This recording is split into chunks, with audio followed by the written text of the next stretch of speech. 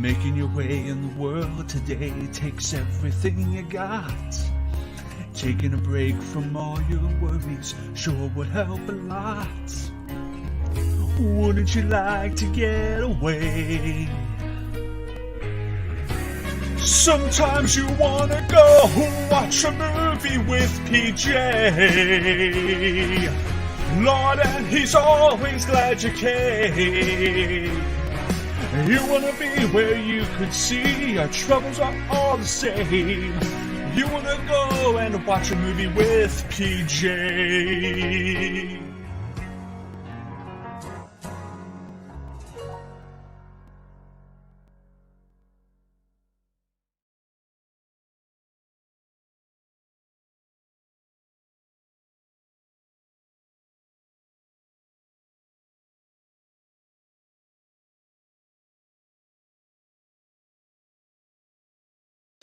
It's nice Friday. I'm not used to seeing Chris Clark nod as a potato anymore, or meatball, or anything else. So kind of nice to just see a normal intro on our very early Friday show because it's a little different this time. We're not doing just one movie as our watch along. We're doing two movies because you guys, while we were watching The Lion King, were like, you should watch two movies. And we were like, you realize it's a 4-hour stream. And you guys were like, you should watch two movies. So here we are. We're doing a really great double feature today, and I know a lot of people are like, you're doing one Indiana Jones movie and The Rocketeer. You're not doing another Indiana Jones movie. We're aware, because the thought process being is, if you guys enjoy this, we can do another Indiana Jones movie with another cult movie later, and another Indiana Jones movie with another cult movie later. It's almost like it's set up to be that way. So I'm excited to introduce you guys. I'm thinking a lot of you have probably not seen The Rocketeer, and if you have, then even better that you're revisiting it with us. But, of course, we're also watching, in my opinion, the greatest Steven Spielberg film of all time, Raiders of the Lost Ark. And I am joined by some really amazing people, including none other than the numbers man, Frankie Numbers. Welcome back, man. Oh, I am here. I've had some technical issues through much of the day, but we'll see how long this lasts. It looks pretty good, but once I hit play and start streaming this movie, I could, much like the Lost Ark, just get incinerated by the lack of Wi-Fi. God, I very, very nice. Is that a 21 Jump Street reference? Is that what I'm catching there? Sure, we'll go with that. I don't know. Phil Lord, Chris Miller. We did Cloudy earlier in the week, so that checks out. We are also joined by first time here on the channel, Jen Kemp. Hello, Jen.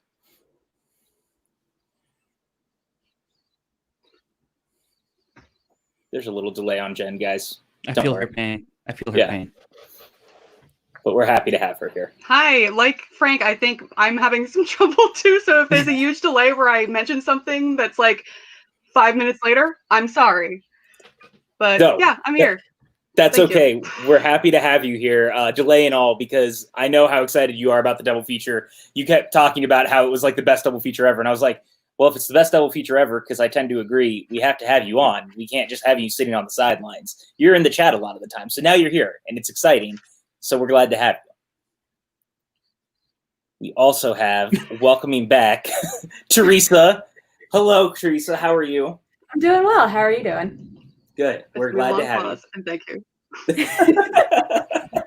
I'm so excited about all of tonight, if only just to hear what Jen is thinking as like we've gone on and we're like into the movie. It'd be a great echo. It's gonna be an echo, is what it'll come down to. I'm not mad about it. It's just a dramatic pause. That's all it is. Jen's thoughts demand dramatic pauses, is what we're saying. And Theresa, you were one of the people who was on call with me when we decided we're doing a double feature. Yes. Originally, we were talking about doing Rocketeer and The Mask of Zorro, and then we were like, why don't we do it with Raiders? And you were like, yes, let's do it. So are you excited for tonight? I'm very excited. I'm ready to watch movies where people punch some Nazis. I mean, that is exactly what we need in these trying times right now, is seeing people punched by Nazis. I have no complaints about that. And we are also joined by none other than James White. Welcome back, James. Thanks, man. It's going to be a fun one. I'm really excited about watching these two movies. I was so excited about Rocketeer. Rocketeer is such an underrated movie. I tend to agree. It gets overlooked so much, and I'm excited that hopefully we can introduce this fantastic film to some people that haven't seen it before. And what better movie to pair it with than Raiders? It's going to be Nazi punching left and right. I mean, not as much Nazi punching as in Wonder Woman, but lots of it's a joke. No, it's going to be a lot of Nazi punching, and I'm excited to see it. We need more Nazi punching these days. We do. We really do. I mean, we could have easily done a double feature of this with Captain America, the first Avenger as well. But I was like, the Rocketeer needs its day in the sun. So that's where we're at right now. And I don't know about you guys. I've been lucky to actually see the Rocketeer on the big screen. I've seen Raiders on the big screen. But I think that they are still both very thrilling, no matter how you watch it, whether it's at home or at the theater. They're great films. And I think that they both bring something to cinema that we don't see a lot anymore, because pulp cinema is kind of a thing of the past, for better or worse. And so it's going to be fun to revisit both these. 1981 and 1991, 10 years apart. Joe Johnston got his start working on Raiders of the Lost Ark before directing The Rocketeer. So it only feels natural to give Joe Johnston a lot of love tonight. So with that, I think we are ready to go. Do you guys have anything you'd like to add before we start? They named the dog Indiana, I believe. They did the dog Indiana. Okay. The dog, you're named after the dog. Wrong movie. Great Wrong reference movie. nonetheless. But it's still Junior. Yeah. And again, if you guys enjoy us doing double features, we may get to Last Crusade with another pulp adventure film. I believe, did we just lose Jen again? Yep. Okay. Well, we will hope to get Jen back.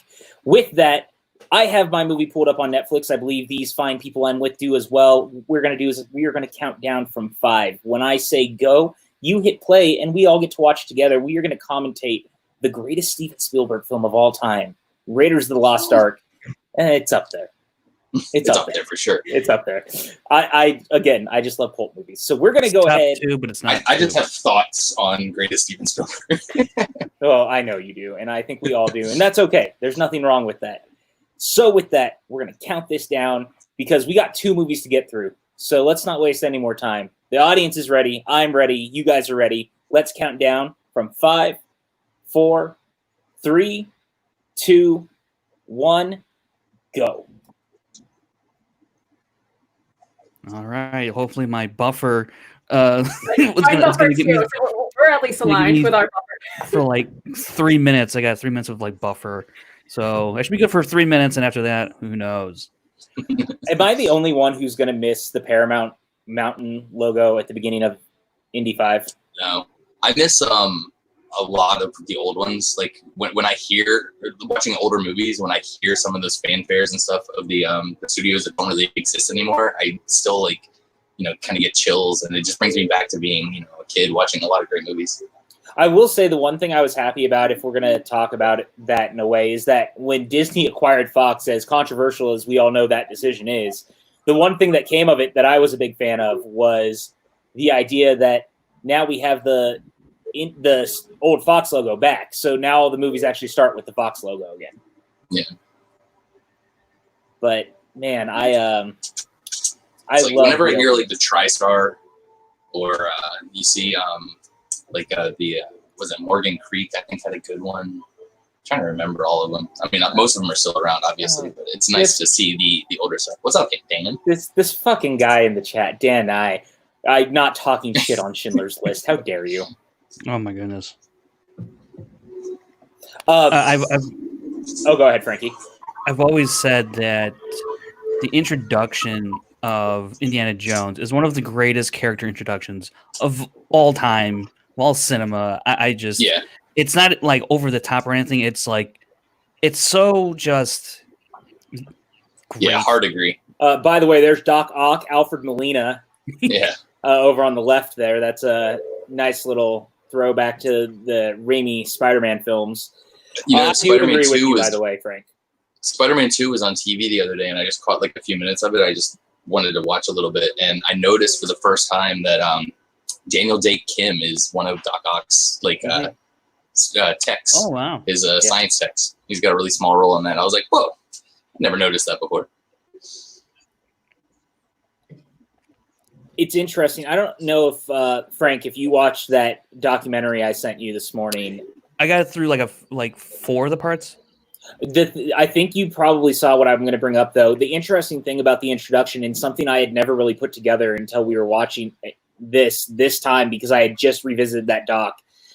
This is on YouTube, by the way. It's all about the stunts of Indiana Jones, and Harrison Ford actually is the host of it. It's fascinating. It's from like the 80s, maybe early 80s. And this was actually from a Zorro serial. They kind of pulled it from it, and they actually showed the clip, and I never knew that. As much as I love Zorro, I had never put that together. I mean, it makes sense too when you realize it's George Lucas, comes up with the story and how him and like Spielberg really mesh with like those types of throwbacks and like homages. Absolutely. The step into the sun is just so good. I know. Like you get everything that he is like right there. The whip, I mean, like the hat, all of it. The look, even just yeah. how serious he is, how he feels about life. You get it from a look. It's a perfect example of show don't tell. Like you can get everything in that little bit of scene that you need without having to sit there and say, "Oh yeah, he's an archaeologist," and it's just show it, and you can see the weatheredness in his face and everything.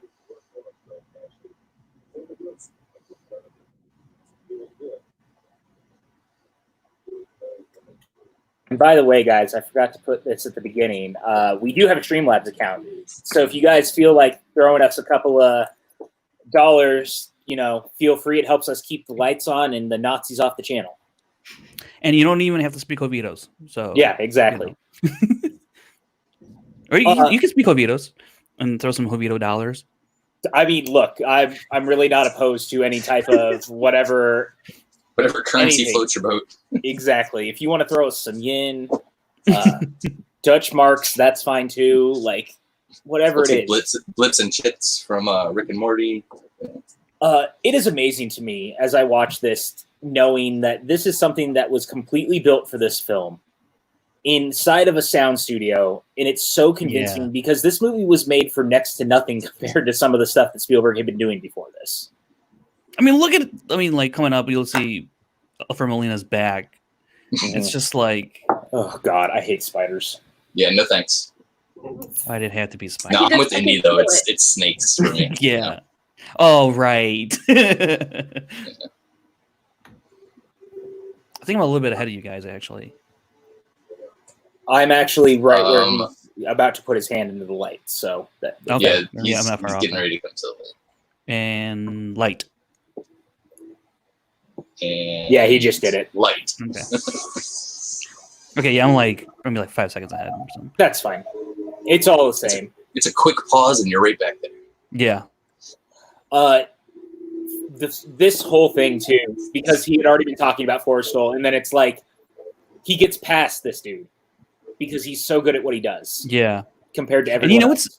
I actually watched this maybe like last week. Actually, I didn't even know you guys were doing watch along, and for it, I don't even know if you guys had announced it. Whatever. Yeah. But I never noticed the name Forrestal. I was like, that'd be a good Schmodown question. Don't give out my secrets, bro. Yeah, well, Kevin Smets is just lurking in the chat, just trying to hear everything. And you know what's funny? He's not popping in. It was funny. I was gonna ask him if he knew because I'm like, he would. I bet you he would. Of course he does. I know that he knew we were doing this double feature because I sent it to him last week, and I was like, "Hey, you want to be a part of it?" And he was just all excited. And then, well, remember back in May, early May, we did Kaiser and Smets and myself. We did Kingdom of Crystal Skull. Their watch along. Ugh. yeah, and I basically was a part of it because that's right. You guys information. Yeah, that's right. I remember you were even texting me so I could because of the delay.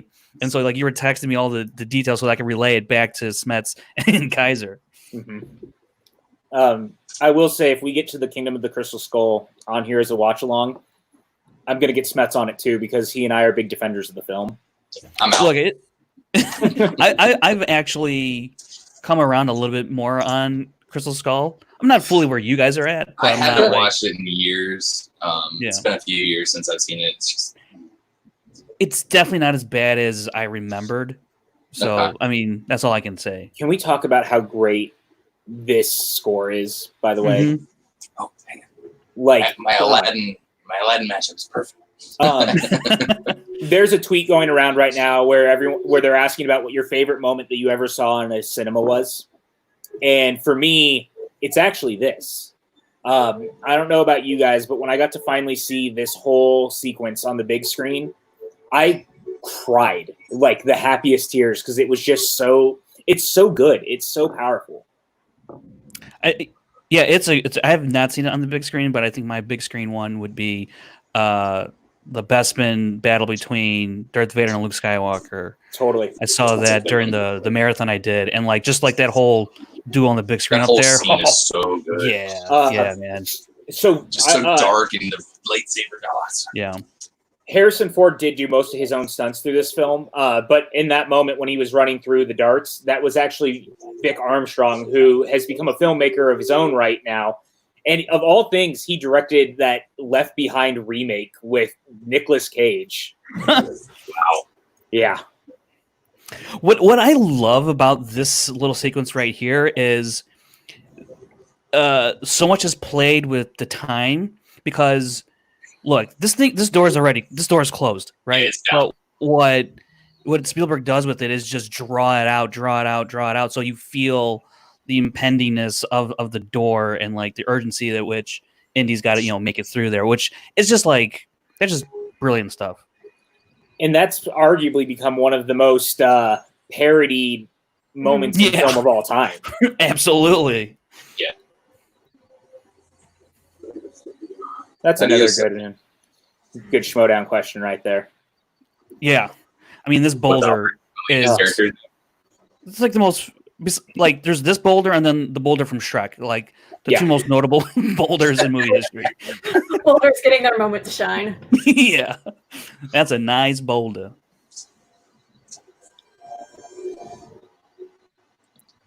Do you guys remember the first time you saw this movie? And, like, how young were you?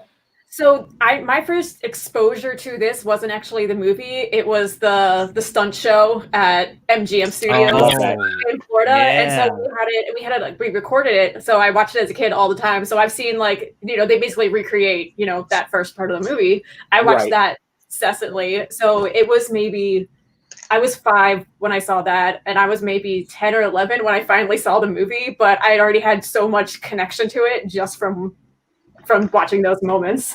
And so even just watching, I couldn't talk during the beginning of it. I was like, I just want to watch it again. Dan, you realize if he hadn't moved, the boulder never would have hit him. It's well above his head. Dan, stop it. Just stop it. No, it's actually fun. In the stunt show, the boulder just spins. It doesn't go anywhere, and the cave's moving. I would love to see this movie on the big screen. I mean, all of them, really. Yeah, I don't think I've seen Raiders on the big screen. I don't know. Yeah. When they were all coming to Blu-ray, I actually got to see all 4 of them on the big screen because Paramount did a marathon in anticipation of the Blu-ray release. My first experience, though, with Raiders, I remember saw it on VHS at my grandmother's, and it's like the drawn cover, on the box, and it just said it was only Raiders. It wasn't Indiana Jones and Raiders of the Lost Ark. It was just Raiders of the Lost Ark, and it was this. I watched this and Star Wars on VHS all the time. Me too. At my grandmother's. But also, I had funny the VHS for this, but I didn't watch it as much as I watched Star Wars. I would watch the Star Wars VHSs over and over again, but I didn't watch the Indiana Jones trilogy as much. What's funny when Theresa, when you're talking about the show, Sun Show. So growing up, I still haven't been to Universal, or I have been Universal, but or Disneyland, any stuff like that, anything like that. But my neighbors, they would always go on trips to that, and they came back with one of those brochure videos type of things that show you everything. So that's how I originally saw about the indie show. I was like, that looks so cool. It's really great, and the Indiana Jones ride in Disneyland is amazing. That's my favorite ride of all time. Yeah, and it's a clone, or dinosaur in Disney World is a clone of Indiana Jones, but it's not anywhere, not even close. That's just my pet snake, Reggie. That's an old throwdown question. It Which is. I actually knew not because of the movie, but because of Jock Lindsay's Hanger Bar in Disney Springs. Also, I just want to point out that Jock is wearing a New York Yankees hat. Yeah. Just want to throw that out there. So all you competitors out there, note that. Uh, I don't know how much Christian would like if I wrote a question like that, but I feel like it's fair play. It's I mean, that's probably fine. wouldn't like it's Yankees. If it was any other team, it would be no, but it's Yankees hat. He would probably let us slide. That's probably true. Can I get a time check just to? I think I've fixed my problem. All right. We are at. I'm at 13:15. Yeah, there we go. Welcome back, Jen. We're happy to have you. So it turns out my laptop was connected to a really old signal. I was like, I didn't even know that Wi-Fi still worked. I don't know how it did that, but that's what happened. So now I should be good. No, you're not even lagging. We're actually being able to conversate with you. This is beautiful. Good. Now I don't feel weird if I suddenly say something. That's going to happen. I mean, you still can. It's on AOL 95. Dan, I would like to say hello to you now, Jen, now that you are amongst the living. Hello. Hi, Dan. I haven't eaten my dinner yet, so please excuse me while I eat broccoli and watch Indiana Jones. His face right here. Yeah. It just makes me laugh. It's so good. It's a funny gag. It's a great It's gag. a lawsuit waiting to happen, so he played that right. Yeah. You guys know this is not the first time he would have ended up playing a teacher for Steven Spielberg. He was a principal in a school in another film, and the scene was cut from the movie. Do you guys know what movie it is? I assume E.T. That is correct. It is Okay. easy. That's awesome. Yeah, It would have been distracting, so I'm kind of glad it didn't happen. Yeah. It was. I think they said It it was was a very like short scene. it's a very short scene, but I think they were like kind of the same thing. They felt it would be distracting in the end, so they took it out. But the scene is on the DVD and the Blu-ray if you check it out. Because then you could put E.T. and Indiana Jones in the same universe. Yeah, I mean, I could. believe that. I'm fine. Given the way Kingdom of Crystal Skull plays. well, that would also make Star Wars part of the Indiana Jones universe then. By Hell proxy, yeah, let's do because it. E.T.'s alien race is in Phantom Menace. It's true. Hey, I dig it. That's right. I dig it. I like that. I like that universe right there. The implications of this are amazing. It's true. Indy, E.T., and Star Wars. Oh, sign me up, dude. Indiana Jones 5. It's just Jedi coming to Earth. It's so interesting to me that Marcus is such a different character when you get to Last Crusade. Mm-hmm. Not that I mind. It's just he's not a field man. That's all it is. He's an administrator. As an administrator, I can appreciate he has a certain skill set that does not translate well to the field. That's fair. That's fair. And the fact they're having some sort of classified meeting in a huge ass fucking hall. Literally anyone can walk in. Yeah. Not securing any doors. It's fine. And Marcus is the only reason he still has a job, because he's a terrible teacher. I'm sorry. Like, he's great and all, and obviously he's a favorite of the ladies and everything, but he is not there like 9/10 out of the time. No, he's like the gym teacher who's teaching, like, he's like the substitute, English teacher, because he's like, I'm just here for he's not a curriculum man, and it's gonna hurt. Yeah. But an X never marks the spot, you guys. Well, one time. One time. He is a terrible teacher, but I wish I had a terrible teacher who did as many cool things as Indy does. Like, imagine trying to get a reference out of him. Okay, like that's not coming for 2 years. Mike, those two. It would sit on his desk for 5 months before he even saw it. One of the things I really love about part of the story is that the use of the Nazis and Hitler going after, art and artifacts, because like they did that in real life, and then you transfer it over into sort of this mythical object with the Lost Ark and everything that could come with that if it was, which I just it makes it much more, I guess, grounded in a sense in terms of, if This thing was way out there. Well, and I think it was something that Marvel smartly also aped with Captain America: The First Avenger, because they clearly nod to that in the film when, Johann Schmidt talks about the fact that what is Hitler doing? He's digging for trinkets in the desert. Like that whole idea that they were so obsessed with the occult in the same way that the Russians were, which again, I thought, bar your feelings on Crystal Skull, they rightfully mined that too. Yeah.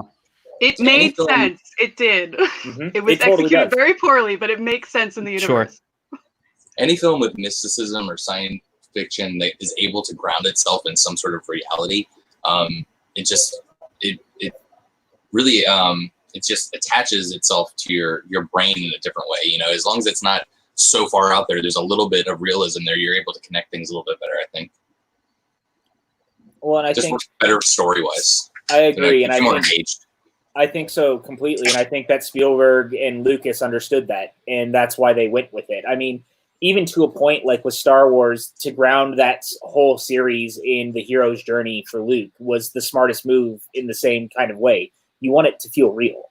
You want it to connect. You still get that fascism, Nazism like aspect with Star Wars, Yep. So it's very similar. Here he is in another story with the actual Nazis, It's like Spielberg has a thing for Nazis. He really wants to punch them out. That's all. Yeah.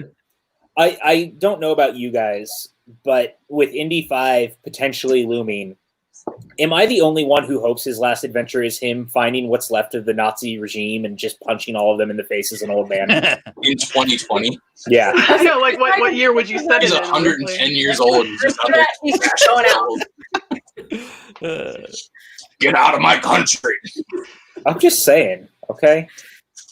Wherever it's set, because it's probably going to be set in the 60s, I would love if he finds whatever's left of the Nazi regime in the 60s and he's just like fighting He's Nazis. Like down in Argentina or something like that. Yeah. He doesn't even know he's filming. This is just what he's doing. Going. Right. It turns into a prequel for apt people. Well, it basically is, X-Men First Class, where, Magneto starts hunting the Nazis. Love that. There we go. So good. I'm Frankenstein's monster, and I'm looking for my mask. My favorite part of this conversation, though, is like, oh, there's a picture right here of this thing no one has ever seen. Oh, it's so perfect. It's very accurate. Yeah. I mean, for something we've never seen, the detail is remarkable. Yeah. And again, shout out to John Williams' score, because it really just adds an air of mystery and intensity to this whole sequence. You could say that about every score he's done. I know. Yeah. I do want the Jay and Bob movie with Indiana Jones, where he's like going door to door asking if they're Nazis and fighting. That'd be pretty good.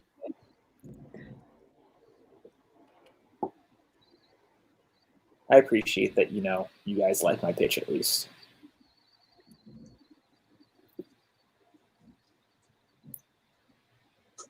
Oh man, what a nice car he had. Yeah.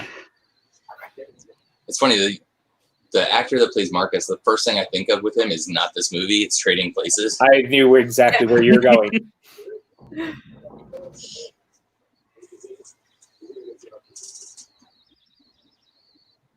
Well, we're like almost 30 minutes into this, and I cannot believe my hotspot off of my phone is handling this. Man, I'm glad I paid my bill. It's a nice feeling, Yeah. Huh. Mike K said, fun fact, did you guys know that Spielberg was supposed to originally direct Exodus, Gods and Kings? There was a theory going around that he was going to turn it into a Raiders prequel. Interesting. How do you make that a prequel? Isn't they ready to do that? I would have watched to find out if you did. Yeah. Spielberg's been attached to a lot of things that in the end but how can should have directed.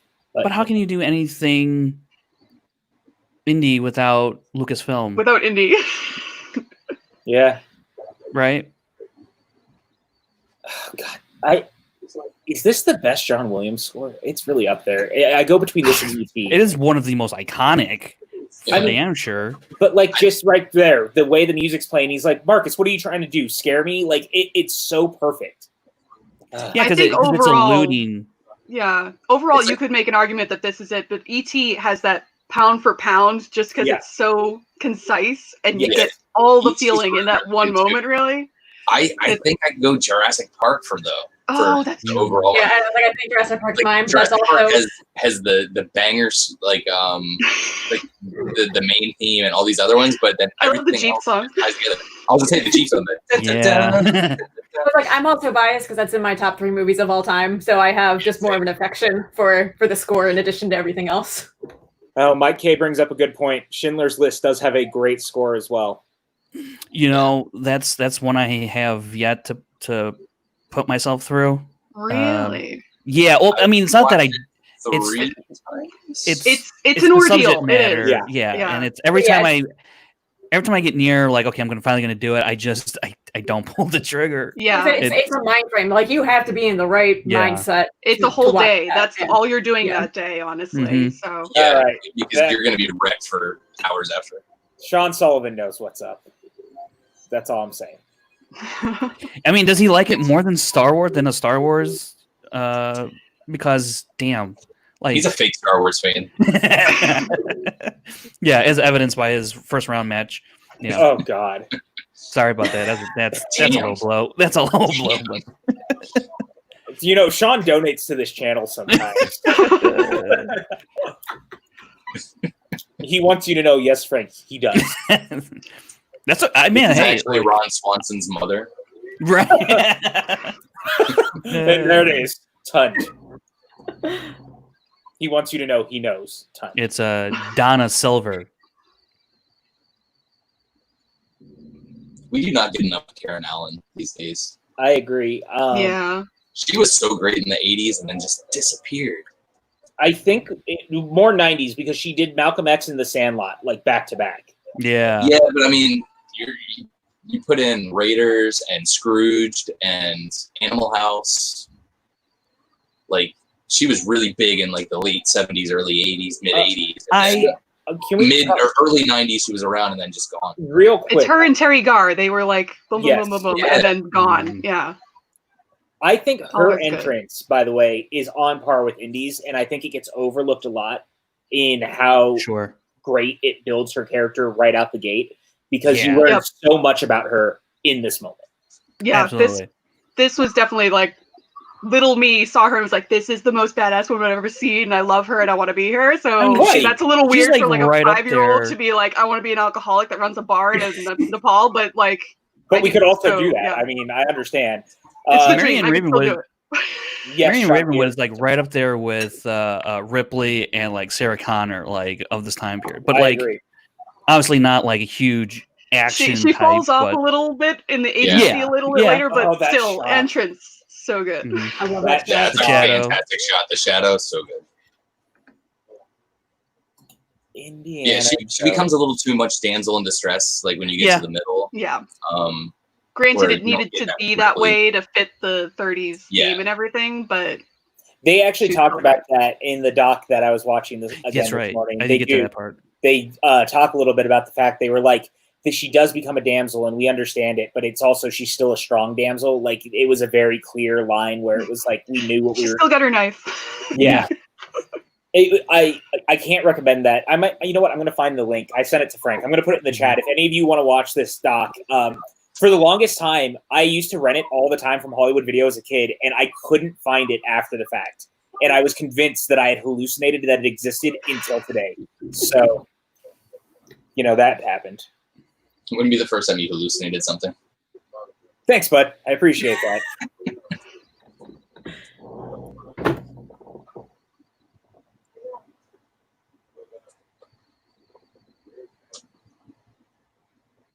God, it's so nice when Harrison Ford like gives a shit. Yeah. I would argue that very rare nowadays. I would argue though this last 5 or 10 years, he's given more of a shit than he has in a long time. Like you look at Blade Runner, I think Blade 2049 is great, but Call of the Wild. I thought he was fine in Call of the Wild, but I mean even 42, I thought he deserved a Best Supporting Actor nom for 42. I thought he was great as Branch Rickey. I will say I was impressed with Call of the Wild because it's hard to act with like a guy on the ground and everything, and then I tell you, for I want to someone watch that is that like cut. notoriously Forget bad whole at cut that. of cats. I want the cut of Call of the Wild where Harrison Ford's talking to a little guy in Yeah. yeah. Because I saw one clip and it was amazing, and I was like, I want the whole thing. I actually just got Call of the Wild on 4K, as you can see right here. That's And one I of the look forward to last movies revisiting I it. saw in theaters before everything went to shit. And he is no Bruce Willis. Dan is correct. That's a good point. Yeah. Like when Bruce Willis exists and hasn't made a good movie since Looper, yeah. The YouTube link I just put in, by the way, you guys, it's in the chat. That is the documentary I've been talking about all afternoon. It's about an hour. It's great. Harrison Ford is the host and the narrator. I definitely recommend checking it out. Put that in the private chat too. That way it doesn't get lost. PJ, You got it. check that out later. The use of lighting, man, is just It's beautiful. Spielberg's great at Yeah. lighting.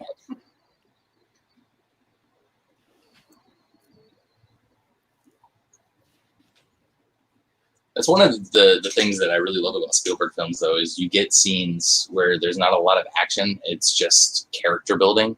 And a lot of the scene is character building, showing their relationship, their past relationship and everything. I always go back to two scenes in Jaws. You get the dinner scene with Brody and his son when they're just doing this and he's mimicking it. And it's like there's no dialogue there, but it just tells you so much about what's going on. And then obviously the famous one with them around the table on the boat doing the different scars, and then the Indianapolis story. It's like he's able to Spielberg take loves small dinner scenes like that. scenes. Yeah, does. Every dinner scene. Anytime They're food all is so being good. eaten in a Spielberg movie, The one it's in perfect. Close Encounters when he's building Devil's Yeah. Tower. I mean, Well, Temple of Doom, And the same Ellie thing. and Hammond scene with the ice cream. Oh, Yep. every time there's food, it's great. Spielberg is arguably one of the. I mean, he's still my favorite director, maybe of all time, but I think he's arguably maybe one of the finest because I think he's found ways to do things like that throughout his career, and he's always made it interesting. Oh God. Yeah, Dan, I did watch that Corridor Crew episode. That was hilarious. Corridor Crew is a great YouTube channel if you guys haven't checked it out. They do VFX different scenes, and they'll have their VFX artists break down, so they'll watch good and bad CGI for movies, and then they bring in stunt people and they do good and bad like stunt performances in movies, and they break them down scene by scene and stuff, and it's really, really interesting. He is one of the all-time great henchmen, by the way. yeah. He's pretty He's good. so creepy. Perfectly so. He does remind me of what's his name in Captain America. Zorro. Yeah, Yeah. like that type. I feel like they definitely kind of worked off of him to do that. Like Yeah, the glasses yeah, are the same, definitely. and yeah. Speaking of which, PJ, what did Joe Johnston do in this film? He was actually like a behind-the-scenes guy. He worked real close with Lucas, and he helped do art and stuff on set. Gotcha. Yeah, He'd I also- he worked on this. He also worked on Empire, because remember, he's also the man who created Boba Fett. Mm. For the longest time, Joe Johnston wanted to do a Boba Fett movie, and I'm always going to be sad that never came to fruition in a way, because I would have loved to see what he could have done with it. It's the Rocketeer. As we'll talk about in about an hour and a half or so, Frank. Relax. You're getting ahead of yourself. Damn, I By was the- going to bring out something for the Rocketeer, and I can't find it now, and I forgot. I just love that in that shot where Indy uses his whip, he also is in that moment makes everything so much worse and escalates it by setting the building on fire. yeah. He does create Sure a knows lot how to of treat a bad lady a good situations for time. himself, Yeah. honestly. Yeah, he really does. He wanted to heat things up. You know. yeah. It's kind of the Jackie Chan effect of he's a hero, but he's gonna get his ass kicked a lot of the time, Right. and I think that's Yeah. the perfect way to do it. I mean, now that you brought that up, Jen, have you ever seen the Armor of God films, which is his like Indiana Jones series? No, They're really kind of cool. If you guys have never seen them, he did. writing that down. Yeah, Marion going He- for a drink of this liquor. Oh, I love it. yeah. Again, great character moment. Yeah. And yeah, if you guys have never seen the Armor of God films, I highly recommend them. They're Jackie's love letter to the Indiana Jones series mixed with the James Bond series. Let me watch Police Story first, and then Are you kidding me? I know. I still haven't James. watched it. It's on HBO Max. I will be watching. The indie punch is iconic. Shoot them. Shoot them both.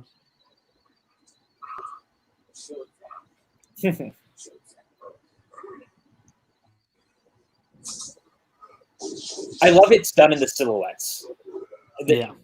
It's just so good, man.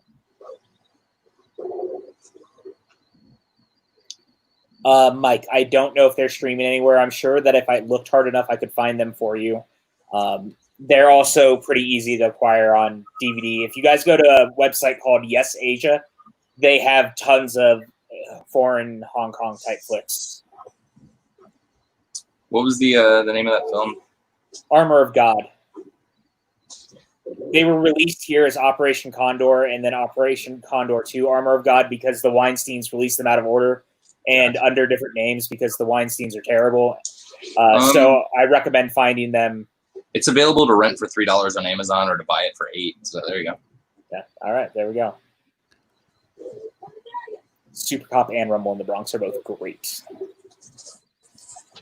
I've thought about doing a Rumble in the Bronx watch along on here. Food for thought. Is that the David Arquette movie where he's a wrestler? Are you fucking kidding me, James? That's Wrestling's not fake. I think we all like gradually look at the screen, like, serious? Right there, that I'm your goddamn partner line is Yeah. so perfect. Also, this the map. Travel stuff by here- map. Yeah. Devil Within Map, yes. So cool, dude. Every movie should travel by map, okay? I agree. Like the James Bond movies should be doing that because they go everywhere. I liked when the Muppet movies traveled by map in the last the Yeah. Muppets. That was brilliant. Yeah, we'll just travel by map. Eurotrip's a good travel by map one where they have the condiments all on the table. Yeah. Sala. Yep. John Rhys Davies. I hope he comes back for the next one too. That would be awesome. I mean, he's still acting, man. Ugh. Disney magic, map flash forward. Absolutely. See, now that's a boo. No, this is an evil monkey. Abu is good. Oh, that's true. He's just mischievous. That's his twin brother. Evil Yeah. twin brother. This is the bizarro. This is Abu. a skilled monkey, okay? He's a secret agent. He's awesome. So Just trying to tie it back to your shirt. I don't think Abu's on the shirt though. Sad. This movie's pace actually, is incredible, by the There's way. runes on the bottom. There's an Abu rune.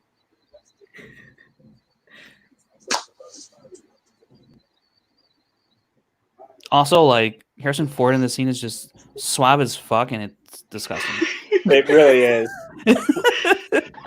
I mean, how do you ever man in the way that Harrison Ford manned? I'm just How many asking. times does he have to cut around? He's gone like 17 times so far. It's an intimidation factor, James. Relax.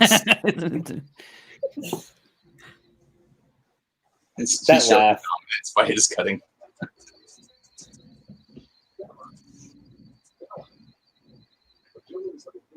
Oh, man.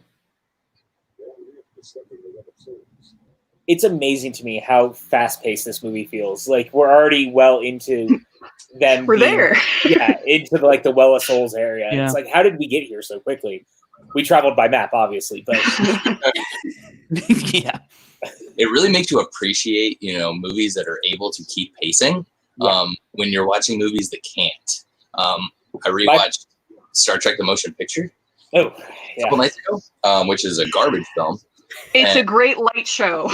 Yes, That'd be a great 3D planetarium movie and nothing else. So Maybe Absolutely. for LSD or something. But I literally, so when they take the space, when they take the little shuttle up to the Enterprise for the first time, I remembered from the last time I watched it that it was a really long scene. I timed it. And from them getting in the shuttle to getting on the Enterprise was 7 minutes. 7 minutes of them just standing out the window and looking at the Enterprise. And they just wanted to play the theme. That's all it was. They wanted to play Jerry Goldsmith's theme. which is fair. That's I valid. mean, yeah, So- we all could play more Jerry Goldsmith in our life. Let's be real. I love how they set up the dates here. It's a date. You eat them. It's so subtle. It really is. Oh, hello, Maxwell. Maxwell has decided to join us in the chat. Hello, sir. Hey. Hello, Maxwell. Lego Indie is excellent, by the way, Star Drew. I didn't get Lego Indie. I have Star Wars and Harry Potter, but Lego Indie. Yeah. I think Lego Indie is like super out of print. It's very hard to find, but I actually have them here. So the next time you're in town, we'll play them together. Sounds like a plan. Are they co-op? Yeah. Nice. All right, I gotta go change my laundry, so I'll be back. All right, go change your laundry. We'll be here. Don't mess with anything. I don't want you coming back and having internet issues. That's a good point. So I'm just gonna mute my mic here. It's probably a good call. Sorry, Should have Max. waited for the laundry basket scene. He could have been interactive run by. God, what a missed opportunity. Thanks. Kick him out. If he had waited 5 He doesn't minutes. deserve to come back here. Yes, that is absolutely accurate. John Rhys Davies did play Wilson Fisk in the TV movie for one of the Incredible Hulk films. I didn't know that. That's really good casting. Yeah. I think I have it somewhere on DVD. Oh, I don't know if I'd necessarily want to do a watch long to it. It's incredibly dated, but it is kind of fun. Daredevil's got quite the costume in it. I love this whole sequence. I think it's just perfect.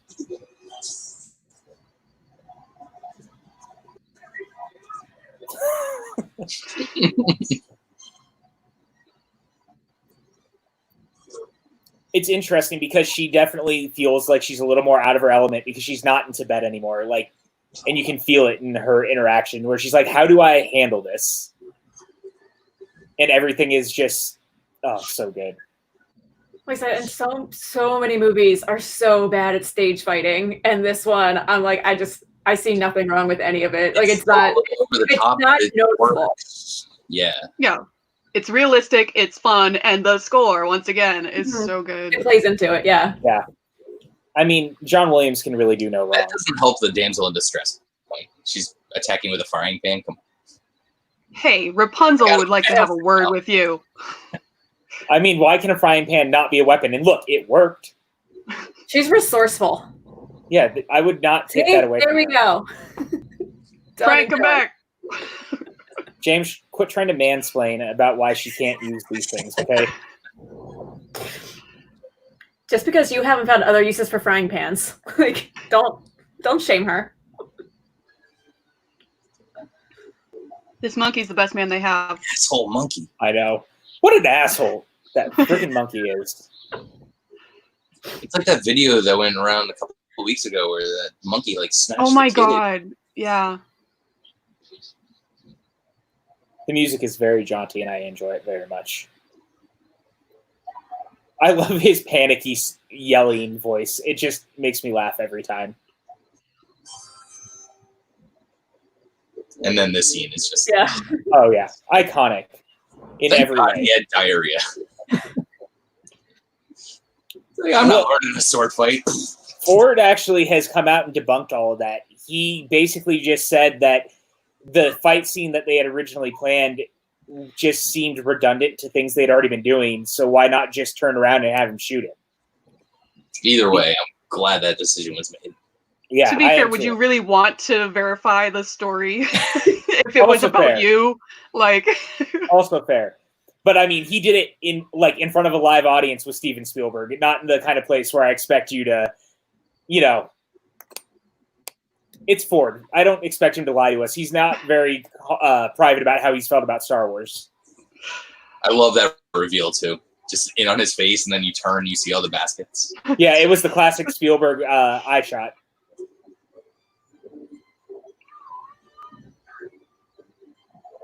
It would have almost worked with the dolly zoom, like he does on Brody on the beach. Yeah.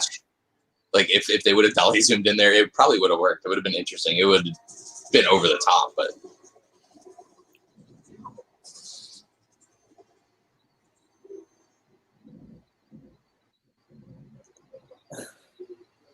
Dan's last comment's really good. Oh, yeah.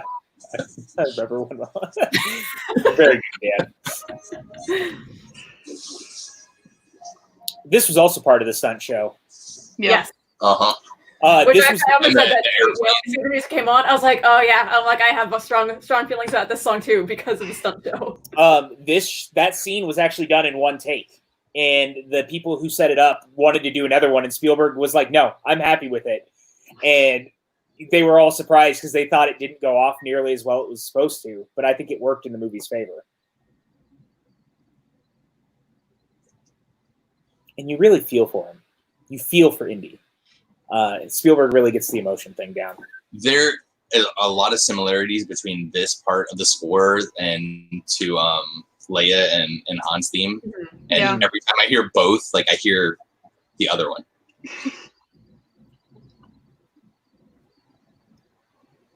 One-eyed man bad.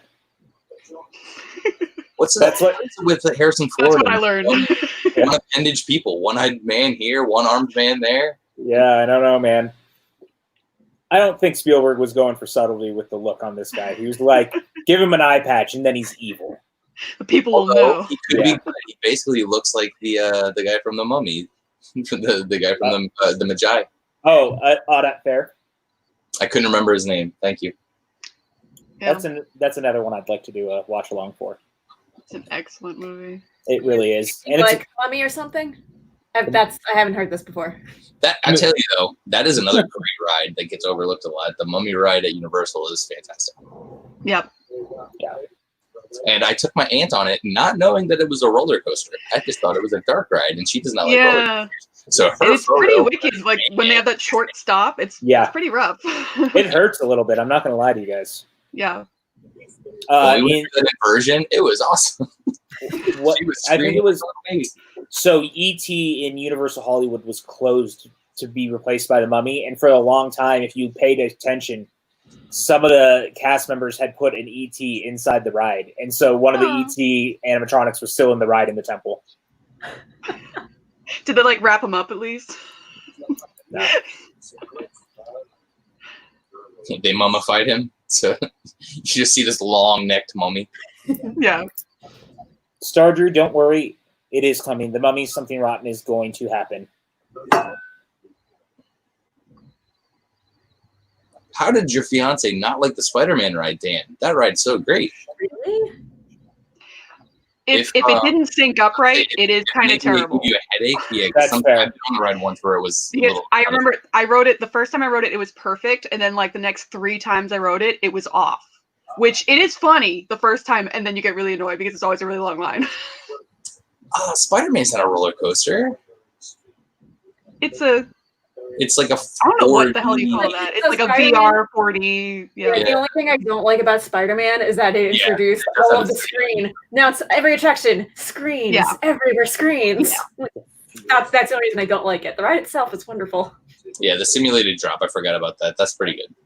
Well, see, I've ridden it where the screens broke, so then you got to appreciate the actual animatronics and the sound and like the effects and everything. I was like, okay, there is a lot going on in this one, unlike a lot of other ones now that have done the screens. So the technical things in that ride. I love this, by the way. You want to talk to God, and just that line when he says it. Nothing to lose. Oh God, it's what just. does God need with the starship? You watched Star Trek 5 again, didn't you? It's been a week of Star Trek. That one's 6, isn't it? No, that's 5. It's 5. That's 5. Yeah, that's 5 Unfortunately. odd ones. Yeah.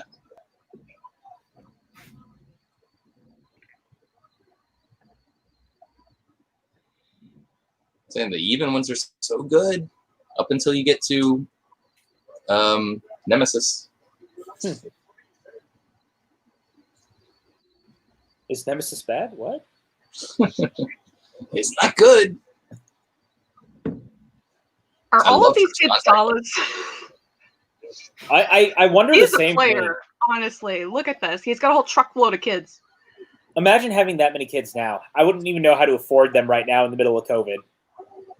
Ugh. I appreciate anyone who has a family right now. And Fun having to fact, make none of those are actually his kids. He just gathers children. I need you to come grab my friend out of a bar. It's actually a special assignment, you know? He actually runs a crime ring of pickpockets.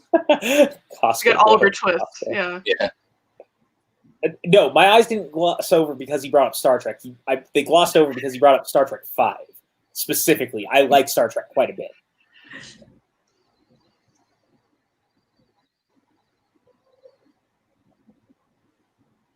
See, one-eyed man bad. What did I tell you guys? The music tells you. The look tells you. But the kid totally saw him do it. I know. Like, what's up with this kid? Yeah, He he looks. walking to marinate the dates or something. It's like, oh, thanks, bye. The kid also looks like he's 35. He's working. He's a working child.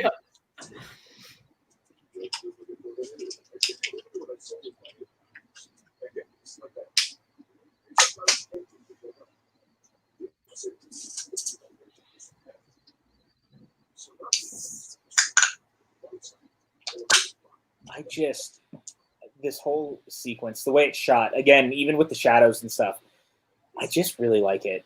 Spielberg Production design. Yeah, the production design is ridiculous. It's what I really miss about this era of movies that we're in now is you're getting so much green screen and so much stuff where you don't get that physical connection to these amazing sets. Mike K says, "Is it just me or does the one-eyed man look an awful a lot like Adam Sandler and you don't mess with the Zohan?" It's true. Fun fact: that's the only one of 2 movies I've ever walked out of in my life, seen in theaters. I was shockingly not horrified by that movie. Gator looks like you got some fans in the chat. The Let's Get Ready to Talk Schmodown podcast is in the house. What's up, guys? Shauna says that kid's seen some shit. Yeah, he has seen some shit. He literally saw him poison. Nothing about it. Well, I'm pretty sure this is like an opium den that we're in right now. So honestly, he's That worked checks hard. out. Yeah. I'm waiting for the dude from Gremlins just to pop out and try to sell somebody a Mogwai.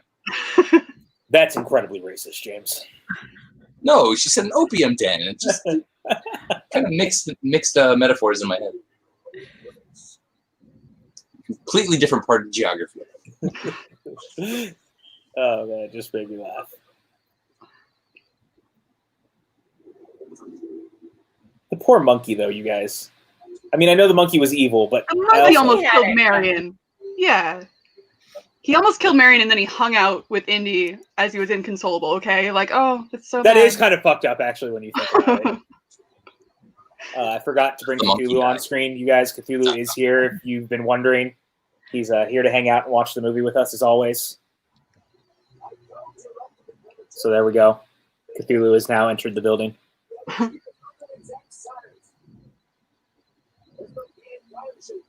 Justin, if you need me to reach back and pick out another movie for you to watch, just let me know, man. I mean, I'll always do that for Justin, too. Justin's good people. Portuguese gremlins, Stan Nye says.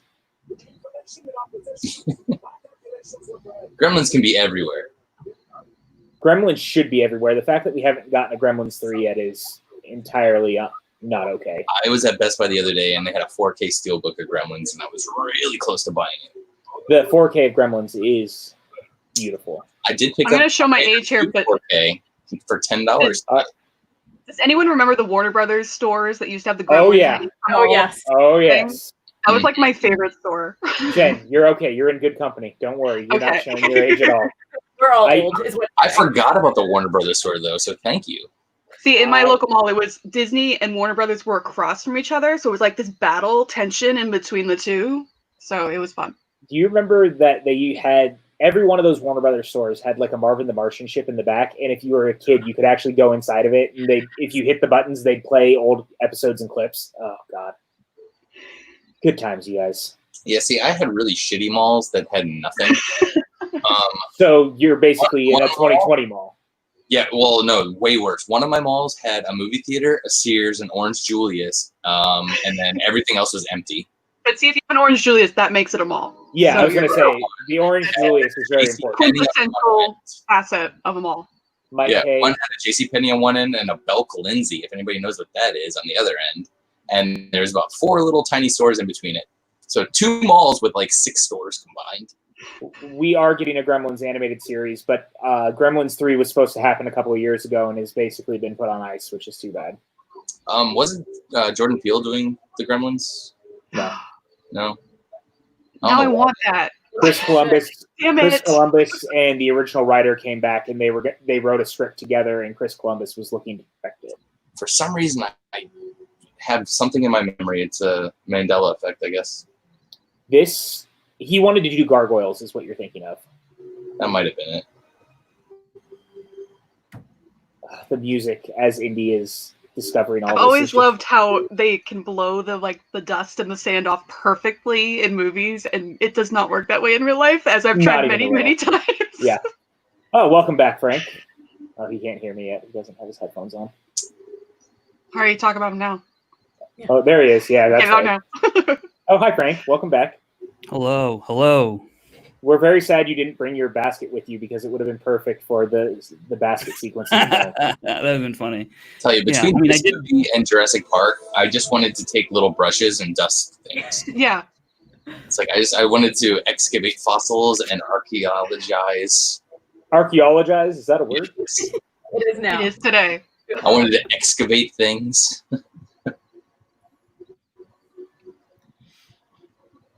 Okay, but looking at this right now, the sun is nowhere near where his staff is. And we're going to fast forward 2 hours to get to the light here. How did they know how tall it had to be? Did they say? In that scene, they did say, yeah. Yeah. Because it was the Nazis were using the wrong height. So study, he learned, yeah. It's because Indy's a teacher. And apparently he reads books instead of burning them. You take a look, it's in a book. Actually, in the margin, it had the height just in the corner. They just nobody had noticed that before. See, it was actually in inches, and everybody over there is using centimeters. So I mean, the American got it right. Frankie excavates dinosaurs in the Schmodown. Don't let Roka know that was said. You mean, I think the word you're looking for is eviscerate.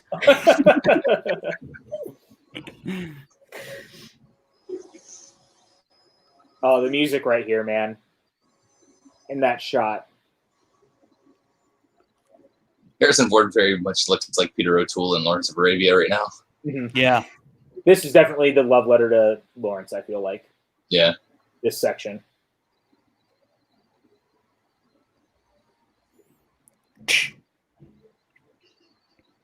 Like they couldn't put that together again. We couldn't possibly find these two sticks in this one place. It's not like he's going to take them out with him. I'm talking about the 40s here, or the 30s. They don't have duct tape. They can't just fix that really easily. He would like you to know he's not good at spelling. He's the one from Alabama. Oh, yeah. That makes sense.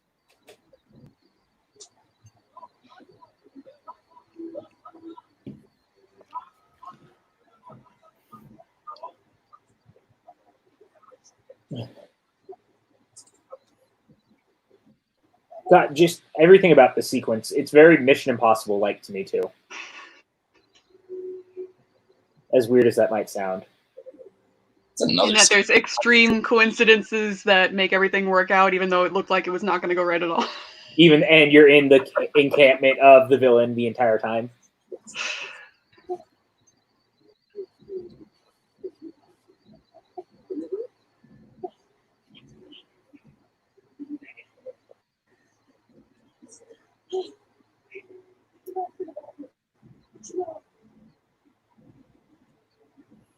You almost feel bad that he's going to have to leave her behind again. Yeah. But you also understand because you're like, that makes sense. I got to go dig up this thing. Her reaction's the best, though. Yeah. Yeah.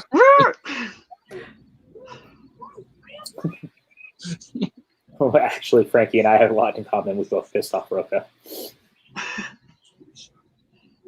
I mean, you can put me in that list, too. I'm pretty sure everybody's done it at least once on Twitter.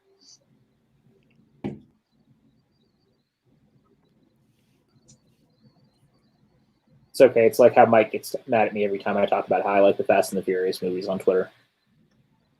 How can you not? Family. I know, right? It's family. And drink Corona. I don't know. Kyle Massey made me sad.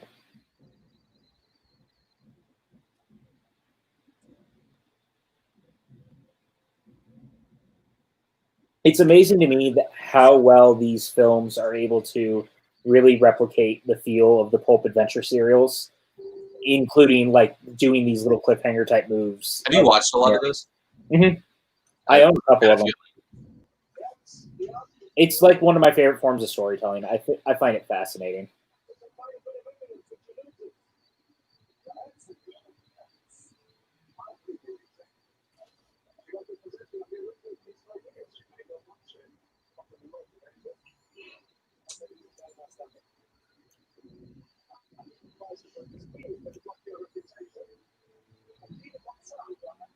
Am I the only one who feels like this is what it's like to walk in the White House right now? I'm sorry, did I say that out loud? You know what? There's too many people actually doing work in the vicinity. Well, that's true. That's a good point, actually. Yeah. There's way too much diversity too. Yeah, but you got to think of the hierarchy that's in place, though. Dan, I combed the desert. This is not Spaceballs. Man, we ain't found shit.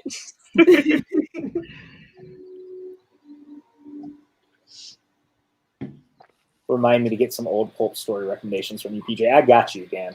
I got you. The only ones that I can think of that I watched any of, I watched a few of like the old Batman serials. Mm-hmm. There was an old Captain Marvel serial. Zorro.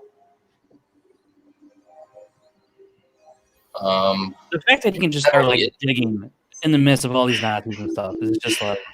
And Indy like did the first dig and then just he was like, yeah. You guys, you can come in. God, this shot, dude. I love it. Yeah, it's great. All right, Justin, I got you. Let me just randomly pick something here. That is art, is what that is. All right, this one. I love these 80s skies. They don't do this anymore, and I always love these. Yeah, the bat painting skies.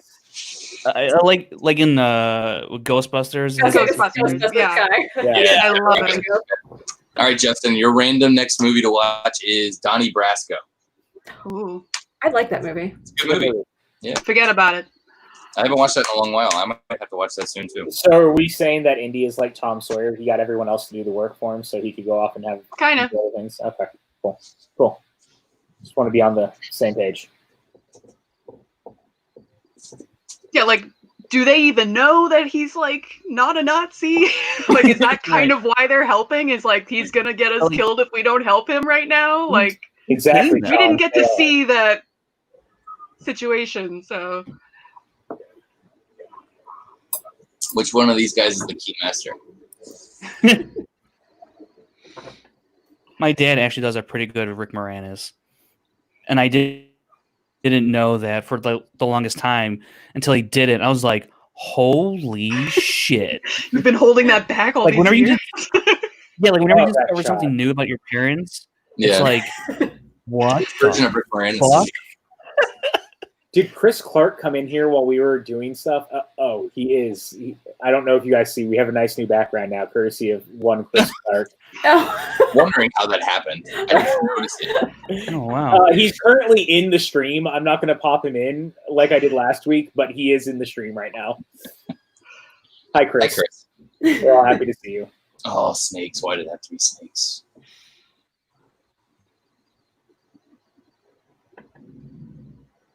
I think I saw somewhere where most of those aren't actually snakes. They're like legless lizards. But I don't know how accurate that is. I love that. Him like rolling back and just, nope, fuck that. I'm done. I'm out. I'm good. It's very dangerous. Stopped home to pick up something. And to get his bags, and now he's gone, and he spelled peace wrong before he left. So, thank you, Chris. It was nice talking to you.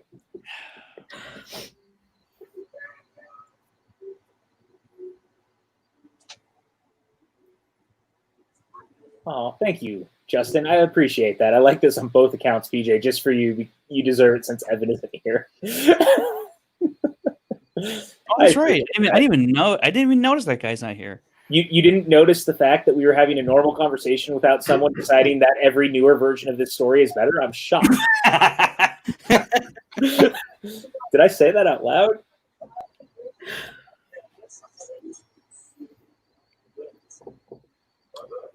What Mary- would be the newer version that Evan would say for Indy? What He'd movie do you probably think say he- Crystal Skull. He'd probably say Crystal Skull is better than Raiders, knowing Evan. No, I mean like Oh, like in a League of Extraordinary Gentlemen. okay. Ooh, I'm just saying. I'm throwing out names here, man. Or Tomb Raider. Yeah. Which one? I think the he would new probably pick First Avenger. Commander. I think he would pick Captain America: First Avenger. He probably would, actually. But I mean, it's almost not a fair comparison outside of Joe Johnston directly. Oh, it's definitely not a fair comparison. I mean,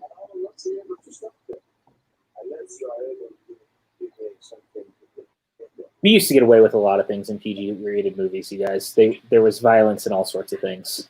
Exposed back. Yeah. Stan, Or in Jaws, it was actually, nudity. Yeah. Right. So, because this With is what, PJ. Hmm. In those videos you sent for like the behind the stunt stuff, what's amazing is that Spielberg is like topless directing the fucking movie. I was like, It's hot. oh, I get it, but it's just like he's just out there just like directing Indiana Jones without a shirt. Like, yeah. That's awesome. You see him doing it with Jaws too. He's out there in those Yeah. little tiny short shorts in the 70s. yeah. Max It says was a it's good like time. a real show now. Thank you, Max. I appreciate that. Sean says League of Extraordinary Gentlemen is amazing. I will take no other opinions on that. Fair enough. I wouldn't Oh. say amazing, but it is definitely fun. I agree. I actually like that movie quite a bit. I have a soft spot for it. Yeah. So like, wouldn't they use like a glass screen for this? Yeah. Right. They've since taken the reflection out, I think, but you used to be able to see the reflection of the snake in the Little glass. glint. Yeah. Yeah. It's iconic though. It totally It's is. great. Just the cobra coming up and him just staring at it, and it's just so good. Like that like that shot right there. Yeah.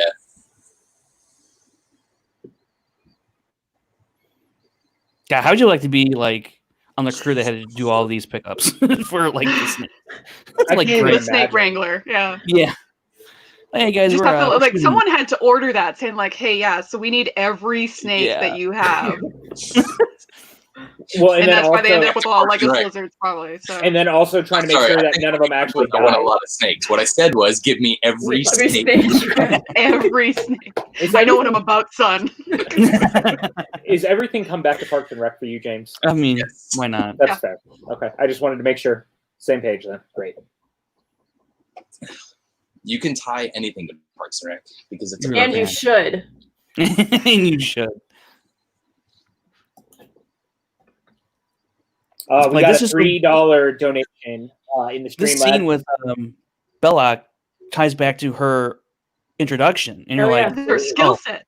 right, exactly. Like, oh well, she's gonna drink them under the table, She has a very particular set of skills. This is her way. Yeah, right? upper hand. But Because I at do this want point, she thinks Indy's not going to come back, so she has to figure out another Right. way. Honestly, so And you also think like, oh well, she's gonna get out of this. She's gonna, you know, I do want to say though, thank you, Justin. He said, "Keep doing your thing, man. You're the best." And on the next family game night, can y'all play Jenga with Jen's board games? We'll just keep telling you, no, not that I piece. might die. One below it, just to the right. Yeah, that one. So thank you, Justin, for the very kind donation from the Streamlabs. Again, guys, we do have a Streamlabs account. If you want to send a couple of dollars our way, I'll go ahead and put that link again in the chat. Yeah, it's cheaper than renting the movie.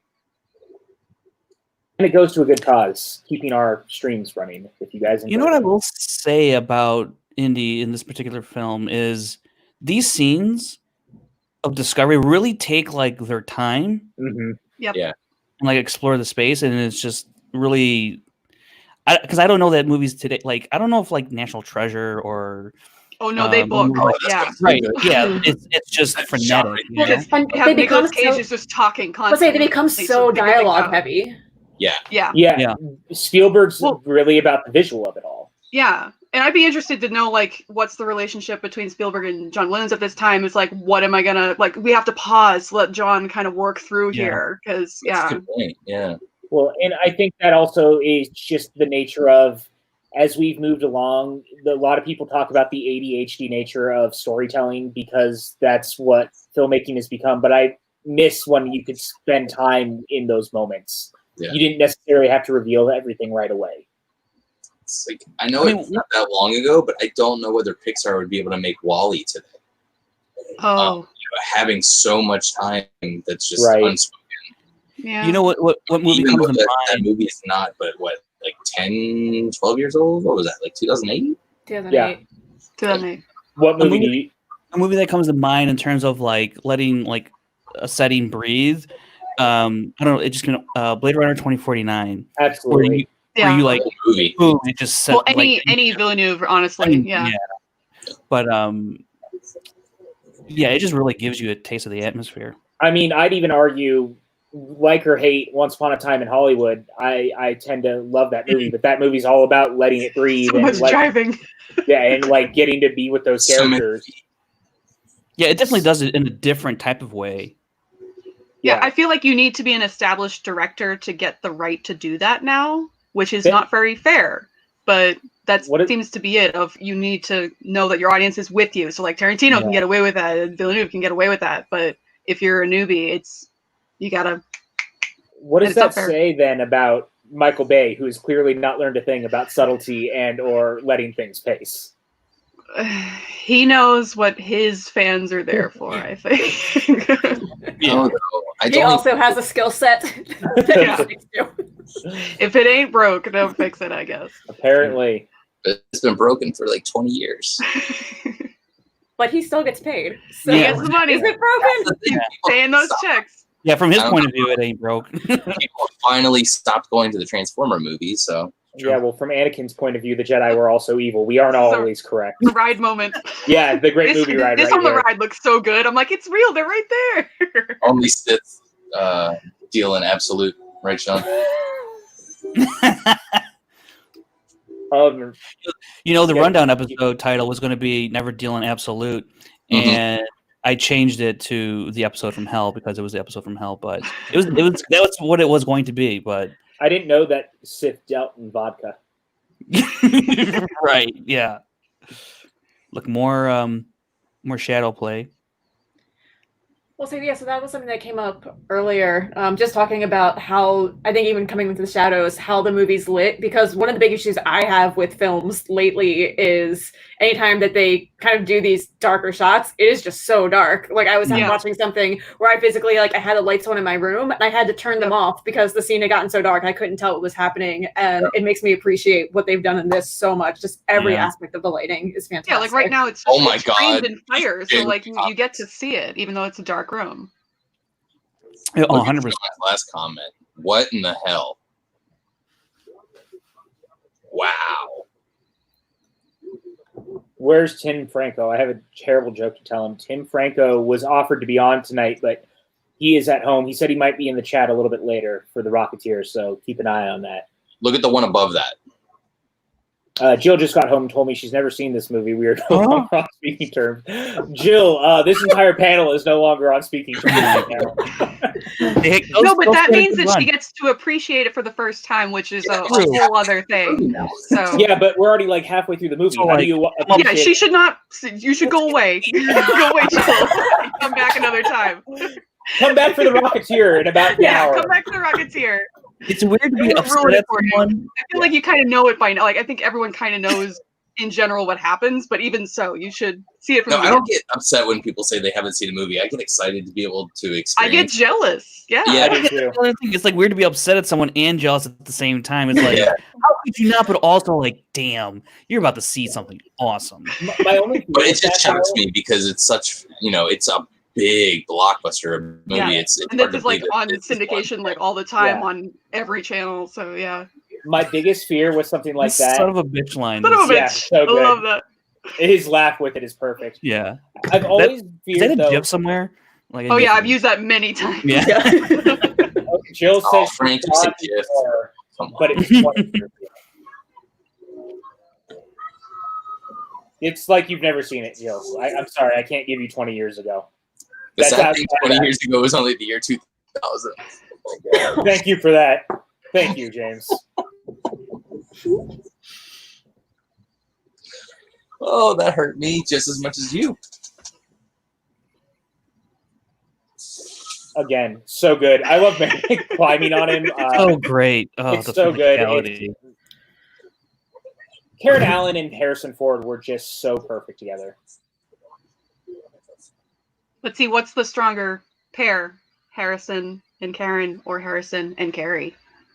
Harrison and Karen. Harrison and Carrie, just because they had more time to be together, probably. I was trying to go contrarian. It's Karen. Mike Honestly, Kay, guys, I'm not trying to be contrarian. I don't I know. would say Marion. I would. I'm close. leaning. It's But close. that's because Leia is her own thing in my Yeah, mind. very much. that's Honestly. fair. That's fair. Oh, yeah. That's a good point. Bye, Mark. We were glad to see you. See ya, Mark. Mike, no, it is my least favorite in the series as well. It's I still like a it. lot of people say that. I love Temple. Oh, Temple I think Doom? Yeah. I still like it. I'm not saying I don't like it. That's the difference. I Aside like from it. Kate Capshaw, that movie's great. I know. I Yeah. think But she's in so much of it. Gosh, it's so annoying. that movie's great. Fucking It's criticism. unlike this one. I think that one takes forever to get going, and that's the biggest problem. Is I think it's not nearly as well paced. But you don't like anything goes in Mandarin? Not my preferred opening to an Indiana Jones film. I love remember that seeing it and I scene, was like, am I on the right movie? Like, I've done Right? that. No, I like it. Don't get me wrong, but not my preferred opening. You know, Sure. especially considering when the first time you see him in this, it's so badass. Yeah. The contrast is definitely stark. Well, I mean, it's supposed to because it's a prequel. Yeah. I think it is a good test, though, because it opens with Kate Capshaw, and it's like, hey, if you don't like this, you're not going to like this movie. Yeah. So, So fun fact about this sequence coming up right here. This is another thing that I had forgotten about until I watched this doc. The sequence coming up here on this Anubis statue, the stunt actually went wrong and went too early. And yet that is really? still the take that is in the film. That's awesome. Yeah. What, the snake? the topple? The topple went wrong. It was going too fast, and the stuntman actually had to, while it was happening, try to figure out how to fix the situation while he was going. I love that stuff. Yeah. I mean, I'm glad no one got hurt. He didn't get hurt, right? I Yeah. know. Accidents. Was like you love it afterwards when everyone's fine. Yeah, I know. I was like, this isn't going to be a Ben-Hur thing, right? Like, I don't want to know. No, nothing like that. Dan, it's supposed to feel like Indiana Jones it's James Bond down to him wearing Sean Connery's white tuxedo. Yeah, the white tux.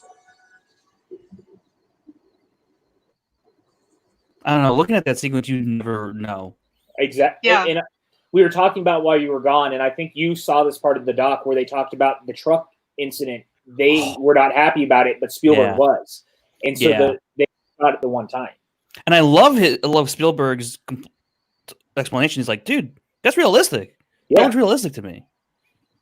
And it works. It absolutely Mhm. works for that reason.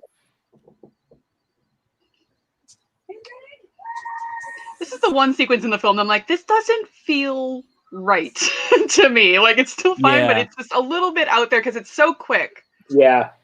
It would have felt more in place in Temple of Doom, if I'm honest. Yeah. For real, Hmm. yeah. Great scream, though. Great Yeah. scream. That shot's great of the snake coming out of the skeleton.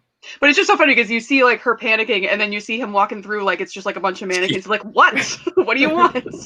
I love Dan Aykroyd's cameo in Temple of Doom. A lot of people miss that he's even in the movie, and it makes me laugh. Yep. Yeah, I just said that.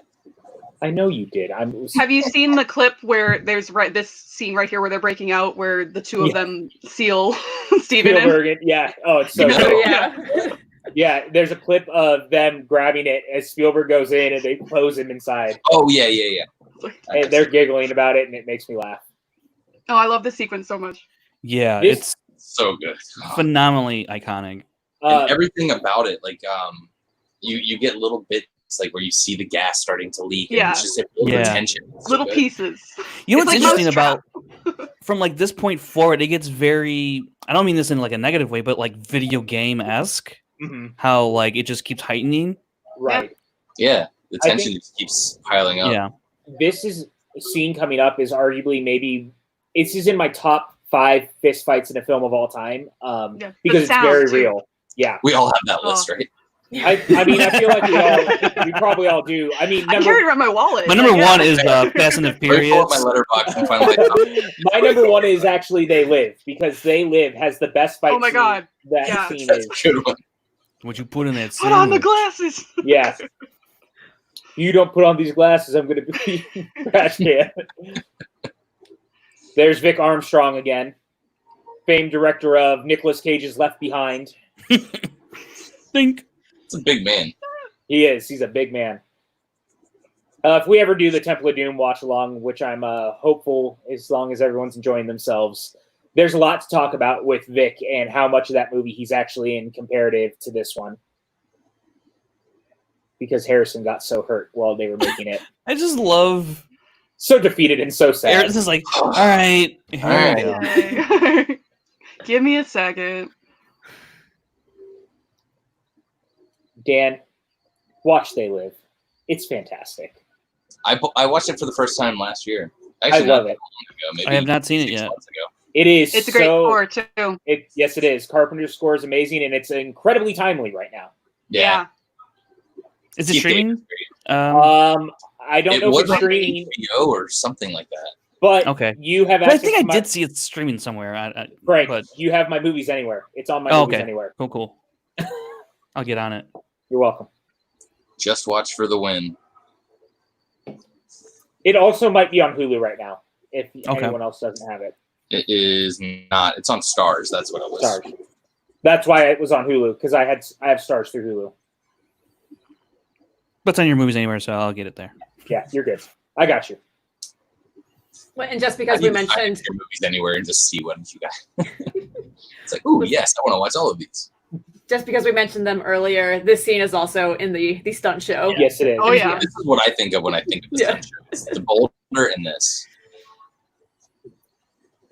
I mean, how do you not have this in a stunt show? Yeah.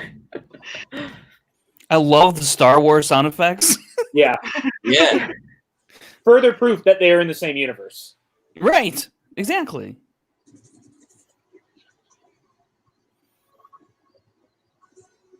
I love No. how slow the plane is moving, and yet it still feels so terrifying because it's just. Yes.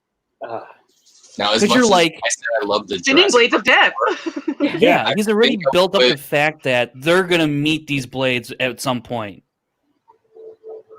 I think Indy, the main theme and fanfare, I think that is John Williams' best. But I think for me, Jurassic Park is the overall better score. Overall, okay. That's the trumpet player in me, man. Every time I hear that, dun, dun, dun, dun, it's just so Yeah. good. See, like I mean, between Star Wars, the Star Wars theme, main theme, and indie main theme, like I don't really know which is more iconic, to tell you the truth. I don't think anyone's made more iconic themes for anything than John 100%. Williams. Oh God, no.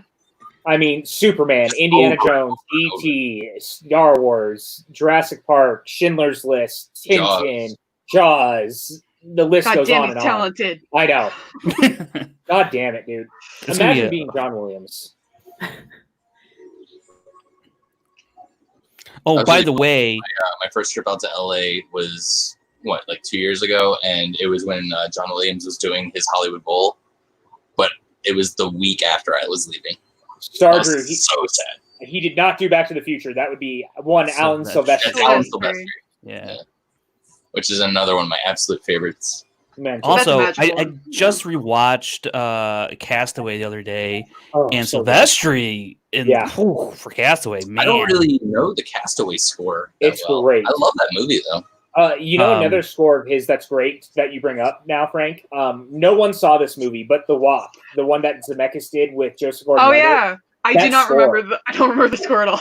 I listen to the score all the time. I think it's phenomenal. The Walk score alone, like when he's doing the tightrope walk, is just so good. I was going that to say, movie. Okay. When you I was gonna said the say- name, I didn't know what you were talking about. And then Frank I was like, is oh, trying. yeah. Frank It's is trying to No, talk, no. James. no, that's okay.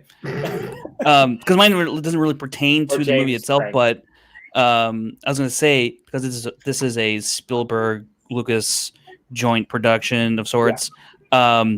The podcast Blockbuster that turns you on to PJ So good. deals with Spielberg and Lucasfilm. It's like a audio drama, a biopod podcast and then it's I don't know, was it like 7 or 8 episodes? I think it's Awesome. the first one is 6. I think. Okay, No, 6. Yeah, maybe. You and I drove around LA listening to it. Yes, was it when Chance with us? I think. Yeah, and it was you, me, and Chance, and we literally drove around LA. We had nowhere to go, and so we listened to the podcast while driving around LA until it was over. We did. Yeah, I think we did like. You did it once upon a time in 90%. Hollywood. That's what you did. Yeah, Just drove around. However, but also I will say is the second season has come out now for that, and it follows James Cameron. So, I highly recommend Blockbuster. I do too. I co-signed this. By the way, this line here coming up, the iconic line, that was my yearbook quote my senior year in high school. I don't know. I'm making it up as I go. Yeah, That's an nice. ad-lib. Yeah, and it's a perfect ad lib. Yeah. It's very Han Solo-ish too. Yeah. I know that. Which is to say, it's very It's very Harrison. Ford. That's all. Yeah, that's basically what I'm saying. Yeah. And I think, and I understand for people why they have a hard time separating Indy as a character from Ford, because it's clearly Ford. It not in a way that you can see with other actors being recast as a character. Even though Harrison has played the role less times than the one person who's played it more, and that's Sean Patrick Flannery, because he played Indy for so long in the TV show. I don't know if that would count. I'm just saying they turned them all into movies, and he was in like 16 of those movies. It counts. He played the role. I disagree. Oh, Dan left us.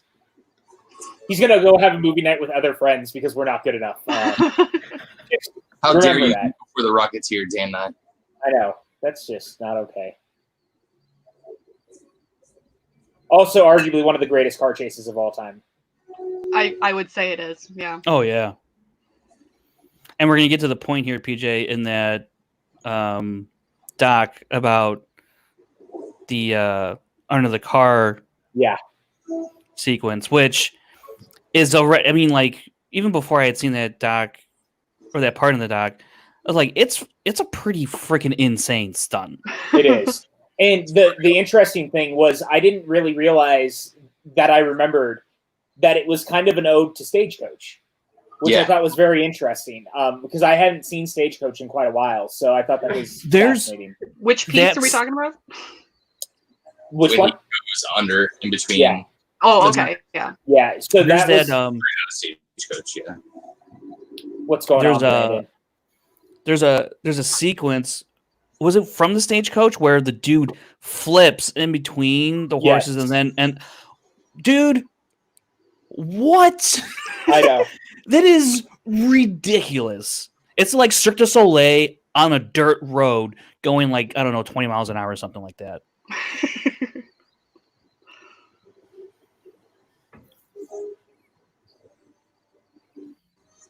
Didn't they say it took them like this 2 chase weeks? took them what, like 2 weeks or something? Yeah, they said this whole sequence took like 2 weeks to shoot.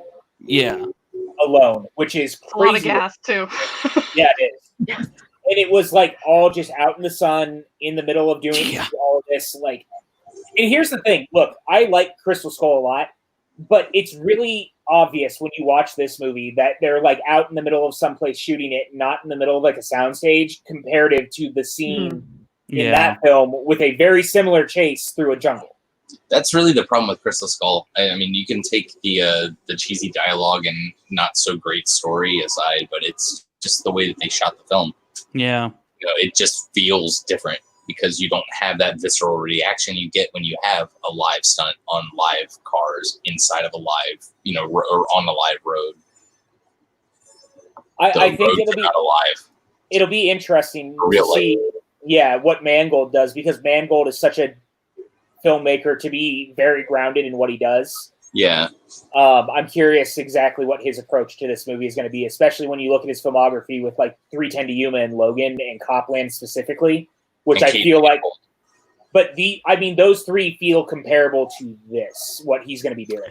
I wonder how much of like the Mandalorian tech, like the volume, whatever, is going to be used now. So that could help with the more realistic, settings. Yeah.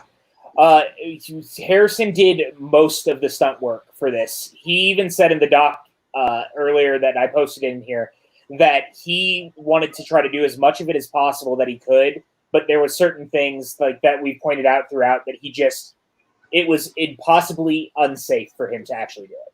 Yeah, it's not a professional stunt. Yeah, like because like there's shots of. I mean, we're jumping ahead here of the sequence where like he's being dragged. Like that's obviously him, but like the close-ups. But like he didn't do the whole thing,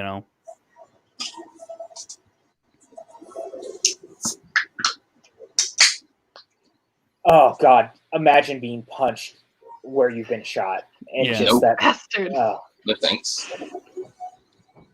Not a great endorsement for Mercedes. No, not so much. Mercedes-Benz. While you might be falling off your car, we let you down. Well, it was the Nazi era, so I don't know. Clearly, actually, Ford right there. Oh, look at this. Look at all these great people. Thank you, guys. We appreciate that. We're glad you guys are here tonight. It's only going to get better. So here's the stunt, and they dig this little trench, which you can see. If you're looking, like this is insane. That's so much pressure for the driver. It's like stay steady, stay steady.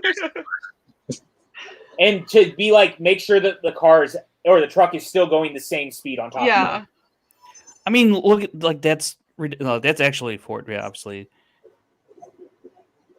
That is, but I don't think that is. Yeah, well, yeah. I'm a little ahead of you, I think. Okay.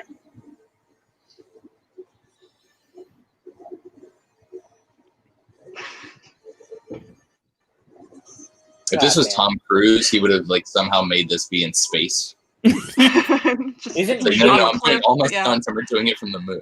He's going to be doing a movie in space. I know, I can't wait. Joseph Kosinski, which is crazy to me. Oof. Yeah, what Disney Magic said. Let's get those likes in, guys. If you're enjoying the video, hit the like button, leave comments. We want Jen Kemp to keep coming back around here, so I want you guys to leave likes so that she now knows that I have Wi-Fi that works for me, yeah. Yeah, exactly. I would not have held on, honestly, because I was counting the delay, and I was like, oh shit, it's really long. I was really worried about you. I'm not going to lie. I was like, Jen, I need you to, I don't want you to, like, die on us. I was really worried. Yeah, I would have been all up in the chat, though, so. We appreciate it nonetheless. But you're here. It's even better.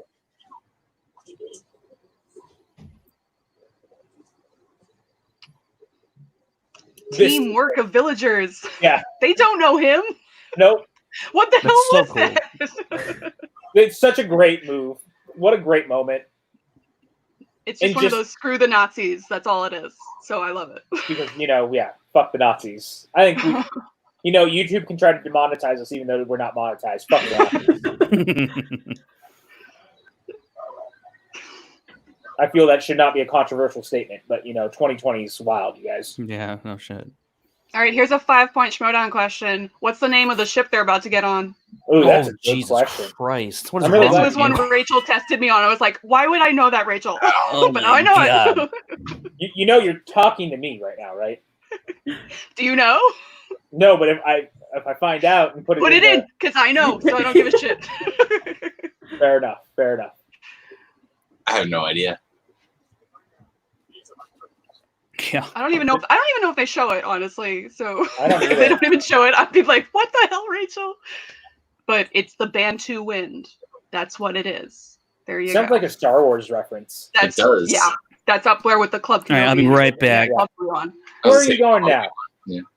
I gotta get my other laundry. Yeah, Okay. my last one. Bring the basket back. Don't lose Marion. Frank is so needy, you guys. Don't tell him. Oh, it's time to say bye to John Rhys Davies. Yeah. You did so good. You did so good. He gets a kiss from Marion. Come on. Well, yeah. There's a reason he has all these kids. He's a suave motherfucker. Like, really. PJ asks the name of ships all the time, just their spaceships. He's not wrong, but Star Wars is Star Wars. And there's Ben Quadraneros.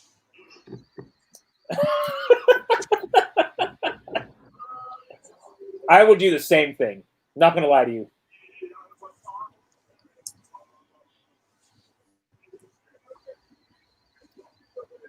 Saul is such a great guy, man. Just you like him. He's just likable, you know. He's like a perfect best friend. Yeah. He really is. And this is a perfect quiet moment for them to share going into this like final stretch of the film. This is every action scene needs to have the check your wounds scene where it's perfect. This is like the one that I love. Die Hard has it. Him Yeah. pulling the glass out of his feet while he's talking to Al.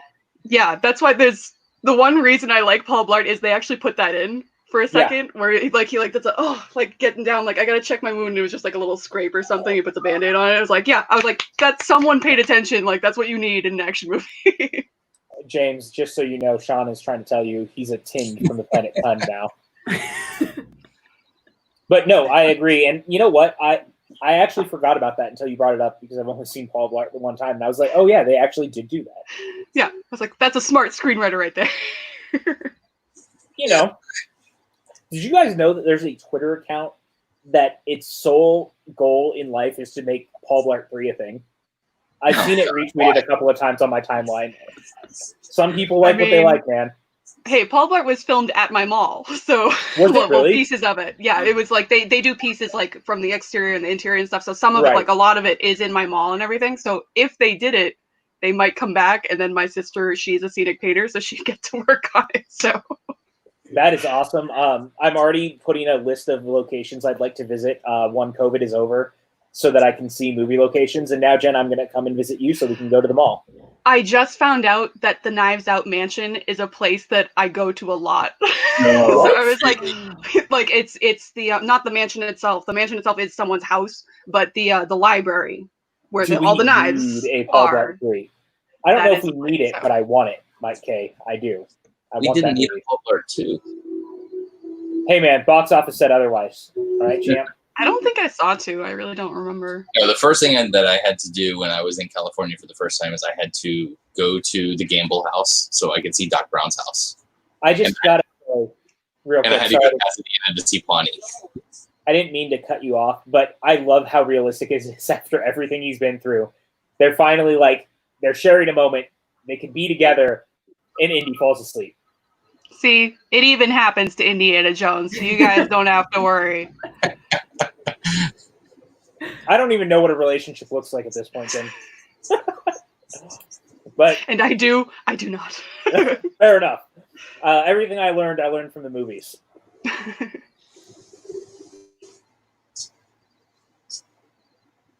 I'm getting very conflicted reports here now, though. He was asleep.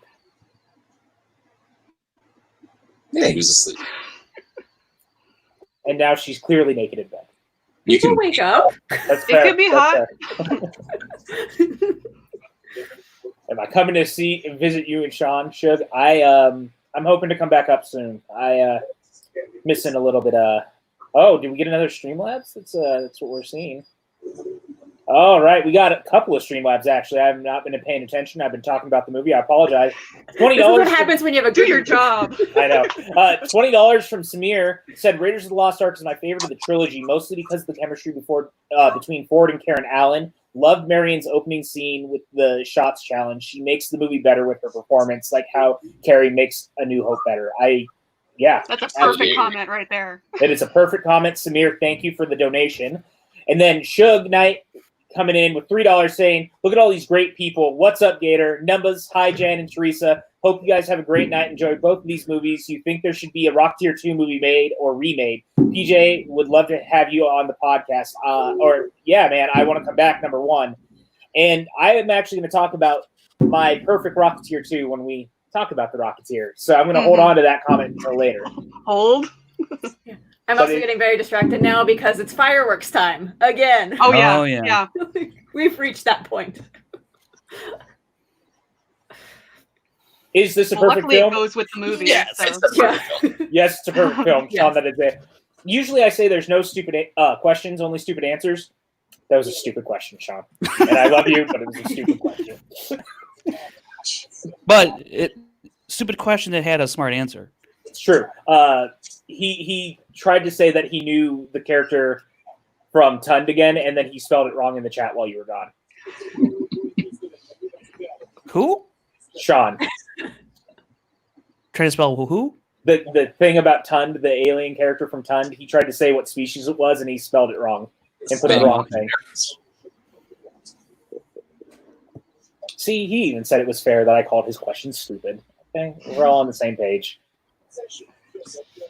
Wow, Suge That's overrated. What in the world? What in the world? I have seen that argued before. I don't understand it. I don't agree with it, but I don't. You do you, man. Yeah, it's a ridiculous statement. It's not like somebody saying that they like Attack of the Clones over A New Hope. That's a ridiculous statement. What's some weird people really like Short Round, okay? Yeah. maybe. Hey man, some people might just relate. I don't know. I have no. I don't fault anyone. I will say this: it's got a much better third act overall if you're looking for adventure. But this is the right third act for this movie. Yeah. The mysticism. Yeah. Sean, is that Suge, Ferris, or Justin? I need to know. That's fair. Very fair. Yeah, that's exactly it. The roller coaster scene in the minecarts is absolutely amazing. I don't know. I felt like that scene went on a little too long. I mean, I'm not saying it didn't go on too long, but it's still a marvelous. It's just a great idea. Yeah. Yeah. Like, I would almost not. Honestly, how many times do you get the opportunity to have minecart chase?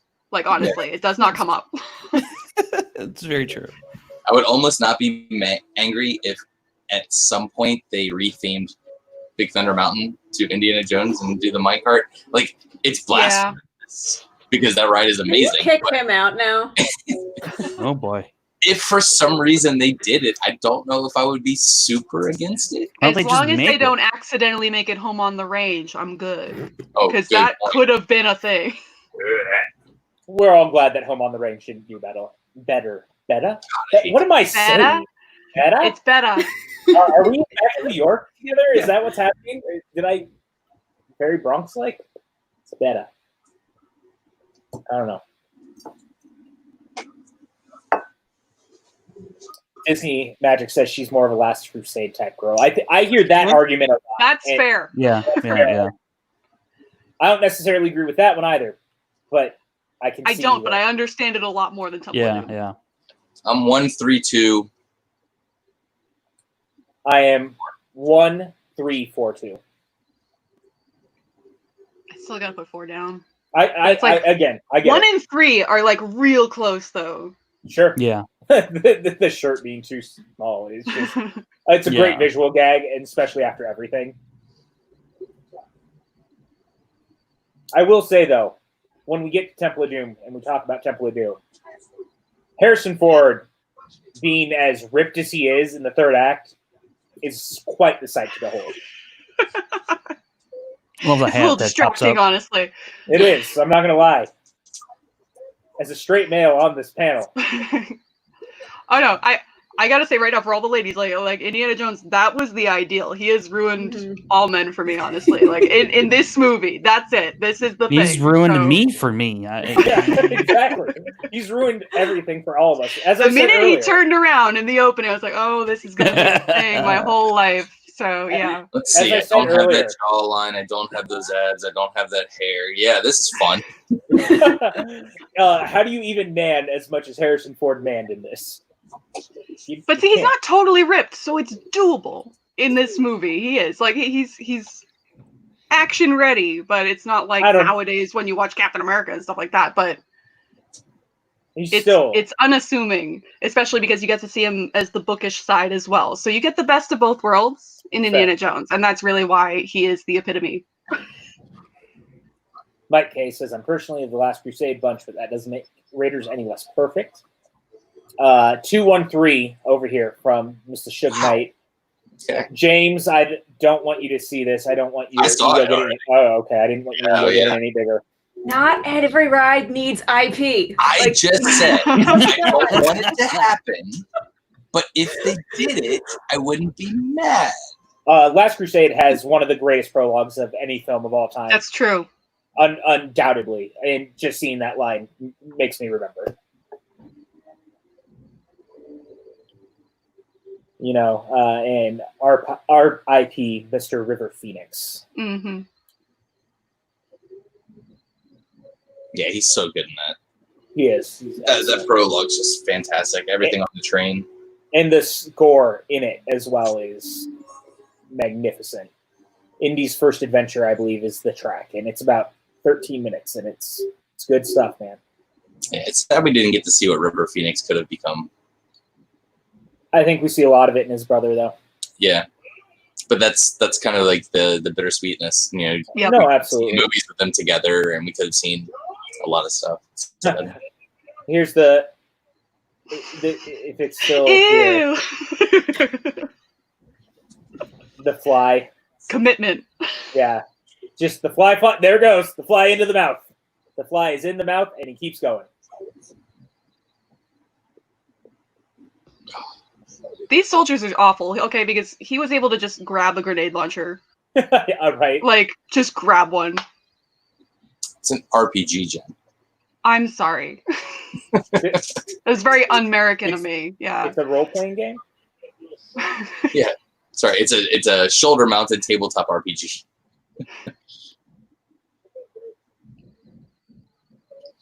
I was so pissed that Zipper and Eppley didn't even get that question right. You know, man, sometimes things happen, and I don't write questions to try to stump everyone. It's not my style. I've done that. I don't answer this one, fuckers. I will say I put questions in out of spite before. Perhaps that's a different story. I've done more. Well, towards the end when I was writing, I was more writing for the people I assumed would be on the desk, that they would appreciate things. So like Van Halen and like Shop Girl and shit like that. I'm like, totally. This is specifically for this one person, and I hope that they're there when they read it. And it has lined up a couple times, and I was really happy about that. I've done that. Yeah, I've never a few times for Ellis, and it wasn't a spite thing at like someone that I knew was at a match. It was if I had heard people complaining that a movie had been brought up, I'll be like, "Oh, you guys don't like that? More of that movie." Yep.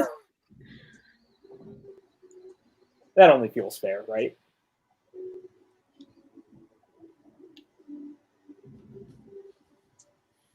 I mean, we all want more Rocketeer questions in the world, correct? Absolutely. And not just who's Jennifer Connelly. It's always I feel like that's the one question that gets asked is who is the girl? I'm like, okay. I'm working on changing that. Good. I'll say that. What type of chewing gum does he chew, PJ?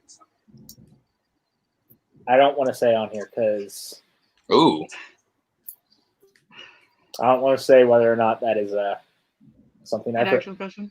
Yeah. I have some of it. I bought it around Christmas time. They had some throwback at Royal Farms, like a convenience store gas station. They had some throwback I forgot about that. brands. River Phoenix was originally going to play Christian Slater's role in Interview with a Vampire, R.I.P. River. I forgot about that. Mm-hmm. Mike K. I smile every time I hear a Prince of Egypt question. That tracks. I just watched that last week. It's so good. Well, you know, speaking of that, we are going to be doing a watch-along of a DreamWorks animated film on Monday, and that is The Road to El Dorado. And we hope you guys will all be here. Elton John, y'all. Yeah. Shameless plug. Shameless plug. It's such a fun movie. Oh, it's so good, man. It's so good.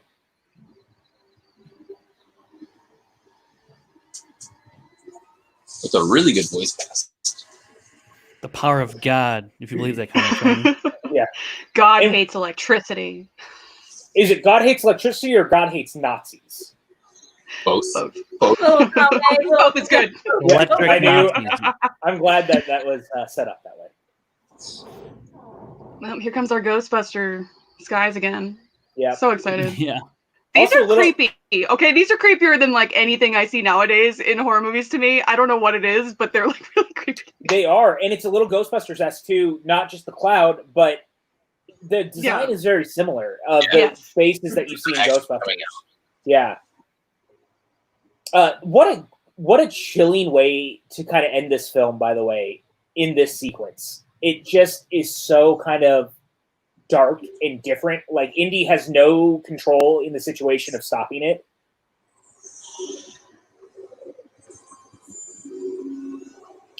Tom Selleck was supposed to be Indiana Jones, but Magnum PI happened. Thank God Magnum PI happened. Yeah. Thank God. You know, I think Tom Selleck could have pulled it off, but Harrison Ford is actually a better version. It would have been a lot more jokey. I agree. I don't. A lot of wry kind of, yeah. And I love Tom Selleck, don't get me wrong, but this is Harrison Ford.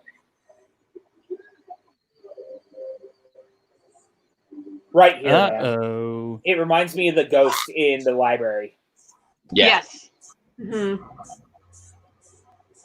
And this was super violent for a PG-rated movie. Oh my God. Shit. It's like PG movie right here. Well, this was 4 years before PG-13 finally became a rating. Yeah. Caused by another Steven Spielberg production, Gremlins, and Temple of Doom. I was going to say Gremlins and Temple of Doom. That basically just brought PG-13 into it. What was the first PG-13 film of all time? Oh, I know this.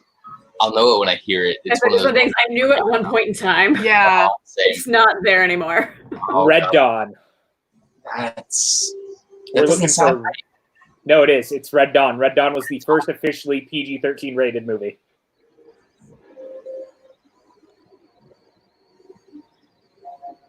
I love that shot. Oh my God. The fire of God just being so, like, ravaging.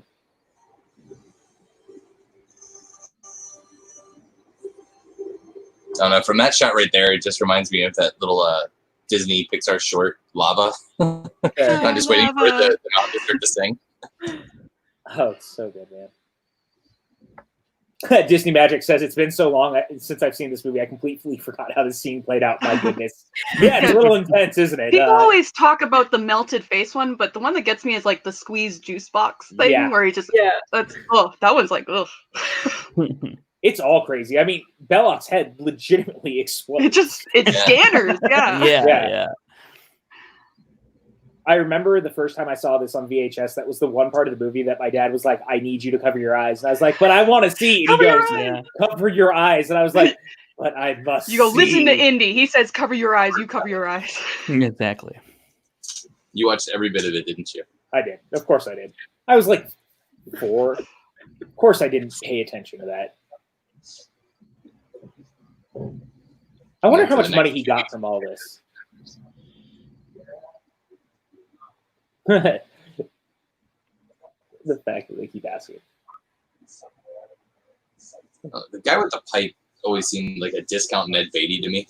A little bit.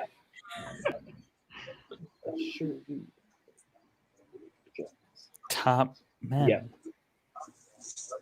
Who? Top men. Oh, it's just so good. And it's interesting because they lose in the end. Like, not a lot of movies let the hero lose at the end. Like, he survives. He's just kind of there. But yeah. It's so interesting to me. I don't know. What do you think, Stu? We all good with this? Cool. This is a baller move with the little just stick your arm out kind of. Yeah. So love that. Love that. That's so romantic. Also, I love her outfit. Yes. She cleans up good. Yeah, all of her outfits were good. She's a very classy individual. Yes. I'm waiting for Harrison Ford to pull a Tommy gun out of his back pocket. You know, just very gangsterish there. Absolutely. Top. You expect him to flip like a coin. Just ready. So this is in New Mexico? Yes, as it turns out, this is Area 51. It makes you wonder what else is in there. I've always, I don't know if you guys ever Aliens watched that, what was it, Warehouse 13 on Sci-Fi Channel back in the day, was kind of like the... Is this second unit director the Michael Moore? I don't think so. That would be... Very interesting if it was, to say the least. I feel like there is another one because I feel like that's come up with me on another movie. So I feel like there is another Michael Moore. Hey, there, though. Associate to Mr. Spielberg, Kathleen Kennedy, who is now the head of Yay. Lucasfilm. We appreciate you, Kathleen Kennedy, and all you do. So thank you for Star Wars. We're sorry about everything. I just want you to know that the panel here, if you ever see this video for any reason, we appreciate you and what you have done. Oh my God, there's wardrobe supervisor Rita Wakely. That's what it's about right now. But I'm more interested in the armorer, Simon Atherton. I mean, to be an armorer, that's pretty sweet. Animal handlers.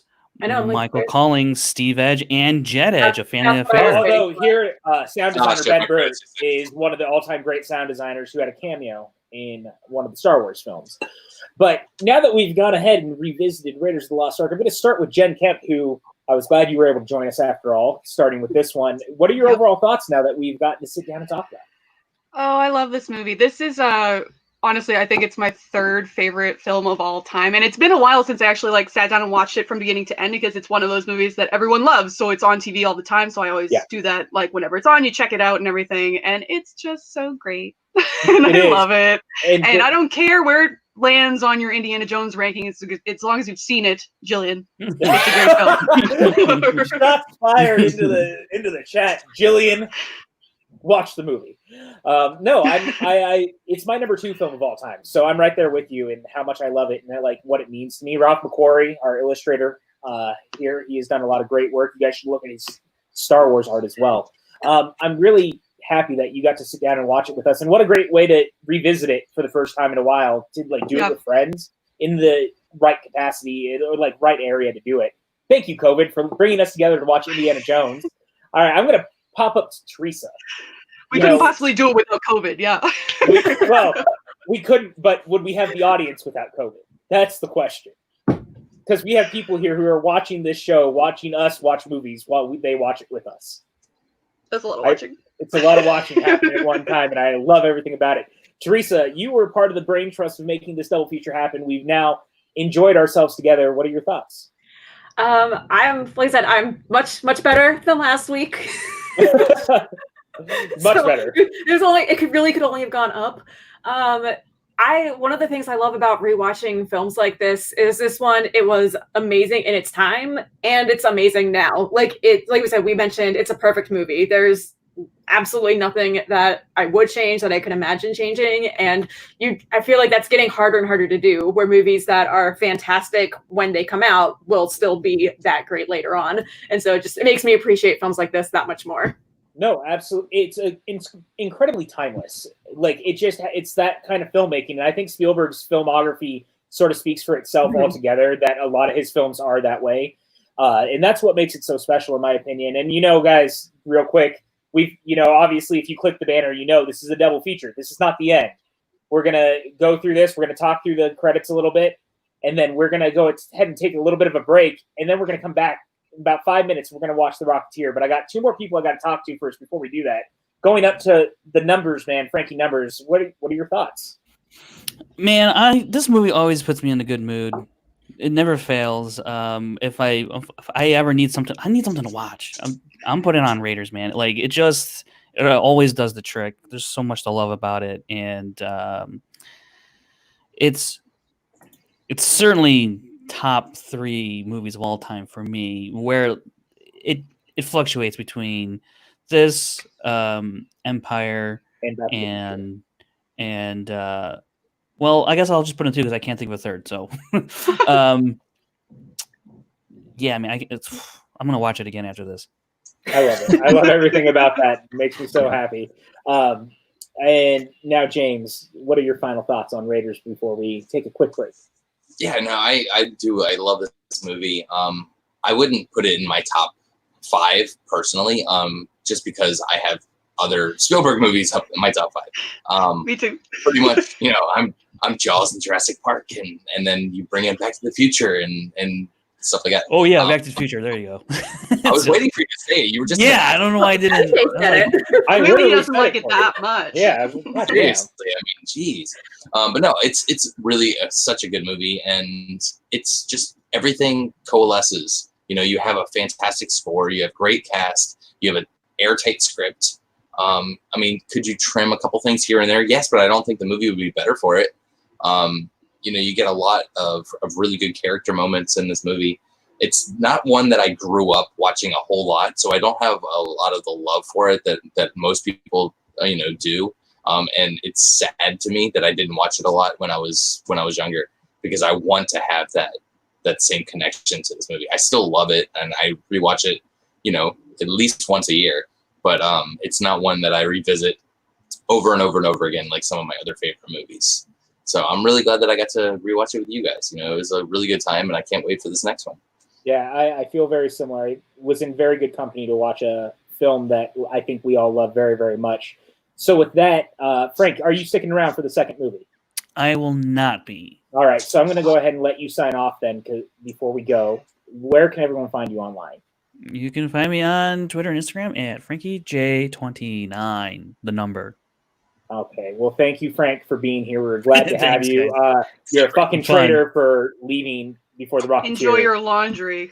Yeah. I finished my laundry. I have to do other work. So. Yeah, well, I'm just going to remember this, that you bailed on the Rocketeer before it started. I know. I mean, how could you forget me? How could you possibly forget me? Like this. It was nice knowing you. Bye, bud. All right, guys. So we are going to go ahead and take a quick break. I'm going to hit the goodbye thing. But as I said, this is not goodbye. It's just going to be what you're used to. It's going to go to the banner for the show. We're going to go take a quick 5-minute break. We will be back. We're going to be talking The Rocketeer. It is on Disney Plus. Get it queued up. 0 seconds. I know the rest of us are. And we will see you in just a few minutes.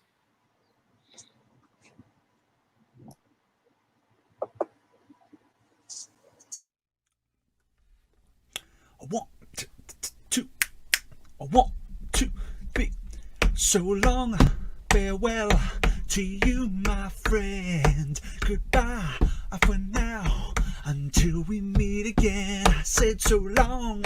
Farewell to you, my friend. Goodbye for now, until we meet again. Oh, it's been great to play and sing together in the box, and now it's time to say goodbye. Ooh, so long, farewell to you, my friend. Goodbye, for now, until we meet again. Goodbye for now, until we meet again.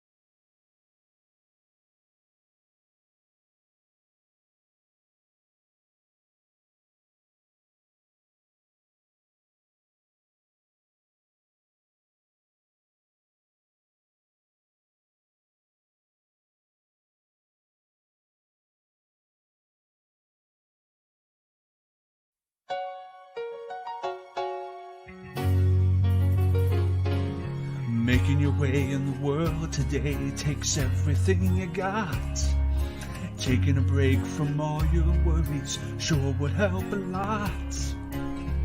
Wouldn't you like to get away? Sometimes you wanna go watch a movie with PJ. Lord, and he's always glad you came. You wanna be where you could see our troubles are all the same. You wanna go and watch a movie with PJ.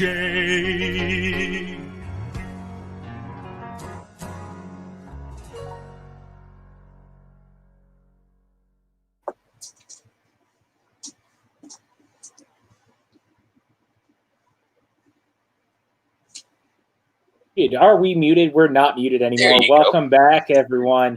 I hope everyone had a nice little break there as we are ready to get into a film I love very, very much, and a movie I think the rest of this panel loves very, very much, and that is The Rocketeer. We are sans one Frankie Numbers Janisch. He was only here for Raiders, but we're happy to have him.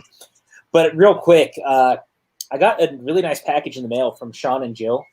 They sent me a Star Wars trivia book, and I'm very excited about this. I have no idea why they would have possibly sent me something like this, but I'm very happy that I have this now in my possession. So all you movie trivia schmodown people better watch out. But I'm going to go ahead real quick as we get into this. So we jump 10 years ahead after Raiders of the Lost Ark comes out, and now we are in 1991. The superhero boom has slowly started to take off thanks to Tim Burton's Batman, and Disney's like, we can get into this game.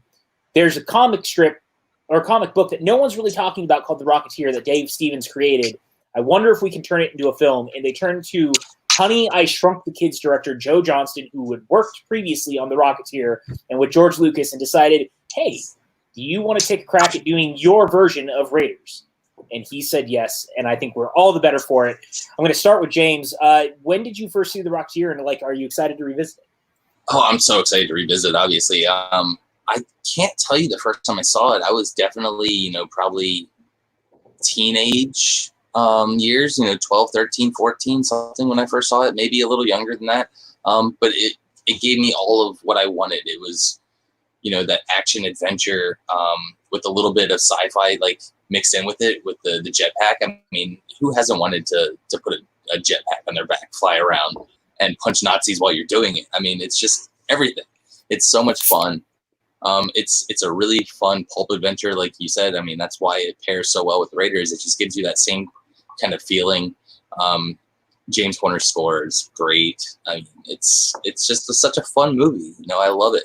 For anyone who's never seen this, and if this is your first time, welcome. You are in for a very special treat.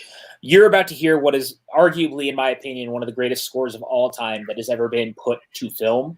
And the moment that you guys hear just the opening notes alone, I think you will fall in love with this movie in the same way we do. I'm going to move down to Jen Kemp now.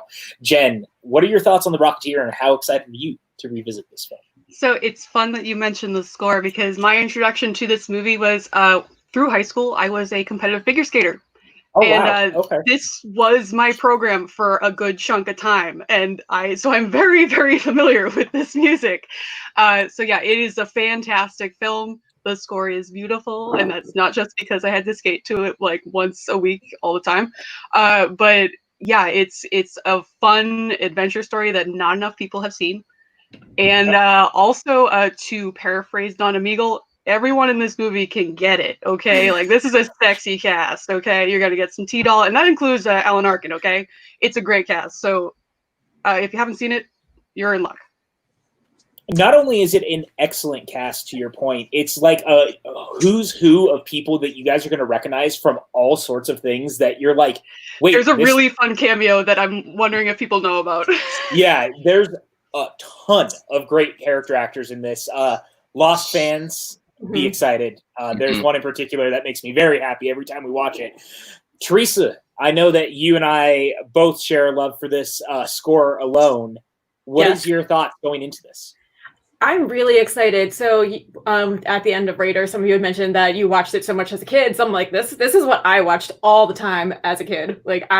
I can't tell you how many times we didn't own it for whatever reason, but I incessantly rented it from the video store. So, and I don't even know what it's about the score, but I have my tissues ready because for whatever reason, very frequently I will just start crying when I hear it. It just makes me weepy. It's so good. I'm really excited.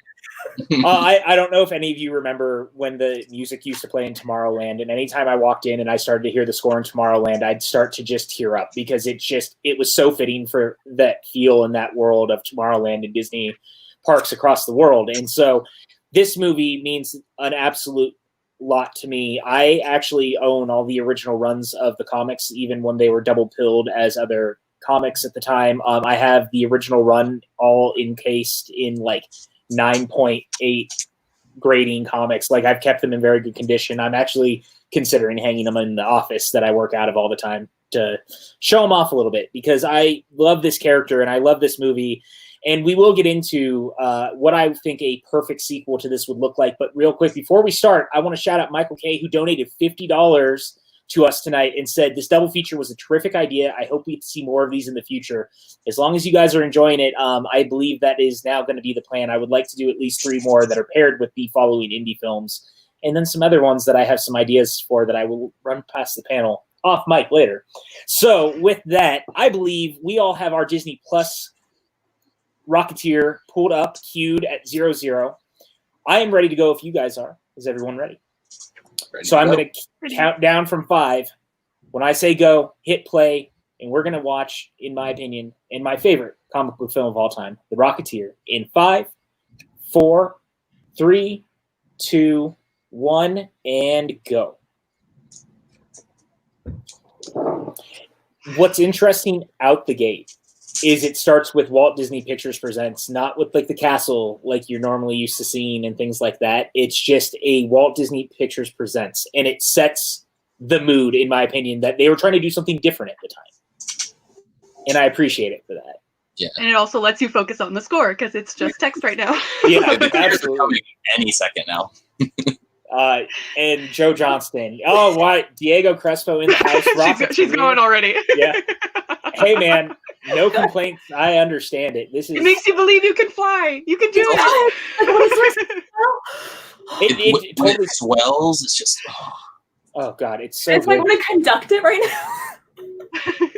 I also love the Art Deco-ness of it. You know, the Art Deco and the font and everything. Even down else. to the font, yeah. Yeah. It's a nice throwback to the Kong era of filmmaking, because King Kong, was famous for the Art Deco usage in its campaigns and things like that. Something that even the Broadway production of Kong was smartly leaning in on, even though the show was only fine. It used that Art Deco nature to its advantage, and I always loved it for that. Terry O'Quinn, man. What a great character actor. Oh, Peavy. Dude, Alan Arkin's so good in this. Diego Crespo says Joe Johnston is one of our great unsung directors. I completely and utterly agree. Particularly for adventures. Like, he believes in the magic of filmmaking. It's supposed to uplift you and take you away from your problems, and that's what we're doing today. So it's great. Absolutely. And I think that's part of, like, with this or Jumanji or Hidalgo, like, a lot of his films have that very escapist nature in all the right ways. And I cannot wait that he is coming back to do the new Honey, I Shrunk the Kids with Rick Moranis is so goddamn exciting. It's huge. Yeah. Oh my God. Alan Arkin looks great in this, by the way. Yes, James, he's a fantastic actor.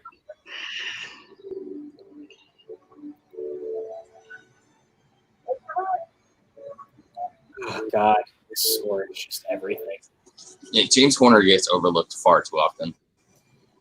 It's interesting because when we had talked about doing this double feature to begin with, Mike K said Timothy Dalton. My God, yeah, absolutely. It's so good, Mike. I mean, really good at it.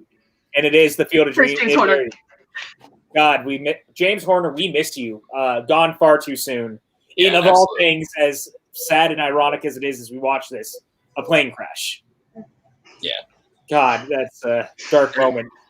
That Field of Dreams score is the one that gets me. Like this one gets Theresa. Like when I hear that Field of Dreams score, I just automatically put myself in that scene and just.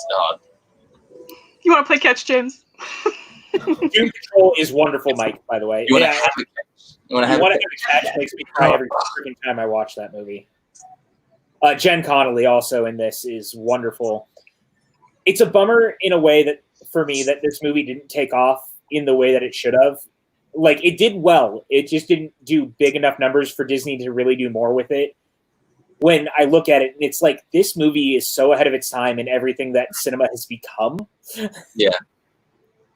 While also I almost wish it came out a few years later, just way the some of the CGI with the flying sequences would have been a little bit more refined, because it does have a little bits where it's a little wonky and it's dated, but it's still. But I feel like that adds to the charm. Yeah, I agree. It's not something that takes you away from it so much, but I wish that it would just been a little bit more refined. And it's so interesting to me because this out the gate, similar to Raiders, you kind of learn everything you need to know about him as a character and Cliff, like out this whole opening of what you learn about him as it goes on. And also, he is similar to Harrison Ford in the way that he's very charismatic and feels like a everyman, like a blue-collar hero. Yep. Oh, Margot Martindale's in this too, isn't she? Isn't she the bar owner? Yeah. Joe Johnston, we don't deserve you, but we're glad we have you. So this is 1938. So we're 2 years after Raiders of the Lost Ark, which I find for context. For context. Same universe, by the way. Yeah, Indy's just teaching right now. I fully believe that with how this movie plays. He's in the middle of finals. That's why he couldn't help out against the Nazis. Yeah.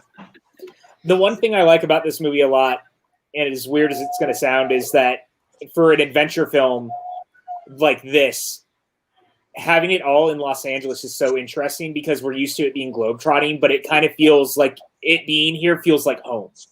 And we don't get that a ton with a movie like this. The fuel can only get him so far. This is 1930s fuel. I wouldn't be traveling across any oceans if I were him. So God no.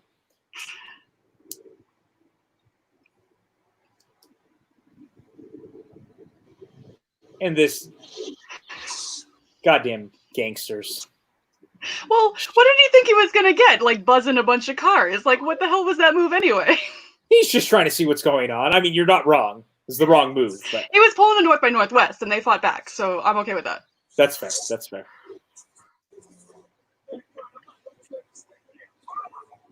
Yeah, at least he's fighting back. Cary Grant would have just hit the grip. Yeah, I actually have not seen the new animated series yet, but Billy Campbell is actually in it, and he's the one who gives her the rocket pack, which I think is very, very cool. It's a Disney. Is it a Disney Channel series right now, or Disney Junior series?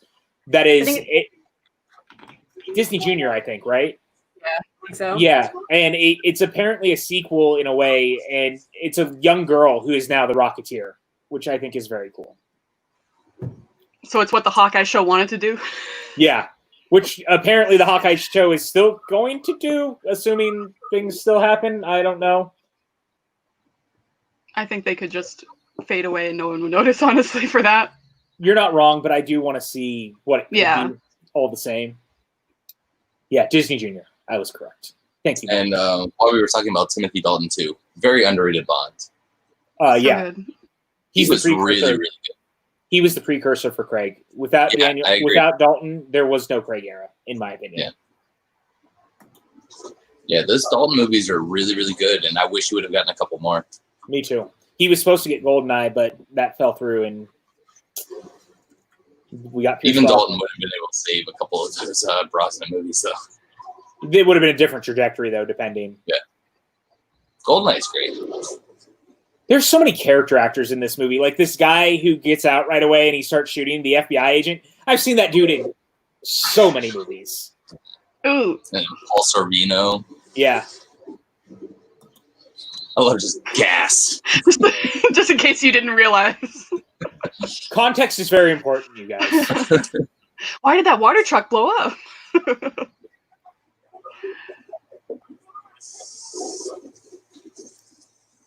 You know, I got so used to seeing Alan Arkin being old. I always forget that he was young at one point or younger. He's allowed to be young. Yeah. Yeah, go back and watch Catch-22. Throw you for a loop. Yeah. I'm going to jump out and come back in because my internet is now being difficult. So I'm going to be right back. No problem. Billy Campbell deserved a better career, in my opinion. I don't really know much of what Billy Campbell did after this. I feel like he was in a horror movie. He did a lot of and he did a lot of television. He was the mayor, I think. What was that AMC show that was on for 3 seasons where it was about a murder? He was the mayor in the town. The Killing or something. Yeah, that is a thing, but I feel like AMC does have a couple of those, so it could be another one. Yeah, that's true. That moment right there when he punches the FBI agent, because the FBI agent's going to try to just be like, talk to the government. We had nothing to do with any of this. Oh, it's so good. Red tape. Yeah. That guy just looks like Craig T. Nelson to me. Yeah, he's the one I was talking about. Yeah. Every time I see him in this, I was like, is that Craig T. Nelson? No, it's not Craig T. Nelson. It would be great if Craig T. Nelson was in this, though. He needs to be in more things, too. Yeah. Craig T. Nelson, again, another unsung hero of in my opinion, as a character actor. He has done incredible work over his career. Mm-hmm. Not the best movie, but one that always holds a small place in my heart is The Skulls. Yeah. And Craig T. Nelson in The Skulls. Dude, that movie is like, I watched it so insane. many times. And of course, I mean, good cast too. I mean, with Paul Walker and Josh Jackson, sorry. Yeah. Jackson. Yeah. He's also fantastic, obviously, and of all things, what do you call it? Welcome back, Theresa. Thanks. Where are we at right now? We're coming up on the 10-minute mark, right? Right. Yeah. Now. Perfect. Okay. And there he is, John Locke himself from Lost. Terry with hair. With hair. Wait, so many movies around this era, he like had the mustache, and so like I didn't remember that until I started going around. Yeah. It was, but getting so used to him in Lost, when I went back to see things, I was like, oh wait, I did totally forget about that. Between Terry O'Quinn and Alan Arkin, we got 2 famously bald people with hair in this movie. Yeah, he was fantastic in Tombstone, which also has the mustache in. I did not remember he was in Tombstone, and I love that movie. Yep. But that's not the person I think of when I think of Tombstone. I think of everybody else, Powers Boots, and It's a very small role. He's only in a handful of scenes, but he is in it. Yeah. Every time my mom sees him in literally anything, she goes, "He killed Matlock's friend," because apparently he was a killer on Matlock. And I'm like, can we move on from the Matlock? We can let thing? that go. Yeah. I have a Disney pin of his folder with which is that's very awesome. Cool. Yeah. Look at that. It's beautiful. I want a Rocketeer Disney pin. That would be sweet. It's very I do have a Rocketeer ornament for my Christmas tree. It looks great. Awesome. I love it. I just have my little pop figure, and I've got a framed movie poster, actually. It's very interesting to me that this movie decided to make Howard Hughes feel like a very brilliant inventor. Not that he wasn't, but not with the... Before the decline. Yeah. It's very different because we're so used to thinking of him in literally any other way, I blame Leo. I blame Leo too, and Martin. Mike K, I honestly don't recognize Alan Arkin with hair. Not a lot of us do, man. I can't process. I've got to find another place to hang this up, but I got this big old Rocketeer poster. That's great. I didn't recognize Alan until I recognized his voice as the father-in-law in Santa Claus 3. That is perfect. Hey, man, I have a soft spot for that movie. I'm not going to lie to you guys. The Rocketeer and the Phantom would be an amazing watch-along. I don't disagree. I have another one similar to that I would like to do that I'm not going to say here. I'm going to talk about it later off camera, but the double feature thing is going well, and I would like to continue doing the pulp adventures. But if you look at Alec Baldwin's filmography, I think there's something you guys could figure out, probably. I have a feeling I know what you're talking about there. I think you might. I've never seen it. I think it'd be a good one for us to watch. I used to mix up that and Young Sherlock Holmes all the time, and I don't know why. I think it's the CGI little claymation kind of stuff. Like they kind of, in my mind, they did that. Yeah. Because they were right around the same time, and they both use CGI very differently. And a lot of people don't know, and I mean, we'll probably talk about it if we ever do it, but The Shadow was actually the movie that pushed... We're talking about The Shadow, yeah. Yeah. It was the movie that pushed Spielberg to do Jurassic Park because the CGI was so ahead of its time that he was like, I think I can make the dinosaurs work. So he saw a little dagger with a face and thought that could be a dinosaur. It was the shadow moving up the stairs. But the dagger is so terrifying. That thing used to freak me out The little so teeth. bad. Oh my god. I remember seeing it for the first time as a kid, and we're getting off track. We're talking about the Rocketeer, guys. I'm sorry. Anyway, the Rocketeer. Yeah. What do Hey, we think what's this going is? on, The Lion Kale? King. That's true. What's going on, Kale? We're happy to see you. We're good, man. We're talking about one of my favorite films of all time right now. We're doing great. What a great use of this out the gate. Yeah. When I was at D23 back in August, walking around, I found somebody doing a complete Rocketeer cosplay, and it was the best. And this guy has an amazing Rocketeer costume. That's good. Yeah, it's so good. Do you guys want to know someone who is a bigger actor who is a giant Rocketeer nerd that I met at the Rocketeer 20th anniversary screening? Is Thomas Jane, the Punisher. Really? Thomas Jane. Ooh. When he was at the screening in a full Rocketeer getup with the helmet and everything. No kidding. That's No awesome. kidding. It's awesome. I'll see if I can find the pictures, but Thomas Jane is a big Rocketeer fan, and it made me so happy. Made me appreciate him even more.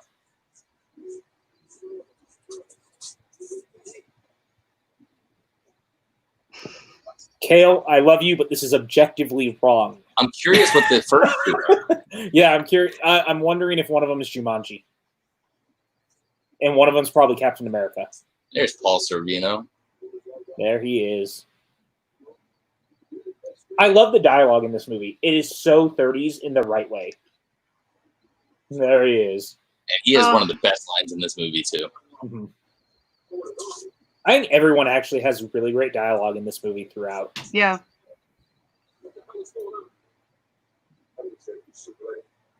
In the same way that Raiders does Pulp right with the serial cliffhangers, Rocketeer doesn't necessarily do that, but I think it really gets the dialogue of Pulp serial down, but without it feeling overtly cheesy, in the same way that if you rewatch some of them now, they might feel like it feels earnest.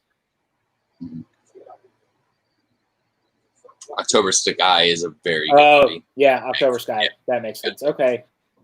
Not bad. Jumanji is also great. Yep. Like the comic books. Because it's a comic book, you guys. It's a comic book. Get it? I understood that reference. I have seen Hidalgo. I like Hidalgo a lot. I own Hidalgo, I'm pretty sure. I haven't seen it, but I do remember going to the movies a lot and seeing that trailer constantly. Because it was a big push post Lord of the Rings, I think, for Vito. Yeah. Aragorn and a horse. Yeah. Yes. I would be more surprised if you didn't own Hidalgo. Yeah, that's probably true. I mean, based on what your background and my background is, I don't know whether you could pick a movie right now that one of us doesn't have. Dude, it's the same collection. I don't know what you're talking about. It's Everyone true. knows we live together. Oh, that music cue is so good.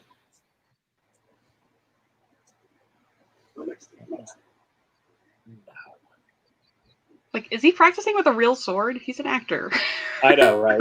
Like, just walking around a mansion. It's just like a fencing foil. It's not really that big.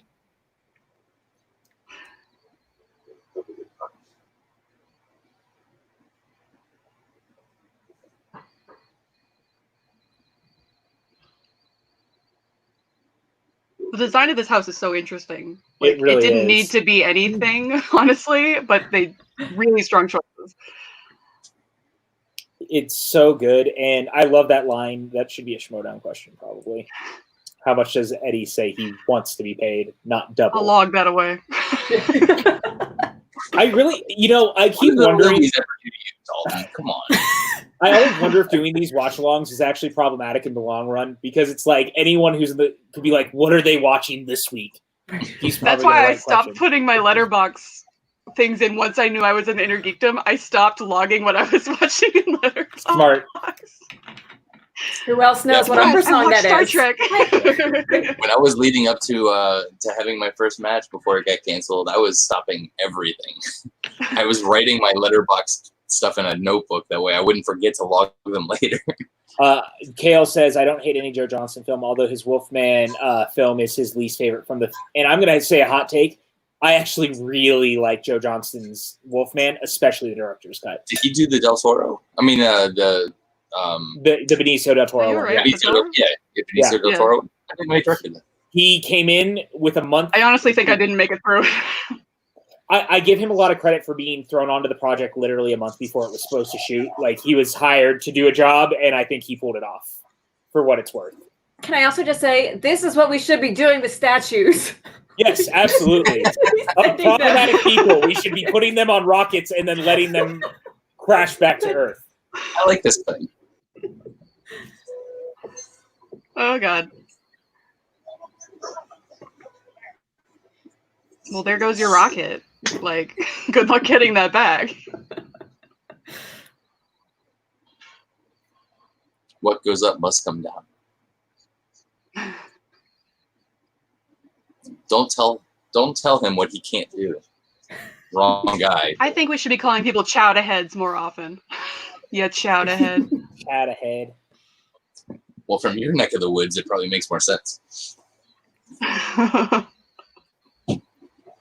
Kale said, the director's cut is better, but I'm glad he still got to do Captain America after the Wolfman. The Wolfman, again, he got thrown on a month before the production. You can't really blame him for any of it. I think he made the best out of a tough situation. So a lot of the flying, by the way, which I love, and I learned this today because I watched the 90s making of on this as well. I found it on YouTube. Was done with stop motion. And I love that. I didn't realize how much of it was stop motion over CGI at the time. And it made me happy because I love stop motion. Love stop motion too. Yeah, I need a link to that one as well, please. I got you. Okay, Alan is definitely carrying most of the weight here. He absolutely is. He's an old man. He's definitely carrying the entire thing. A wheelbarrow race. That's the one thing that I'm sad about with the Blu-ray. It's basically just the movie. You don't get any special features with it. Disney has not treated this movie very well on home video. Lock it up in that vault.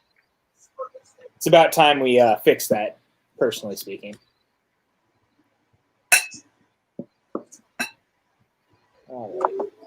I'm going to go ahead and put this in the chat as well for you guys. If you have any interest in watching anything Rocketeer related as a special feature that you've never seen, go ahead and take a peep at this old ABC special. I think you guys will enjoy it. Billy Campbell also did this one as the host, which I think is very cool. Yours. She is gorgeous in this movie. Yeah. My God. She is perfect, like pinup painted on the side of a plane, you know. Well, which is great since the character in the comic is actually Betty Page. Oh, okay. They obviously There you didn't go. do that for specific reason in a Disney film, but I think it is very clear she's still very Betty Page-like.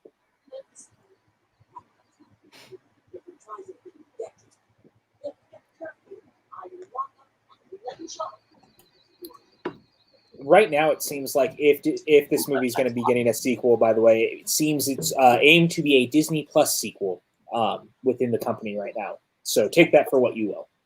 I'll take it. But I am of the opinion that we need to bring back everybody, you know? I am too. I think that they have their movie set only something like 10 years after this one, though, which I find not necessarily what I would do. Want to keep it in that time frame, because if you start getting 20 years later, you're all of a sudden you're in the 50s, almost in the 60s. So I'm going to say my preferred version would be set in the 50s. Again, similar to Crystal Skull, because I would like to do it Cold War based. But more than that, what I would like to do is that makes a lot of sense. Yeah, I think it makes a lot of sense. And because he would be older, it would be more of a spy film than a superhero film. And I would also have that the Rocketeer has become a B movie star as a character in movies that Jenny has been starring in. And the Rocketeer has become more of a to him, he no longer feels like he owns being the Rocketeer because everyone thinks of it as one thing, and he is now not. This is like very that. Spider-Man 2. I was like, Yeah. you spent no time thinking about this, have you? I No time at all. my perfect movie. I would do it in a heartbeat. I want it to be set in like Cold War Russia, and him trying to make a name for the Rocketeer and prove that he's more than a silly. Look at those little itty bitty popcorns they got. Yeah, I know. It looks like the size of a Cracker Jack box. It's I know. just tiny. Yes, Kale. Mine would be a direct sequel. I mean, in the way that, I mean, it'd be 20 years later, but it would be a direct sequel for me. Hey, Traveling by Map. Shadow work. Travel by map. Yeah. Another one of my favorite movie henchmen ever. More Dude, shadow this work, villain, as we were talking about. He's He straight looks out like of he's Dick a Tracy. Yeah. Yes. That's another one that would be a He very looks like similar. Flat Top. Mhm. And that guy looks like shit. The guy from Police Academy. Not Hightower. Oh my god. Jeez. What's his name? I Yeah. can't think of Damn I it. know everybody. Showdown. Mahoney, Hightower, I love that. Tackleberry. The match. Yeah. A lot of people complain about the makeup on him. I love the makeup. I think it's so good. Well, like, I'm not familiar with the comics, but I assume this is exactly what it looked like on the page. Very close. So, Very, very close. What makeup? I will say, if you guys have never read the comics, I definitely recommend checking them out. One of the things that the comics did really brilliantly that they didn't want to mess with in this was Doc Savage and the Shadow both exist in this universe, but instead of getting the rights, Dave Stevens never calls the characters by name, but has them in it. And it's just kind of fun that he fights alongside like Doc Savage characters and Shadow characters without ever acknowledging that's who they are in the dialogue. It's very interesting and kind of cool, so definitely worth checking out.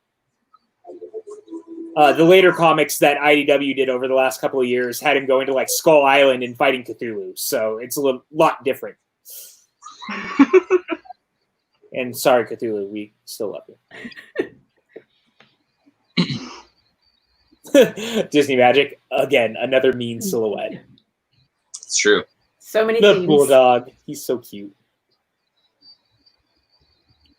Look, the Bulldog Cafe should be a real food chain that we can all go to eat together, you guys.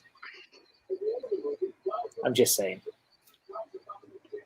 it does feel like something, like, obviously it's Disney, but it feels like it would fit in at Universal Studios very well, like as an actual restaurant. Or it would fit at Hollywood Studios. Mhm. Oh, I was going to say, Yeah. or even California Adventure in the Hollywood backlot area. Yeah.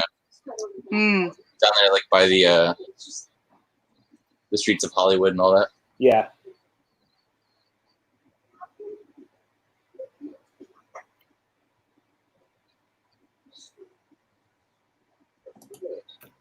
The Red Baron. He was in Yeah. Scrooged, right? Yes. That's the guy that played Dick. So there's another connection. Yeah, again, this movie's got a electrically fantastic cast. Well, And isn't that Marla Hooch's dad? Mhm. Yes. And two. Yeah. I was like, I know my League of Their Own cast members. He might not be Dick. He might just be from that, but he looks like the guy that plays Dick. I knew him from something. It's definitely that. I know my girl ain't so pretty as these other girls. I think Billy Campbell was also in the 4400. He was definitely in one of those alien invasion shows at one point.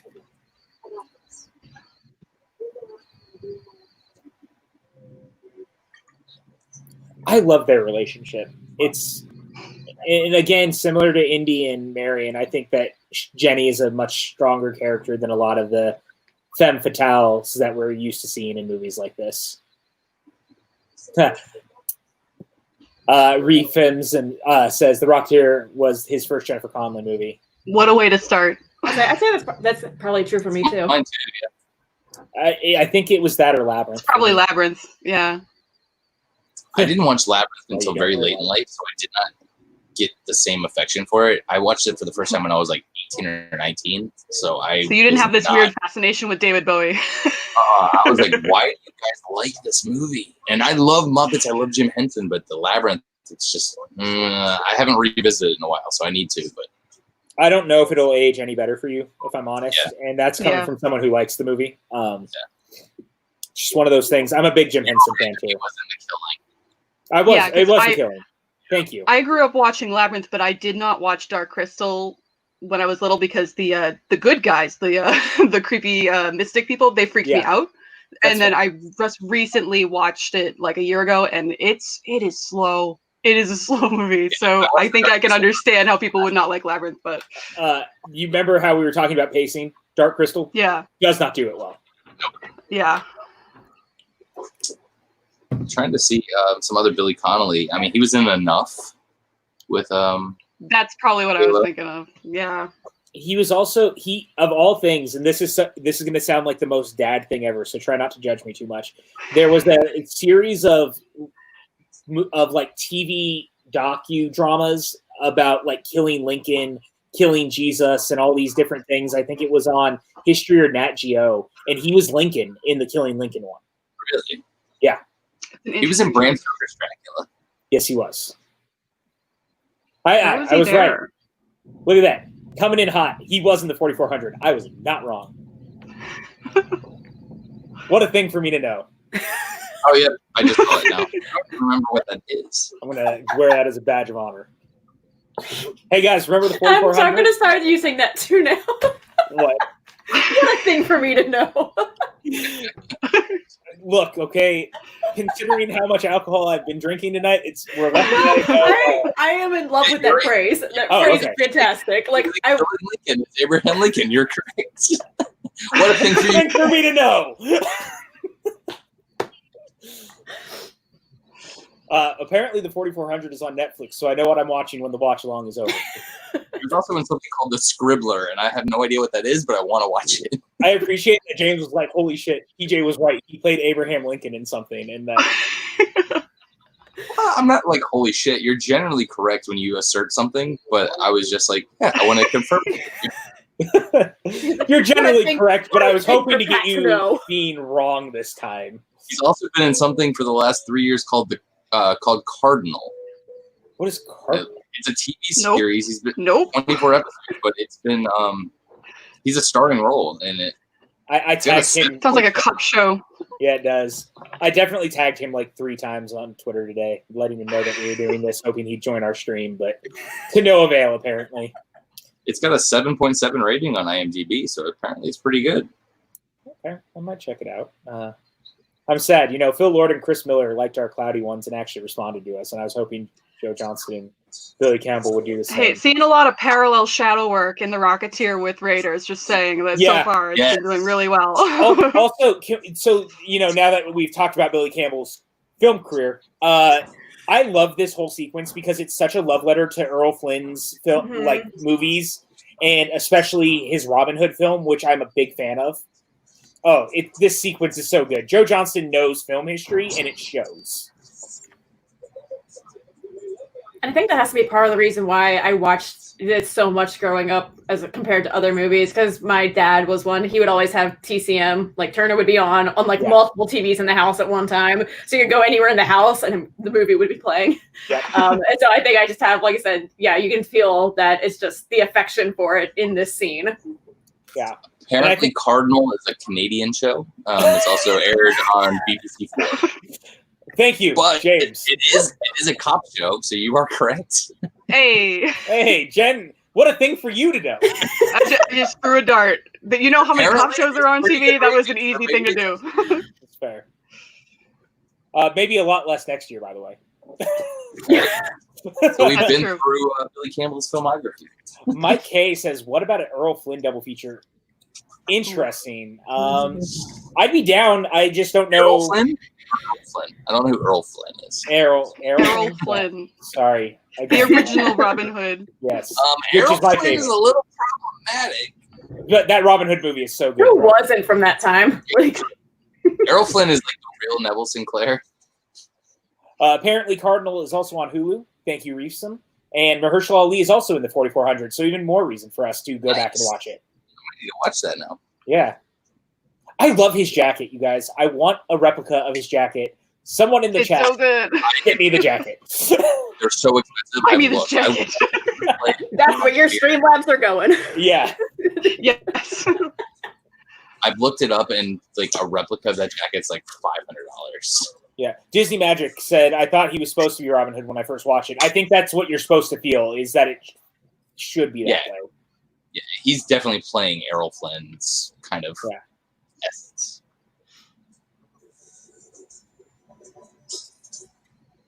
And again, you just feel the affection for a very bygone era of movie making. And look, that is not his fault. That's really bad, you know. That other wall came down without him touching it. I'm just saying. Yep. If you breathe on something too far, man. This wall could come down.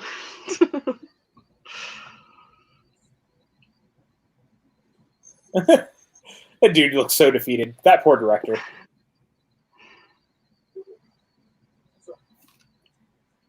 You know, I just realized that both these movies that we watched back to back had future Hot Fuzz cast members in it.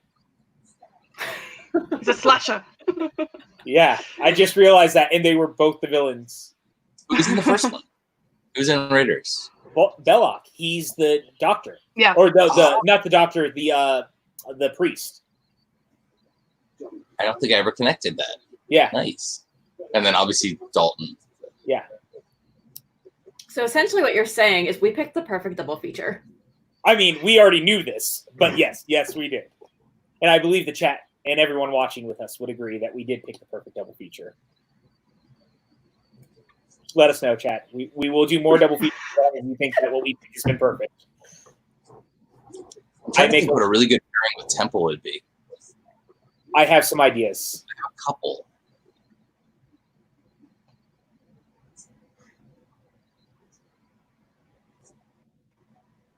The fact that he says all this on the set, and it's so convenient that Neville is sitting there to hear it.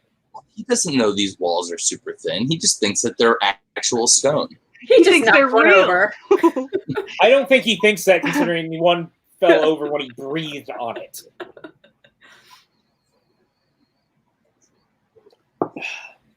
But nobody got fired because they're all union. It's like people having a highly classified conversation in an unsecured room. Yeah. Themes. I like that James said no one got fired, and then Jenny literally got fired.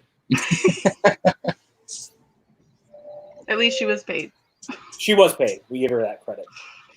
She didn't deserve to be fired.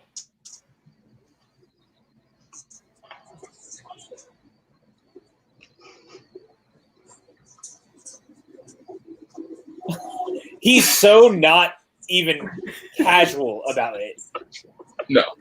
And My he's done a God. lot more damage to the set in this 5 seconds than that wall coming down. I know. I mean, he dropped a light. That thing's expensive. Absolutely.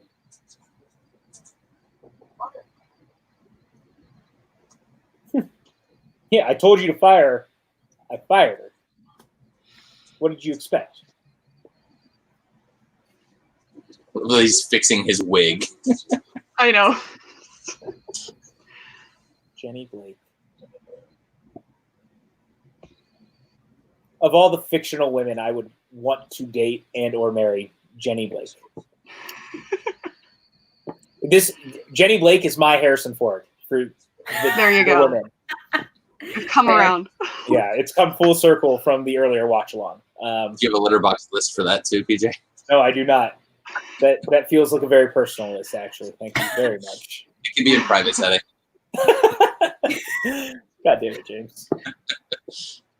One day that's going to be the theme for the double feature, but nobody's going to know it. Yeah, our characters Secret that, theme. Yeah. well, you know. But it would be really odd choices. It would be like a goofy movie. And I don't think that's an odd choice. I think that's an obvious goofy movie choice. I don't know whether to have a be crush on insulted Roxanne. or not, but, you know. Hey, I'm projecting some of myself onto that list. Exactly. You know what, James? I'll go ahead and let you curate curate that double feature then. How about that? This is my. So I'm gonna do Saved by the Bell Goes Hawaiian. Oh God. Which will be on Peacock next month, so I'm sure we can handle that. How much of this? Plenty. Okay. I just wanted to make sure I didn't go crazy on the bottle tonight. I know what you're doing. I knew you did. I'm gonna mute myself just real fast here. It's amazing. You don't have Di-Serrano tonight. Do you know why I don't have Di-Serrano tonight? Because the last time we were on call together, I drank all the Di-Serrano.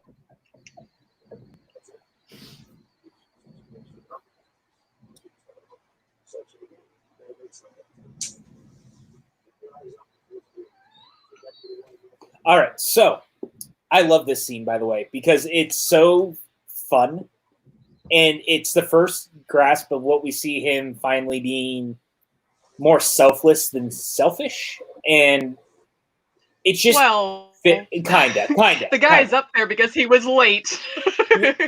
That's fair, but I mean the following He events. created the situation.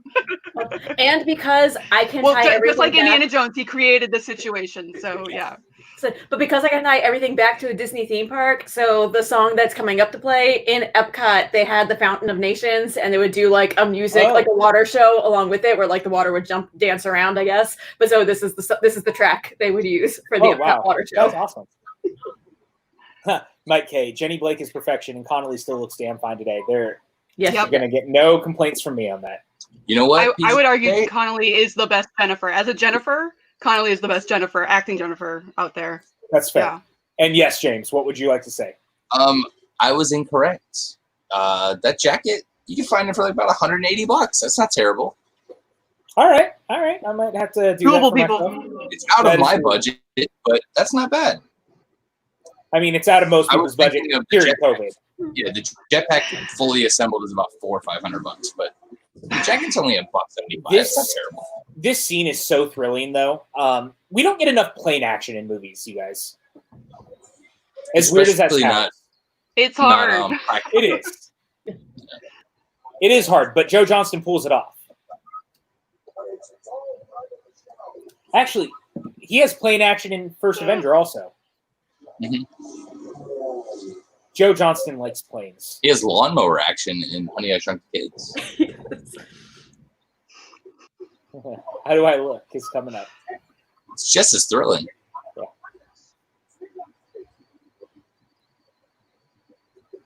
The helmet, though, is what does it for me. That helmet is just iconic. Yeah, of course. Clearly, this is how we turn.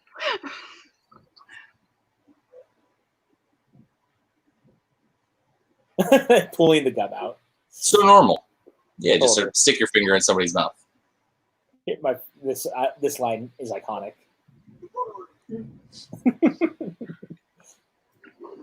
Oh, it's so good, you guys.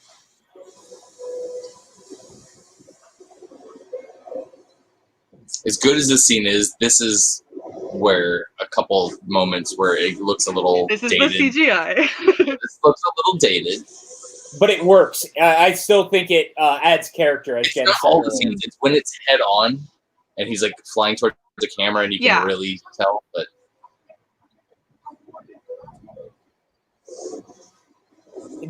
so you know how they said with Superman the movie, you're gonna believe a man can fly. That's how I felt. Can fly. That's how I felt about this. The first time I saw this, it was like people can really fly. But they do such a good job because they do these wing walk scenes, and like later on you'll see it, in the third act. They do so much practical on the planes and things that it makes you believe that everything else is real.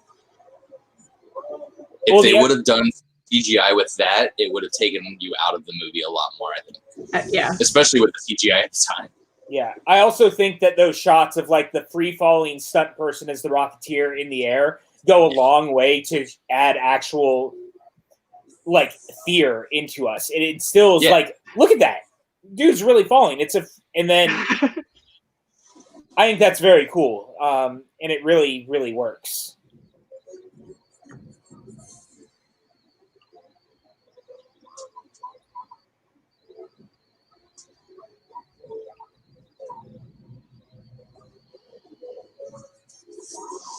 Another gas truck. No, that one's safe. Why are It they didn't say parking gas these on it. around? Oh, it does say gasoline. I'm sorry, I missed that. It's all part of the show.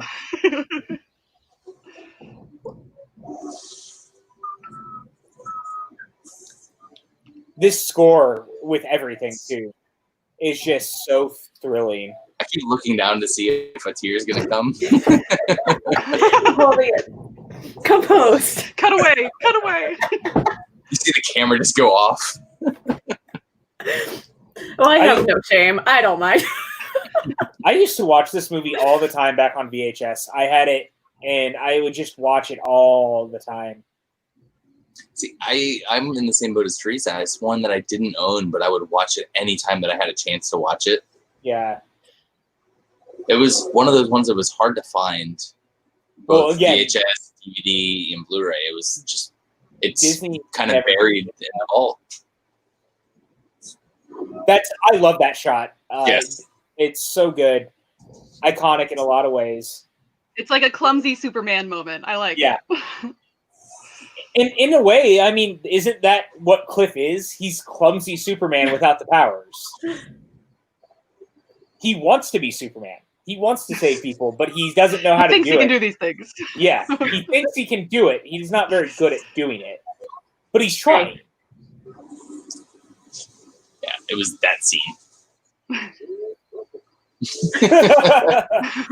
Random, and I love it.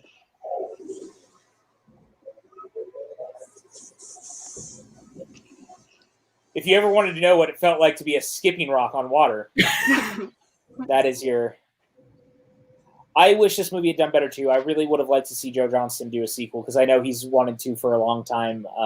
That boat is very much sailed, unfortunately, especially with the way Disney's looking at it as an IP. But it's unfortunate. I really do love it.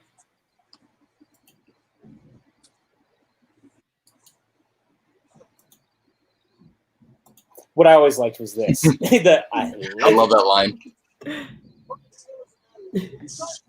It would have been a fun double feature to do this, followed by Little Miss Sunshine. Oh my god. See the evolution of Alan Arkin.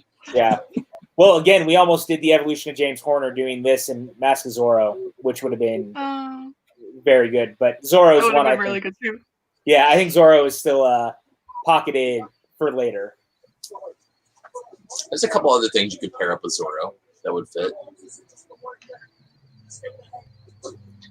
In the comic, what I always liked is that the Rocketeer's jetpack is actually only a single engine, but they found it hard to actually make single engine in live action. So that's why they gave him the dual engine just for the design of it on film. And I think it looks spectacular. So I have very little to complain about.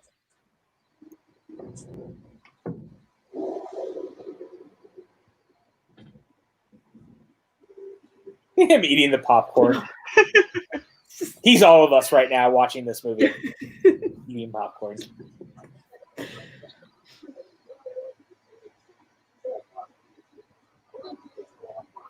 I love that nobody talks like Paul Sorvino. He's just great voice. Yeah, great voice. And not just that. Can we shout out the fact that this dude just is like, I'm going to make all the money off this situation because that's what he does. He's an entertainer, and he's like, this was all my idea. He's P.T. Barnum. He's P.T. Barnum of the superhero generation of the 30s. Slightly less exploitative. Yeah, that little smirk he gives when he hears that they were like, I wish he'd save me. So good. Ooh, it's not bad. It's a good choice. Yeah. But only the Disney Three Musketeers. That's what he said, yeah. Yeah.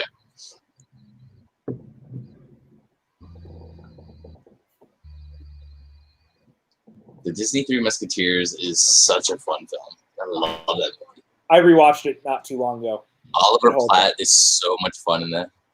He really is. Oh, he's so good.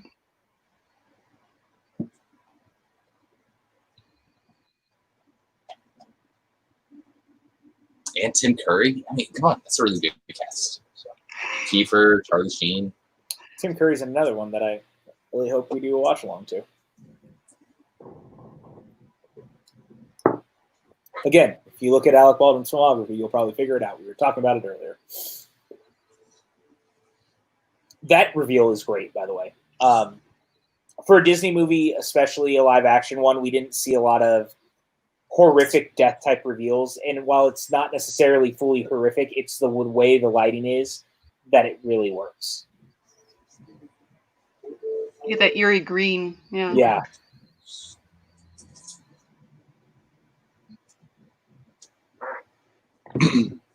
And you have to consider, especially like we were talking about just before this, he was being like the P.T. Barnum. He was suddenly in the limelight. Now, not so much. You feel for him a little bit, but I'll take that house. it's a nice house. You couldn't afford it now in Los Angeles County, probably, but you know. No. You need 4 people to rent that place out. Disney Magic saying that Three Musketeers is the one they go back to the most, and Yeah, the Chris same. O'Donnell Three Musketeers, yes, that is Yep. the one. For some reason, I think Chris O'Donnell's the weakest part of that movie. And I think it's you're only right. because of his Yeah. accent, like, because it's such a regular accent. He just sounds like so, blah. I like Chris O'Donnell, too. He just doesn't fit. He's supposed to be this French, musketeer, and he's got a California accent almost. To what Jen and I were saying earlier, when Cliff is coming in to try to save Peavy, clumsy Superman. That's exactly what he's trying to do. It really fits into what we were saying. Like, he thinks he can be the hero, and then he gets his head put in through the ceiling. But he comes fumbling in and trips. He wants to be the hero, but he doesn't know how to be, and I love that. I love his head goes to the ceiling like it's tissue paper. Yeah. That's at least 6 concussions right there.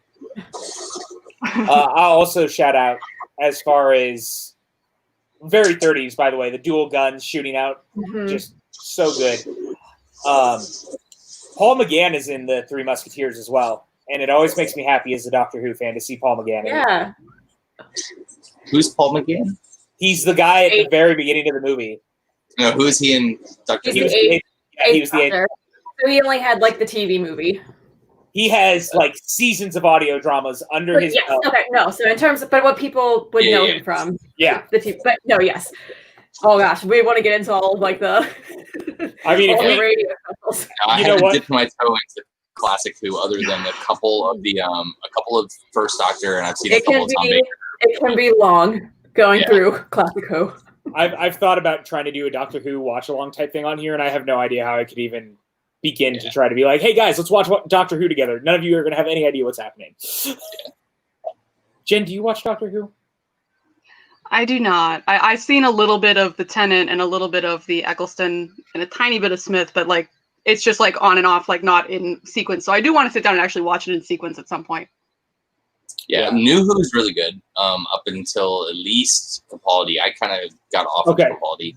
Real quick, Timothy Dalton back in his Bond ways. Look how suave Yeah. he is. God damn, dude. Like, He just looks Here's suave my and random cameo Yeah. that I love. Yes. Yep. Do you recognize her, James? I can tell you're looking. I do, and I can't place it.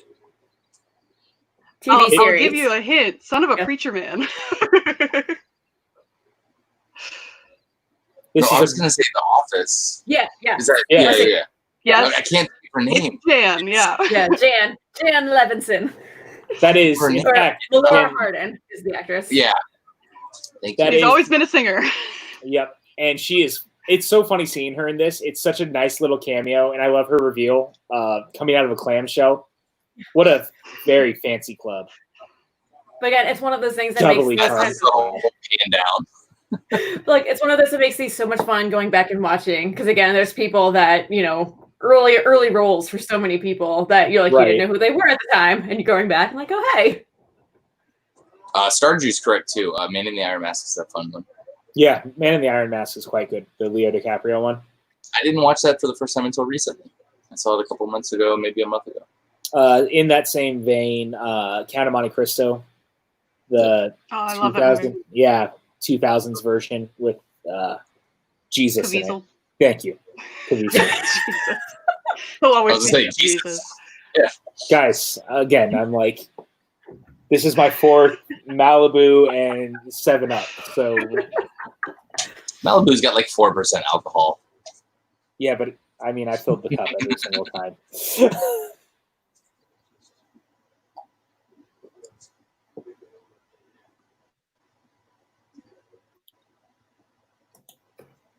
I like their relationship a lot, mostly because they're both villains that it's clear that Paul Sorvino's character actually has a code. Yeah, And he's got morals. yeah, he has morals and a code, and Dalton does not. And it's a very interesting dynamic that we don't see a lot with villains.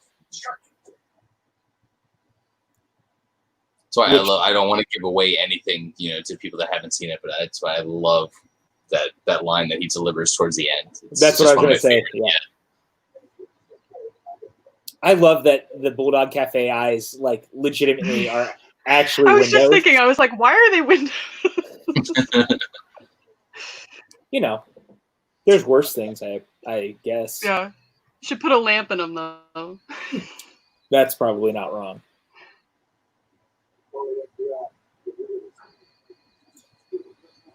Oh, man, should I buy that jacket? Only if you get me one too, bro.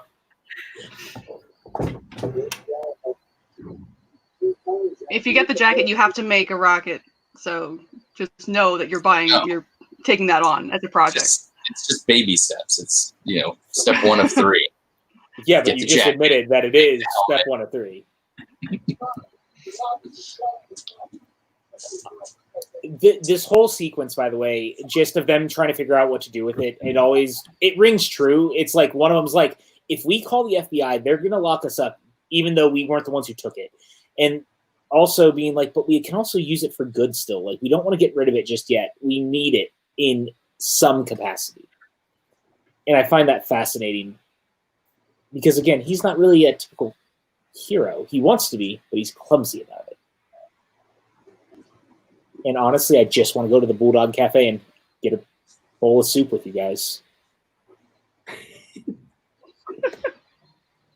Okay, delusions of grandeur maybe during COVID, but I believe I've earned this. I appreciate eateries that are shaped as large animals.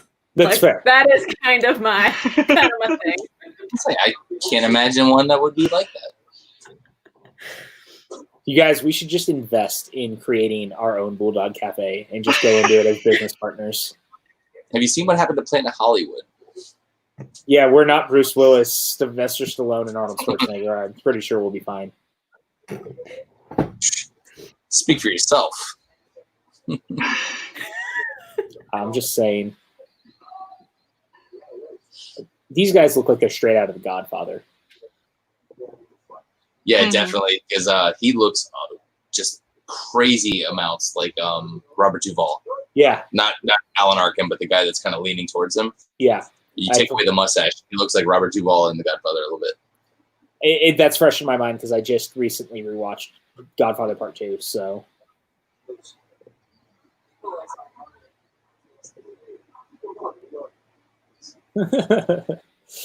Oh, it's so good. Are we in Twin Peaks? Is this when pies go to die? Pies when they go die, they go to heaven? Guys, I've been watching an unhealthy amount of Twin Peaks lately. I apologize to the chat and to anyone who followed me on Twitter. Dude, that guy just busted a coffee pot. What a fucking monster. I know. And he shot the jukebox. Yeah, but he busted a coffee pot. Dude, he killed the music. That's not care about personal property. He does not care about personal property or music, and that is a goddamn shame. Like, look. I don't know, but whatever's in the window for 45 cents, I want it. Oh, man. And again, I think that in the earnestness of what Joe Johnston's going for, he really does get that 30s pulp feel in the right way. It's not over the top. The dialogue works. The action's fun. It's a real tense sequence involving people Cliff cares about. Smartly put together.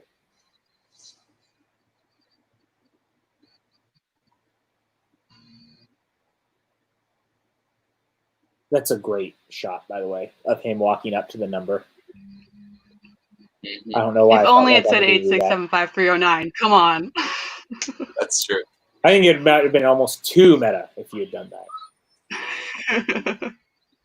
But really, come on. She's going to have her number just sitting there on the board. Cliff would have scribbled that out so nobody else had it.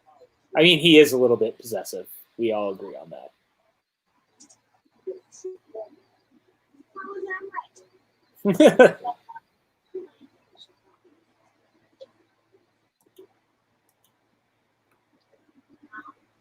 That look. Remember when phone booths were a thing? And Yeah. public phones? Oh, God.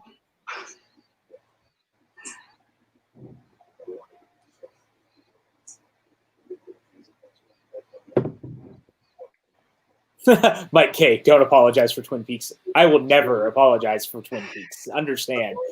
More I just still that. need to watch that. James, I almost don't want you to because I'm afraid if you don't like it, I'm going to have to end our friendship.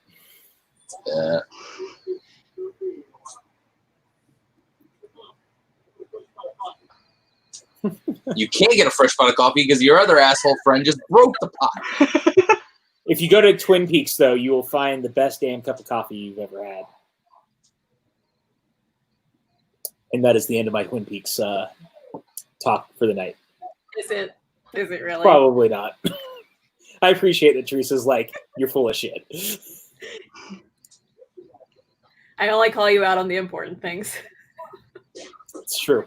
And we all know that Twin Peaks is an important thing for me. By the way, not that they sponsor us, but Fright Rags just put up an entire Twin Peaks t-shirt and clothing line, and I ordered all the t-shirts the other day. If you guys like Twin Peaks, you should go check it out. There's some great designs on there. Spent too much money on more clothes. Stardew says, wait, is that the guy from 12 Angry Men? Which person? I don't think so, but maybe. Alan Arkin's not in 12 Angry Men. The Is he in- gangster guy. So it might be him actually. Is that outside of the time period, though? Because, I mean, 12 Angry Men is... It's old, yeah. Yeah. And this is 91, so, I mean, I don't know if the years add up. They could look similar.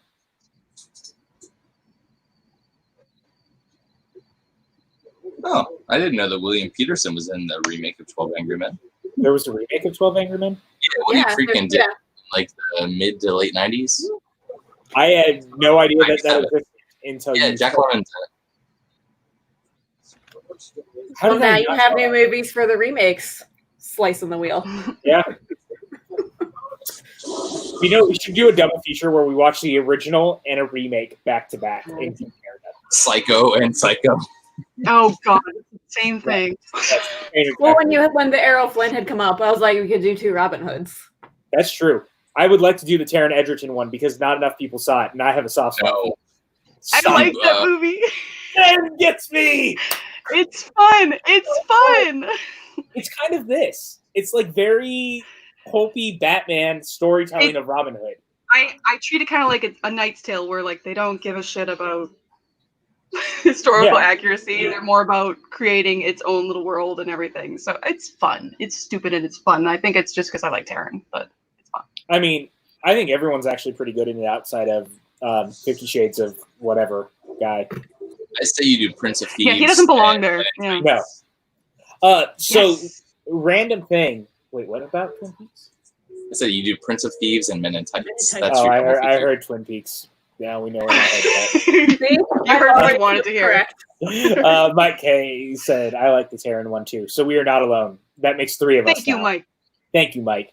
I've not seen it, so I cannot say. There was actually supposed to be an action set piece through Hollywood that was scrapped for budgetary reasons that would have come from this sequence. And I'm a little sad it didn't happen just because I can only imagine what it would have looked like.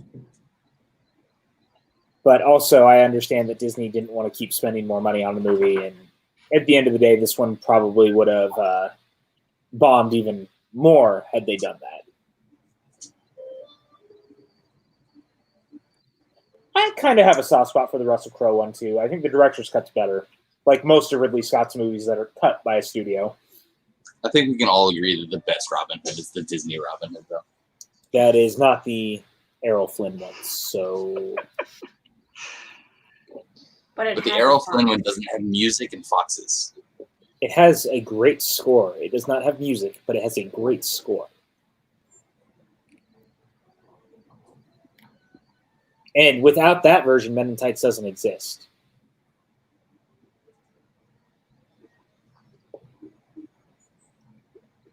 I love how playful the music is right here, while also being very suspicious almost. Mm-hmm. Well, they do so many great variations of the theme. Mm-hmm. Like I love it. Like it keeps coming back, but it's always slightly different. Look, another jacket that doesn't fit. I love that he keeps on his leather jacket because he knows that's a good coat, and you can't risk someone taking it from coat to It almost looks like Ben Bateman wearing a coat. Not quite as tight, but yeah, almost there. Hey, Disney Magic says they don't mind the Terran one either. We are not alone in this. I'm feeling vindicated by the minute. I don't know about you, Jen. I mean, I get it. Why people hate it? Like they literally mine fire in that movie. Like that's what it seems like. So I get it. I get it too. But I still had fun with it. There's a literal horse race chase that feels like a car chase that is so bizarre and out of place, and yet I love every minute of it. Especially when Marion's like, "Your mask is stupid," and she's like, "Wait, you knew it was me?" And she's like, "Yes." You idiot. Yeah. It just looked like they were trying to capitalize on Arrow. Like it feels very Arrow. It's like the same costume. Yeah. Yeah. Yeah.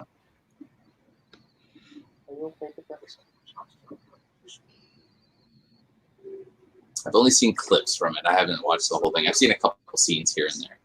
So I got to give it a shot. I do love Taron Egerton. Pretty much everything he's done. Eddie the Eagle is severely underrated. Everybody should watch I that. love Eddie the Eagle. That's a great movie. So Yeah, that movie I is love fantastic. The first time I watched it like 3 times in about a 4-day span.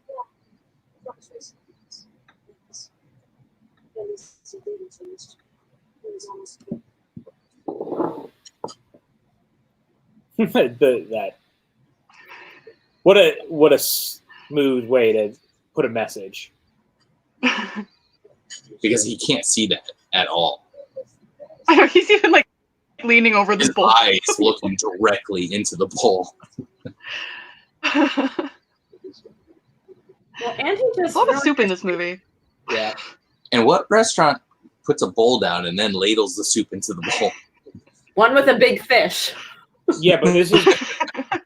But we're also talking about, again, he's a terrible hero and he's clumsy in what he's doing. Arranged the flowers.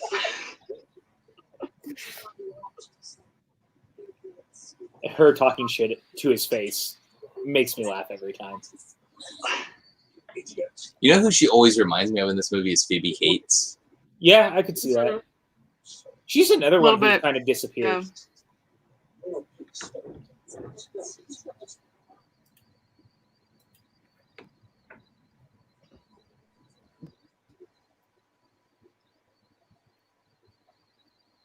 That dress is everything on her.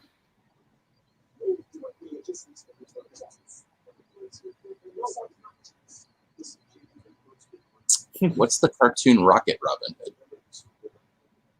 Probably Robin Hood. Yeah.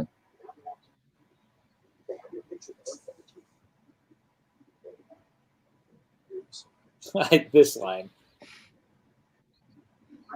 Rocketeer. The Rocket who?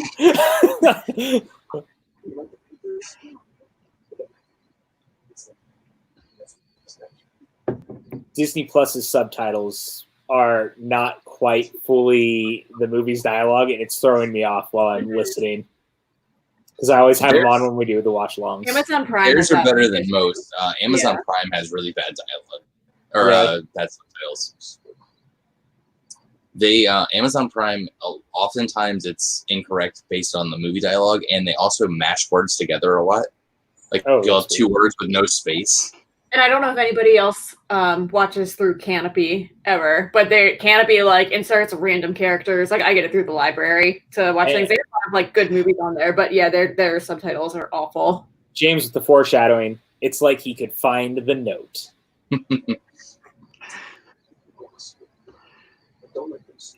HBO Max has had some problematic subtitles as well, as I've been watching stuff similar to what James was talking about smashing words together and things like that. It's very interesting. Well, and because I'm one of the few who cares about it, HBO Max, like I still refuse to get it because they have no audio description whatsoever for anything.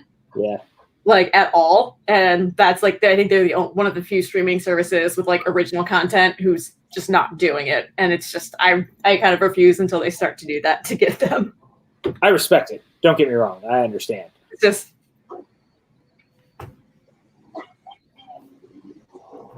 Yeah, I love HBO Max's content. Personally, I love that their partnership with TMC or TCM. Him chasing him through a group of people. Sorry to cut you off. Oh, you're fine. It just, he looks like a bull in a, like just an angry animal chasing him, and it's just so good.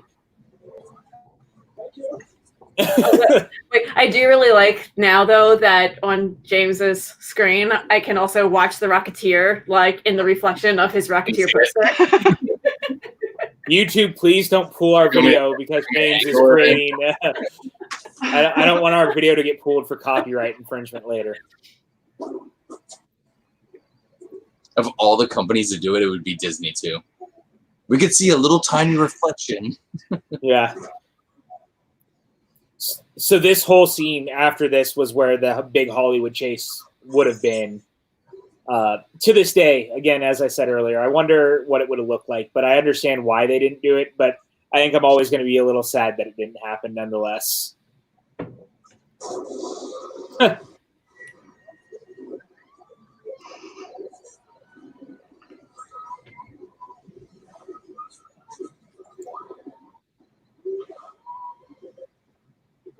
That dude just like playing the flute, and he's like, wait, what is happening? Why is there a dude flying in our club?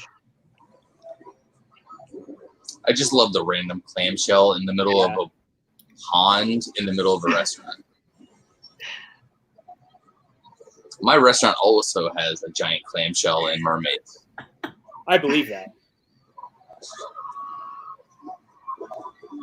Jenny, get in the cab. Just get in the cab. Why do they think that a door is going to hold in a dude with a rocket pack?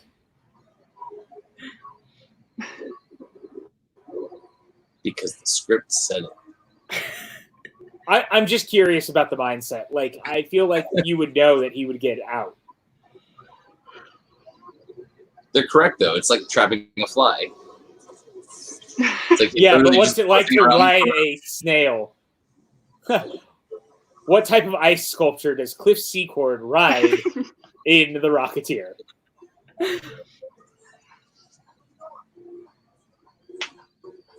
You know how many complaints you would get from competitors? It's a totally valid question. It is, and I would love it. I'm just saying. I see Jen's down there like, I'm writing Making this notes. down. Taking notes. Hey, this is why people need to get on more streams with you. You can get all the answers.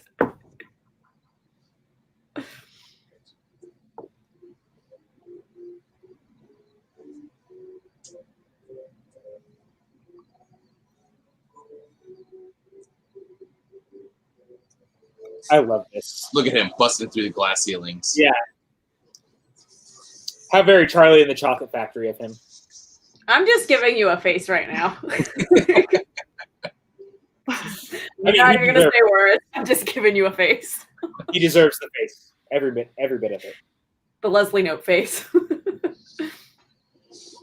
Disney magic about me and the whole door scenario because logic. Fair enough. The only I love that transition. I do too. From the mountains to the sheets. The only thing that makes me a little sad, because this is all Los Angeles based, is we get no map travel for a pulp film. Wait, they had it in the. They had it very briefly when they were in the theater. They had Here. it in the movie. Yeah. Yeah. The You get newsroom. a second. Right. I just mean in general, one of those things. Dateline. Okay, I don't think John Mariano is watching this right now, but he just sent me a picture of people making black and white cookies in New York, and now I'm very angry because I'm not in New York having a black and white cookie. So John Mariano, I love you, but fuck you. It's the worst. You're not in New York. You're not in LA. I mean, come on. I can't even get a black and white cookie from a very common Jewish deli. This is a problem. Would you like me to send you Baltimore's version of a black and white? Actually, yeah. I should get you a care package, PJ. I mean, I'm all about care packages. I'm not going to lie to you guys. I almost ordered Katz's Deli, as the pandemic was Wait a really. second. They deliver. They do. They ship. Oh. Sorry in advance to your wallet. He pulls out the phone immediately. Max and Ellie were actually talking about that with me the other day. They were like, they had ordered from a deli, and the deli gave them a thing that said, we ship through the country. And Max sent me the picture, and he goes, we immediately thought of you. I was like, this is what friends are for. This is a bad deal. I told you. The boxes are legit on there, dude. Free shipping nationwide. I know. All during COVID, it's free shipping. That is, you never want to wake up that way. Somebody giving you something that you smell and you wake up. Welcome to my home. Well, and then also, yes, they definitely want to wake up this way. No. That is one of the worst ways to wake up. well, not just that. It's also now he's trying to give her something to drink on top of it. It's like you already chloroformed me. Does this rag smell like chloroform to you?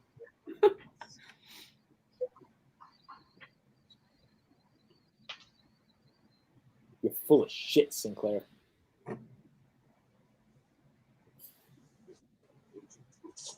That's called gaslighting. Men don't do that. Also, don't chloroform. Yeah, the girls. also that. That's just roofies, chloroforming. Try to avoid those. Yeah. Any sort of drugging. Avoid. Usually not great. James, are you really just focused on the food now? Did I create a monster? Shopping. As long as I can get a pound of corned beef for $34. and shipped for free. There's a box on there that's got now before I order a bunch of pastrami. There's a box on there that's got pastrami and hot links and and bread and all of the stuff that you need. And it's like $150 for. Yep, I saw that one. Yeah, and I need it bad. Let's see. Cats. Mike K. Rocketeer Basically, don't Cats? do Neville. Rocketeer jacket. Only be the Harry Potter version of Neville. Life advice. Life advice: only be Neville Longbottom. He could have been the point. chosen one. Yeah, it was Voldemort's call.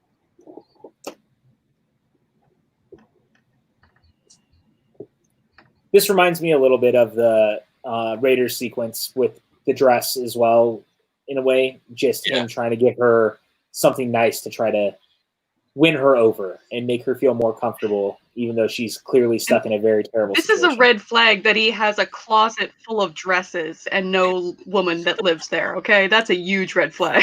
That's a really good point that I had never thought of. I had never thought about that until Jen said anything. Jen, thank you for that heads up. Things I had never thought about And this before. is why you need a diverse panel. Because the white males never would have thought about that. It's true. Apparently, we need Jen Kemp around on every watch along now for that alternate perspective with Theresa. It's just how it's going to have to be. That was creepy. Right? Dalton plays a really good creep.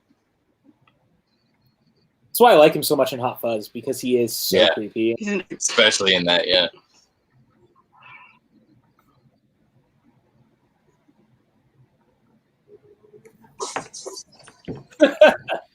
The way he falls is so perfect. Stardew says that pizza loaf is their favorite cold cut.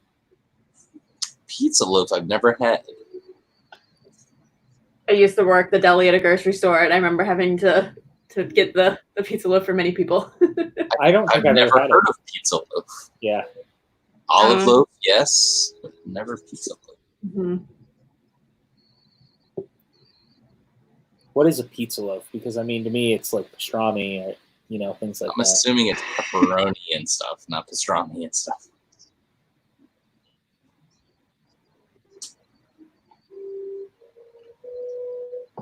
Look, Disney Magic, we're trying to suspend disbelief. Yeah, I just saw that. I didn't. Weird scene because she's 21 and he's about 30 years older, but Hollywood, and that's I tell you though, this movie, it doesn't bother me Yep. as much as it does in Raiders, because in Raiders it's very creepy with Harrison Ford and Karen Allen at the beginning, because she's saying, you know, it was years ago that they were together and she was just a kid. So that's the one that always kind of throws me. Yeah, well, that's a thing too. Yeah. Different Mike time. different time. Mike Hayes wants to once again say that he recommends Doom Patrol because Niles isn't a villain, but he's not exactly a good person either. Dalton is so good at walking that line. Yeah, Doom Patrol is on my short list of things that I want to watch. It's a good show. I enjoy it very, very much. This reveal that he was actually a Nazi is very, very good, by the way. I think it works incredibly well.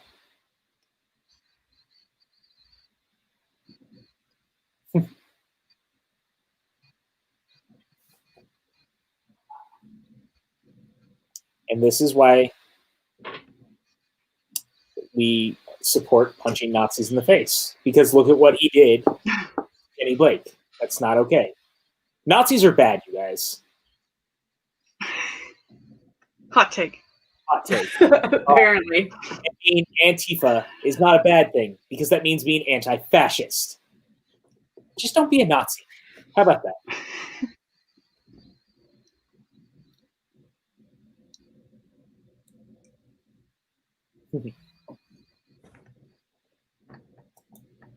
I like this whole scene too. I just think it works really, really nicely in a fun way.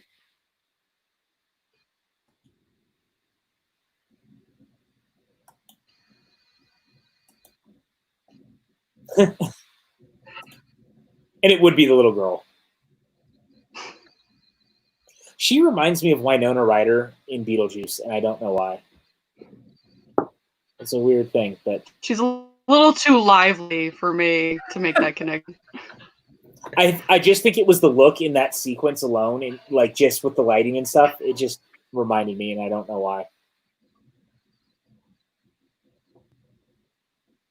Paul Sorvino is another one who's just such a great villain.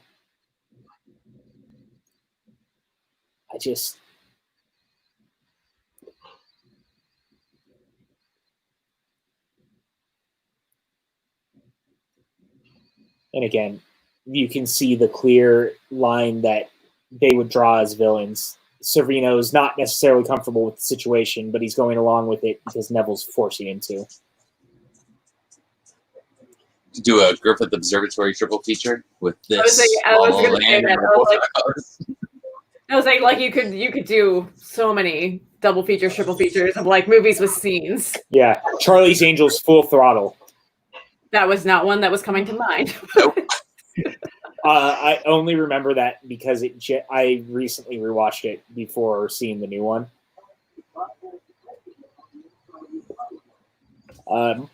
Charlie's Angels Full Throttle is what happens when people think Michael Bay is a really great filmmaker but can do his movies in 90 minutes, and you realize not so much. I would rather watch a 90-minute Michael Bay movie than a 2-hour Michael Bay movie. Yeah, well. Look at that demon's gum. It's very tasty. Yeah, I love this whole sequence. And it comes with a line that ends everything very, very perfectly. But their whole relationship in this situation is interesting in and of itself.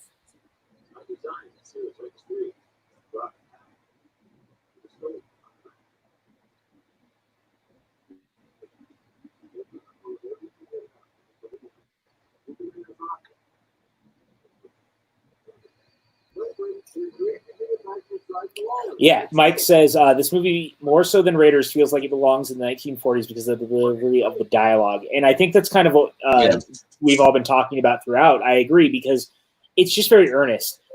This right here in this footage, that is Dave Stevens in the Rocket Pack, the guy who created the character.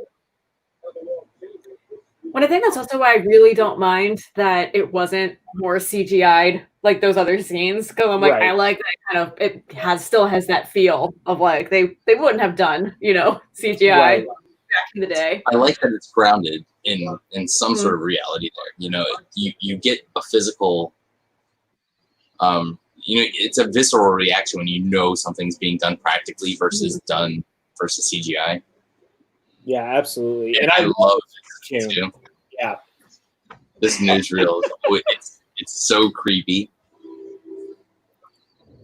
It reminds me of actual like propaganda type stuff you would have seen around that time, though. Too. See, those single jet rockets just don't look right. Well, that's where they fit it into the movie because that's what it was, the comic.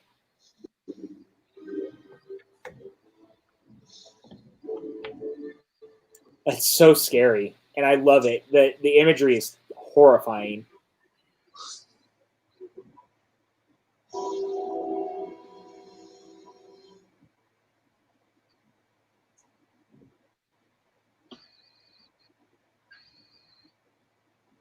And now it's like, this is why we're trying to keep it out of the hands of everyone, because we don't want the Nazis to be able to fly and take over the world.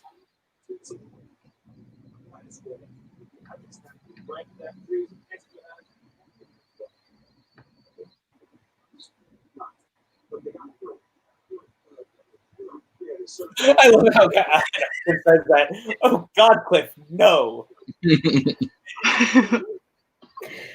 Oh, man.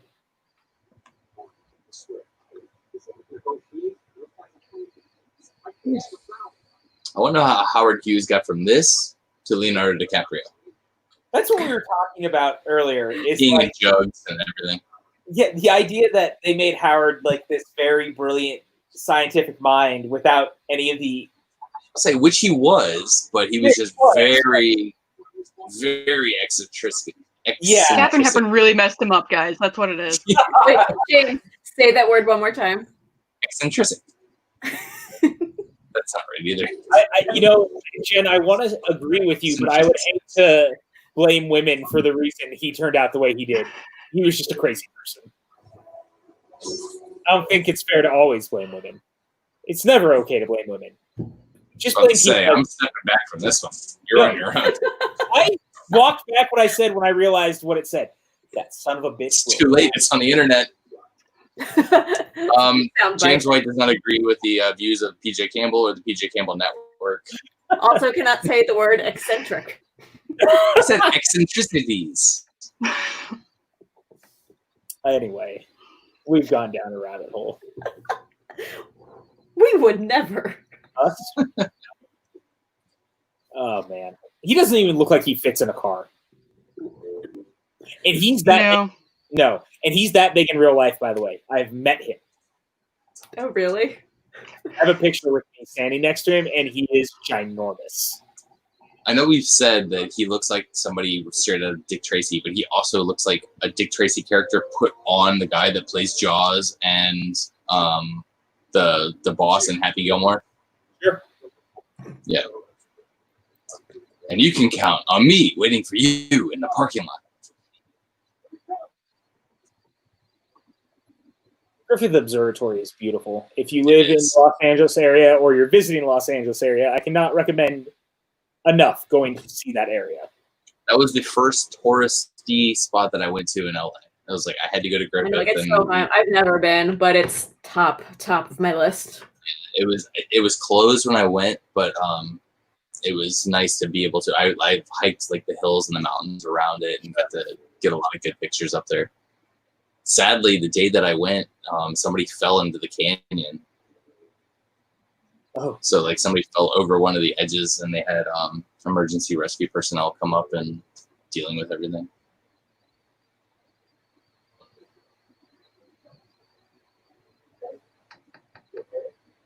This is such a great throwback to 30s gangster films in the whole way this sequence plays out. And I love it for that. And because we've talked so much about the Disney parks, it reminds me a little bit of the Great Movie Ride because of that. Yeah. All right. I'm so sad. I never really got to ride. I don't think I ever rode Great Movie Ride before it closed. Oh, So many times. I've been to MGM, a bunch of times, and Hollywood Studios. I still call it MGM. I don't care. But I don't know that I ever rode it. Yeah, I think we talked about Whenever I was in the park, it was always something else. I would always do Tower of Terror and Star Tours and stuff like that. I'm pretty sure we talked about this on the episode where we ranked the ranked attractions at the Disney parks. But the end, the sequence of the movie montage, again, things that make me cry. Yeah, that is definitely on the list. Here comes the best quote. Yeah, this line is one of the best lines in the entire film.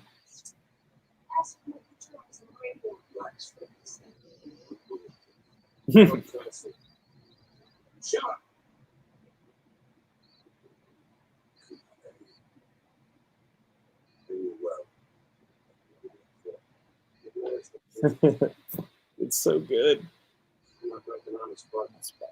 But I'm 100% American. And that should be spoken by everybody in this country right now. Yes, absolutely. That laugh, by the way. And him going into German right after that laugh is terrifying. And is why Timothy Dalton is one of the greats.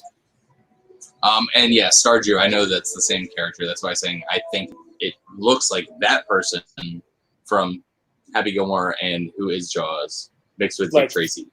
That's what I think.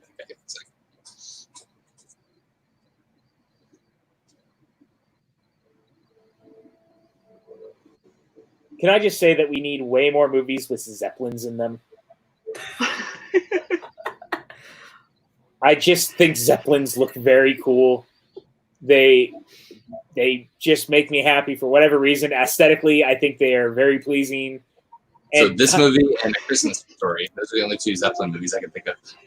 Last Crusade. Last Crusade. Yeah, every Crusade, Batman the Animated Series was full of Zeppelins in an Art Deco world. That's not a movie. And in Batman v TMNT, Mikey keeps bringing up that there's Zeppelins, and he's like, why do they have Zeppelins? They're just so cool. And then he falls and lands on one, and it's the best. So, yes, I just brought up Batman versus TMNT as a reason why we need more Zeppelins. It's a great movie. It's actually my favorite Batman film in about 6 or 7 years. I mean, it combines two of my favorite things. I mean, I was very happy when you said that it was good, so I snatched it up, blind bought it. If you ever want to see Batman eat pizza, this is the movie for you. I have not watched any of the TMNT movies because I'm old school Ninja Turtles. I'm afraid of watching any of them. I haven't watched the two either. You have to watch Batman versus TMNT. No. She means the live action Michael Bay TMNT movies. Oh, go Ninja, go. No. That's Secret of the Ooze. That's the good one. Well, I'll watch the original movies, and like I said, I had Ninja Turtle onesies as a child with footies. That was my love them. So I appreciate that you admit that to our entire audience right now while we watch the I admit that I had more than one. I'm so sad that I had all of the action figures and got rid of them because I was pressured by my uncles to stop playing with the action figures. So I got rid of my Ninja Turtles. I had everything. I just want to point out real quick. The shooter van and everything. It was so much. I really want to point out that he is brilliant in knowing that no matter what, Cliff is going to come and save her. So it didn't matter that he didn't get the rocket yet because Cliff will come to them because he has her. He's a smart bad guy. He's a bad guy, but he's a smart bad guy.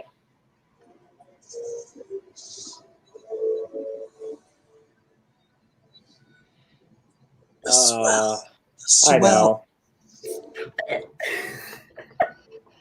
And this shot coming up in front of the American flag is straight off of the comic. They recreated it, and I love it.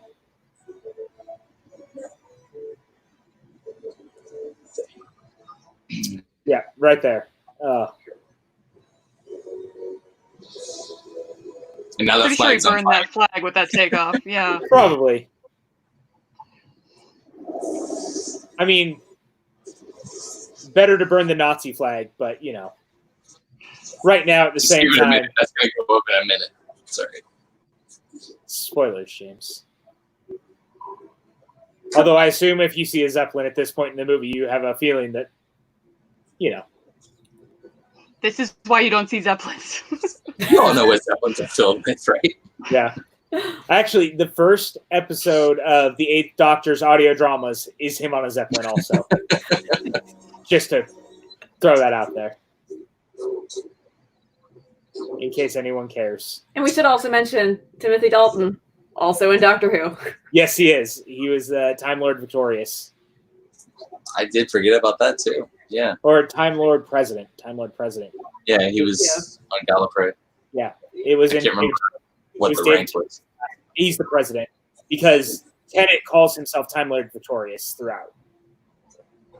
And he gives that speech about not wanting to regenerate because another man is going to saunter off in his own body. Oh, that poor gun. He does know he has a jetpack, right? So he just jump off, catch the gun, and shoot the gun. It's scary. It is. Dude, I hate And heights. budget. I wouldn't be able to do what he does. And again, Also, I it's a could- small jetpack. You don't know how much fuel is in there. He hasn't really tested how long it takes. All right. Like, And we also have to remember it has a hole in it currently. there's a hole. That's an important thing.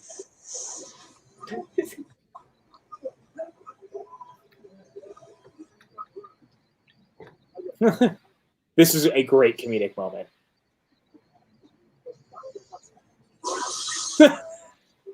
But, you know, He might. you might. Goodbye, Mr. Pilot. I think that we forget sometimes what a great comedic moment like that can be. It's and how well it can work. The head banging is the one that gets me. That's the one that makes me laugh every time when he swings back and just clunks his head.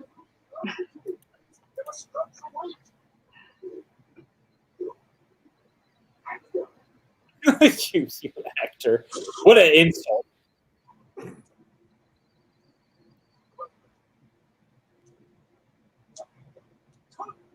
Disney Magic said rude uncles. Was that at us? No, We it did was something wrong. me from my uncles making me get rid of my Ninja Turtle toys. Oh, right. Yeah. Just making sure I didn't miss something. It's not wrong. Anyway, I love that the chat is watching the movie as intently as we are, so they're not as talkative as they were through Raiders, because we all know Raiders so well. But I'm also worried. Like, Climax. is the chat okay? Like, is everyone in the chat okay? Please sound off and let me know that you're okay. Are you breathing? I can't see you. Just let me know that you're alive, please.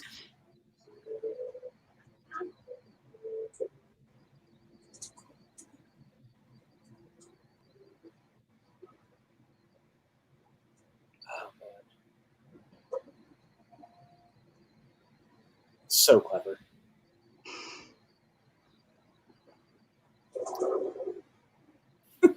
Mike, sorry, I got lost in Jenny's eyes. Fair. Mike K is alive. We can count that. Disney Magic says I'm breathing. Great, fantastic. Disney Magic is still alive. Look, Jenny just straight up killed the guy. yeah. I just want to make sure because I don't know how many YouTubers actually ask their audience if they're still alive and breathing, especially right now. Things are very intense, okay? So Like, and this has been a long stream. yeah, Like, it's a wellness check. I think it's the least we can do as host of this show.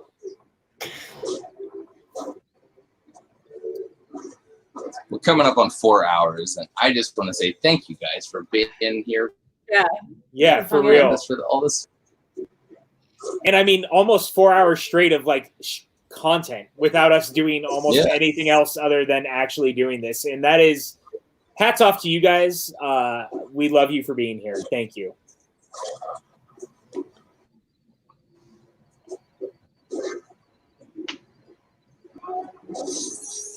The windows on the Zeppelin are super breakable.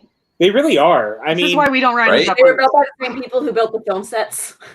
hey guys, remember how I said we should start a Bulldog Cafe? Why don't we start a Zeppelin company? A Bulldog Zeppelin company. The production designer on the film that made the wall fall down, he also built the Zeppelin. Disney Magic says we're good hosts. We're doing something right, guys. We're getting through it. Thank you, Disney Magic. Yeah.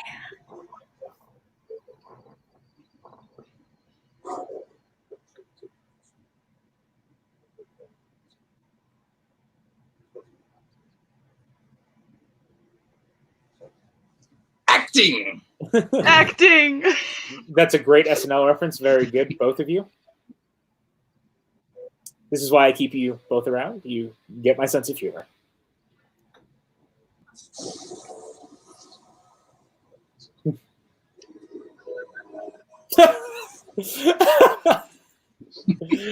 Oh, it's so good. That death is the best. I know. It's even better with this, though. Boom. And now it is the Hollywood sign. That's how it happens. That's how it happens. That's how you get Hollywood. There you go.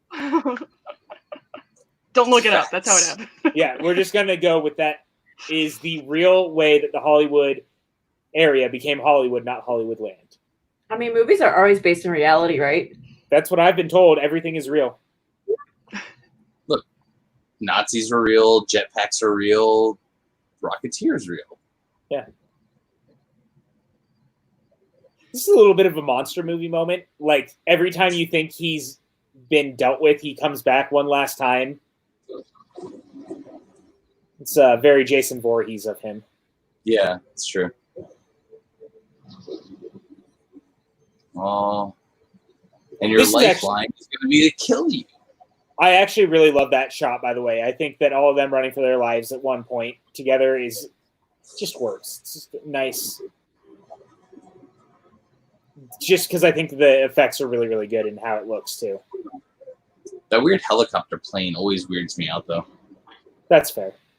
It's a strange vehicle. Disney Magic. And now we Helicopters know are the death real- traps. They really are. They really are.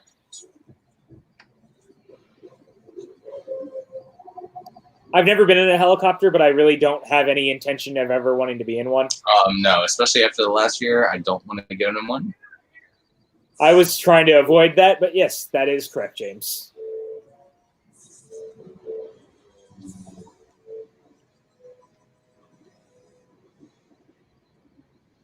I really like watching Nazi flags burn. What's that? I said I like watching Nazi flags burn. It's very therapeutic. Yeah, same. I think we can all agree on that, right?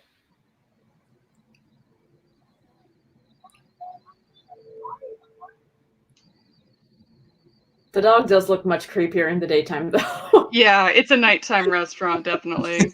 We're not open for breakfast. That's another good question. Nice car. But how did the reports in the newspaper say that Neville Sinclair died?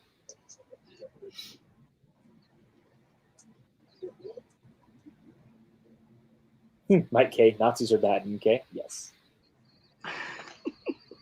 I hope we've taught you guys something over the last 4 hours. If anything you've learned out of this last 4 hours, it's that Nazis are bad, okay?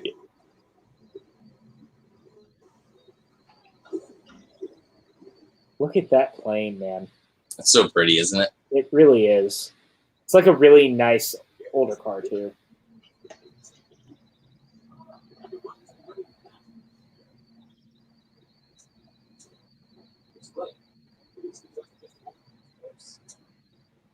I love when Terry Quinn pops up in just random roles. I really do, too. I think he's a fantastic actor. He really is, yeah. Oh, I love this line.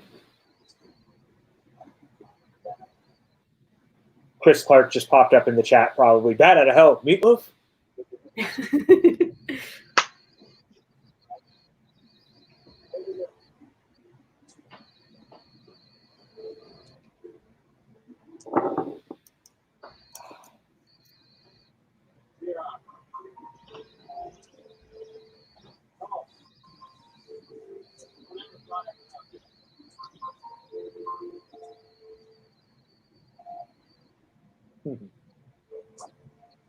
What a nice cap in this whole story.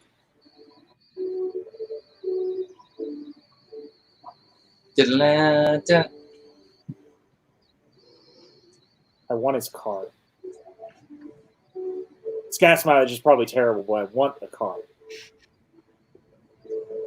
It's like every time I watch The Godfather, I want the cars in that movie too.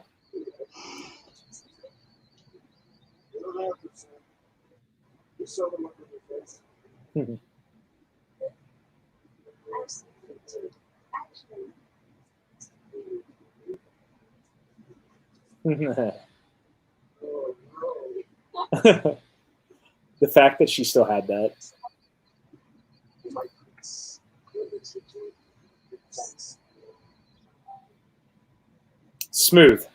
Smooth operator over here. Billy Campbell, Cliff Secord. Priorities, PJ. I mean, PB. I was like, what did I do to you? God damn. Hey, Goose. That'd be a good 5-point question. Who does PB try to go to after he can't talk to Cliff about the new jetpack? So now That's like a 10-point question. Rocketeer and Top Gun are in the same universe now.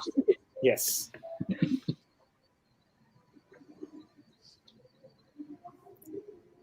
And guys, this movie makes me feel so good. I don't know about the rest of you, how happy you feel that we just. I just want to listen to this. No. I like that now Disney Plus is like, hey, watch Flight of the Navigator. Mine is too. Not nearly as good as this. So I'm going to It's go a ahead and. fun movie, but I haven't seen it since I was like 6. So, Rocketeer is just Art Deco Top Gun, according Excuse to you. It's better than just Art Deco Top Gun, but it is Art Deco Top Gun. So, we've done it. We made it through. It was a 4-hour stream of us watching 2 of the best cult films of all time. I'm going to go ahead and go to Jen Kemp. We've watched The Rocketeer. We watched Raiders. And now, how are you feeling? We made it through. What are your final thoughts on The Rocketeer before we close the shop? I believe I can fly and punch Nazis in the face, so I think it's a good night. I think that's what we should all take away from anything, especially right now. It's okay to believe you can fly and punch Nazis in the face. James White, how you feeling, bud? I'm feeling great. I mean, it's 2 really, really good movies. Obviously, I think Raiders is a better movie than Rocketeer, but Rocketeer is one that always has a really close place to my heart. It's so much fun. It's got a really good story. It's got a lot of heart. Fantastic score, as we've said. And it's just one of those ones that I can't stop feeling good anytime I watch it. If I want something to kind of pick me up, just listening to that music and seeing those faces, it always does the trick. So I love being able to watch The Rocketeer and just watching both of these with you guys and you guys in the chat. It's been a lot of fun. Happy to be here. Thank you guys. And I want to that point, the chat, you guys have been amazing tonight. Yeah. You guys were super interactive. So many of you were here the entire time, and that is ridiculous. And I love you for it. I can't believe it. And if you guys enjoyed us doing the double lasted feature, longer than Frank did. Good job. you outlasted one of the hosts, and apparently Sean Sullivan, who just stopped talking to us in the chat because I'm guessing you can officially say you're better than Frank Janisch if you've stuck around for this long. Yeah. Frank only shows up so often, so frequently, it feels like. But you guys outlasted Frank Janisch, and I appreciate you for it. And I want to thank everyone again who donated Streamlabs tonight. You guys are the best. Without you guys doing that, I don't know how we'd keep the channel running and pay for all this stuff. So thank you. Theresa, I hate to interrupt you while you're crying through the finale music, but we did it, and we made it through. How are you feeling? I feel great. Like I think more than a lot of people, I have such hard nostalgia for this movie. I think a lot of people did kind of come to it a little bit later. Right. I don't think as many people saw it when it came out, but it reminds me of sitting in my parents' basement watching this movie like on repeat. So watching again with you guys is wonderful. And like I said, the music, I could listen, like this is one I will not stop the credits. Like I am going to listen the entire way through. So I waited until now to tell you. Intrada just sent me an email. Not just now, about 2 hours ago. that they actually have the entire score for sale right now. It's a 2-disc set. So I wanted to tell you when it was over so you can go and order it if you want the full score. It's a great set. I have it. It's very worth having. And I do also have I do have some of it on my phone. I have. Does not act like I don't listen to this on occasion, which is why I know it makes me cry. So oh no, I get it. If you want the full uncompromised score, no, I appreciate that. I got you. Again, guys, this was a ridiculously great 4-hour stream doing just talking about 2 movies that we all love very, very much that mean something to all of us. And from everyone here at the PJ Campbell Network, I just want to say thank you guys. Again, without you guys, this just doesn't happen. So if you guys enjoyed it, leave comments below. Let us know, what do you want to see double featured next if we're going to keep doing it. Don't forget, Monday, we're going to be back here. I'm probably going to ask James, Theresa, Jen, if you want to come on too. We're going to be doing The Road to El Dorado. We're talking the older DreamWorks animated film. It's going to be a lot of fun. I actually haven't seen that movie in probably 15 years, so it's going to be like the first time I've ever seen it. And I'm going to be very curious to see how I react with people who love the movie. But with that, I'm going to go ahead and go around the table once again, starting with Jen Kemp. Where can everyone find you online, Jen? You can find me on Twitter at JKMemeQueen, and check me out in the Schmodown versus Alex Damon if you haven't seen it yet, and tell me that I need to challenge the 3rd round question, because that's all I've been getting. Well, you know. I'm sorry. Number one, I'm sorry. Jen, I love you. You know there's no hard feelings. And love you too. You're the best, and please don't hate me forever. That's all I ask. But we will see you on the next one, Jen. Thank you for being here. I'm going to drop you out real quick. James White, you made it. We did it. Where can everyone find you online?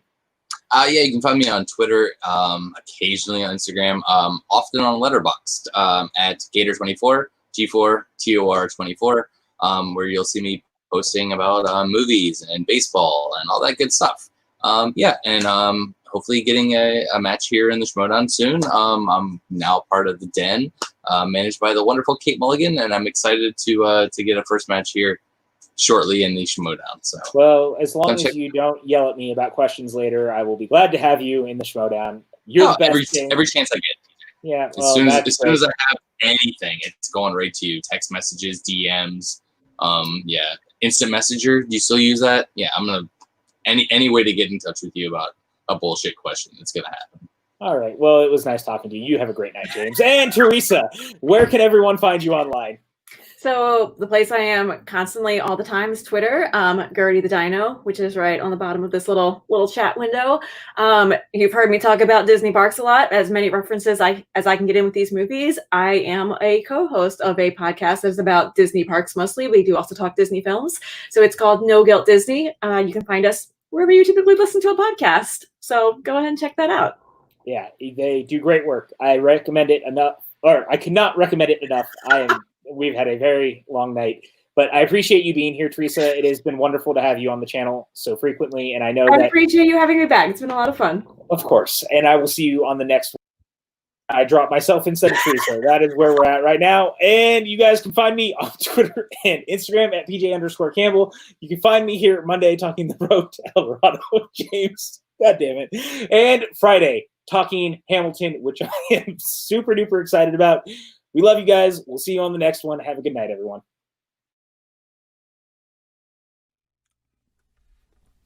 I want to be so long. Farewell to you, my friend. Goodbye for now. Until we meet again. I said so long. Farewell to you, my friend. Goodbye for now. Until we meet again. Oh, it's been great to play and sing together in the box, and now it's time to say goodbye. Oh, so long. Farewell to you, my friend. Goodbye. Oh, for now. Until we meet again. Goodbye for now. Until we meet again.